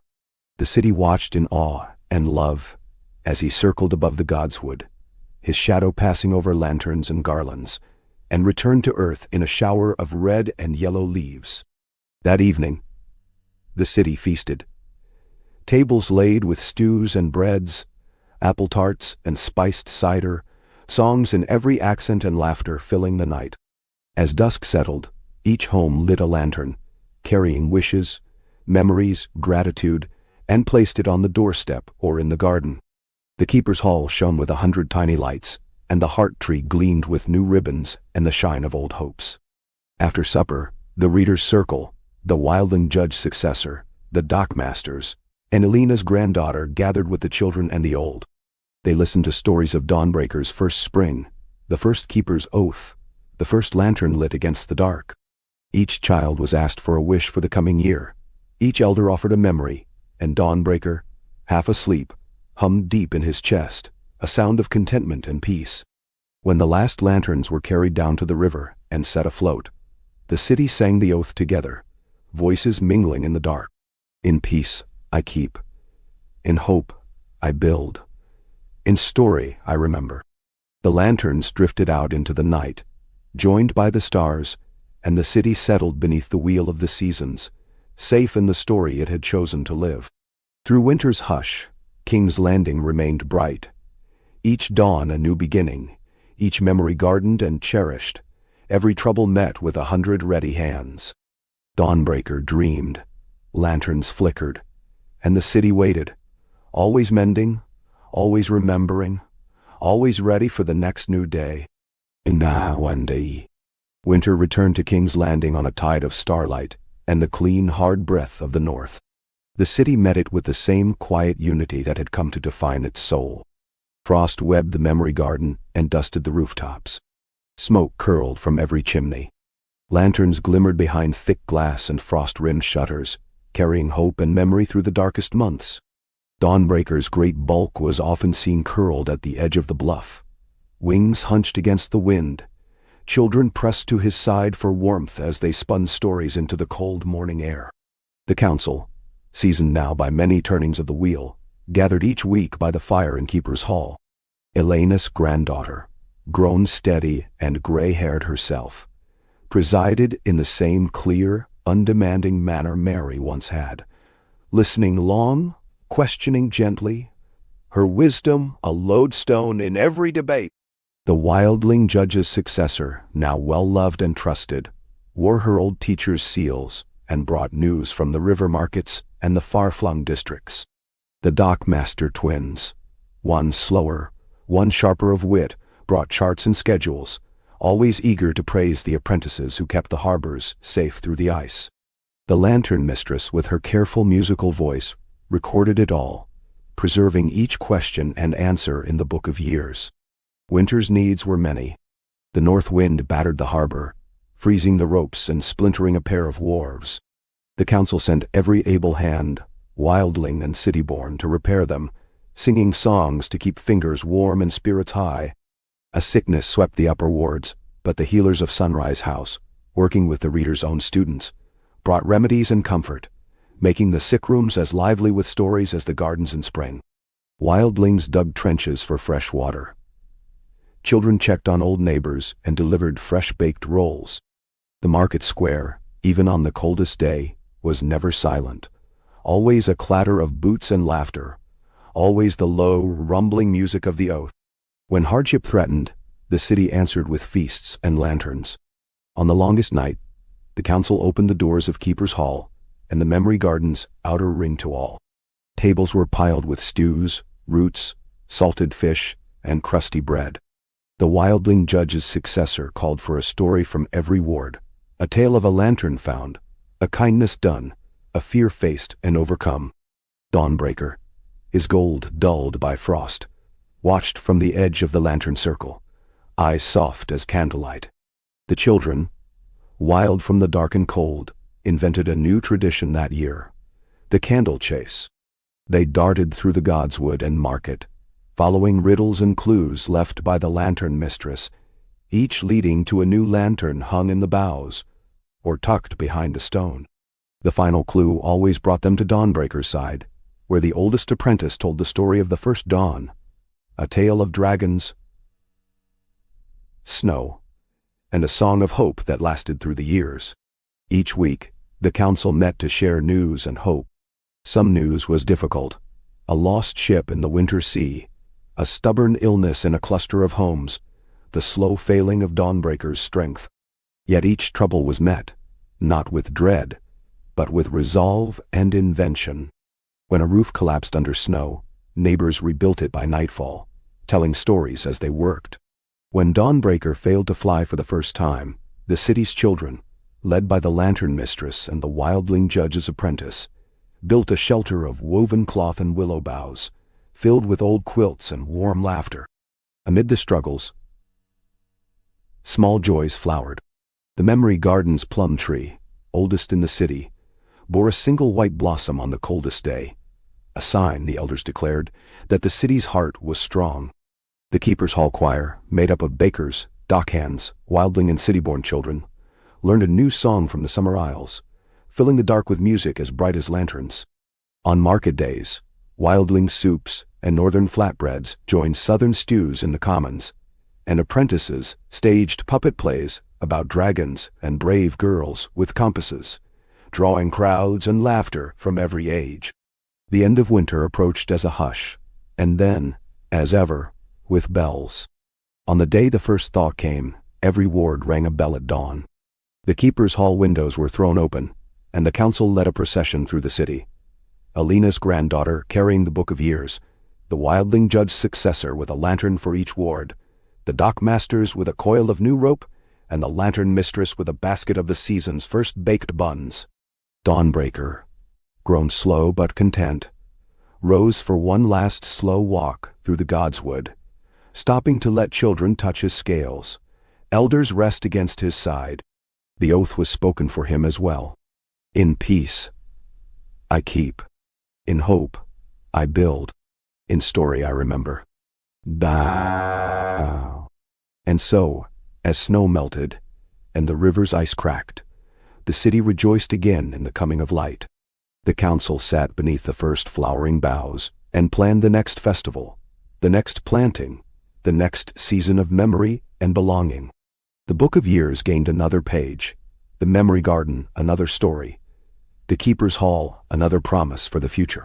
King's Landing breathed and sang, sturdy and bright, a city built not by force, but by kindness and time, a place where winter was met with hope, and every dawn was a chance to begin again.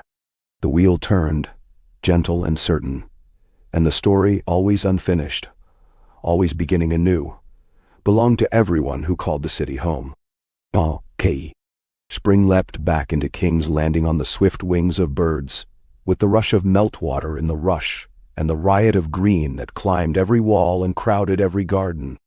Dawnbreaker, slower now and content to bask in the morning light, became a favorite sight among the youngest, their hands gentle as they brushed new mud and old winter leaves from his scales, their voices bright as they sang him the keeper's oath, or recited stories beneath the blossoming boughs.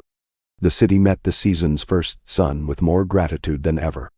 The long winter had left its mark, patches of broken pavement in the North Ward, a handful of empty market stalls where families had moved on, the Memory Garden's oldest apple tree leaning with new cracks in its trunk.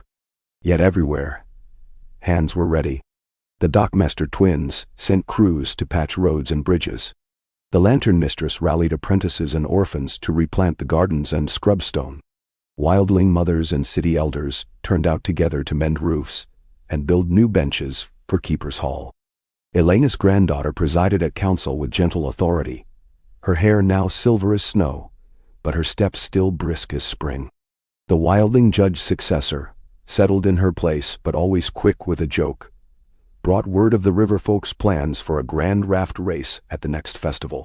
The Book of Years, a living memory of the city, grew heavier by the week, as apprentices, bakers, and wildling children each contributed a tale or a song, some new, some retellings of old stories, each marked by the date and the oath.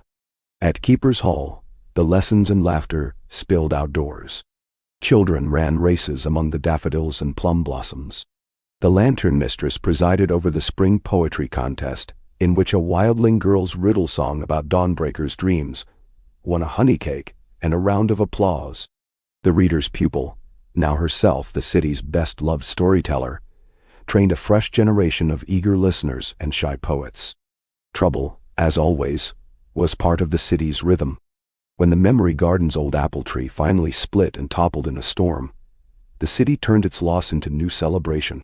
The Wildling Judge's apprentice declared a day of remembrance. Elders told stories beneath the fallen trunk, recalling the first festival, the first keeper's oath spoken in the garden's shade. Children carved tokens from the soundest branches, and the apprentices made a bench and a new arch for the garden path. The stump was planted with violets and daisies, and the space became a new circle for stories and springtime games. The raft race, when it came, was a burst of chaos and cheer. Every ward built a raft. The Wildlings was lashed from driftwood and bones. The dockhands built a sleek vessel painted with the city's oath. The orphans made a floating garden of reeds and lanterns. The race was less a contest than a comedy, rafts spinning and splashing. Dawnbreaker's amused roar echoing as children leapt overboard to help rivals back into the current.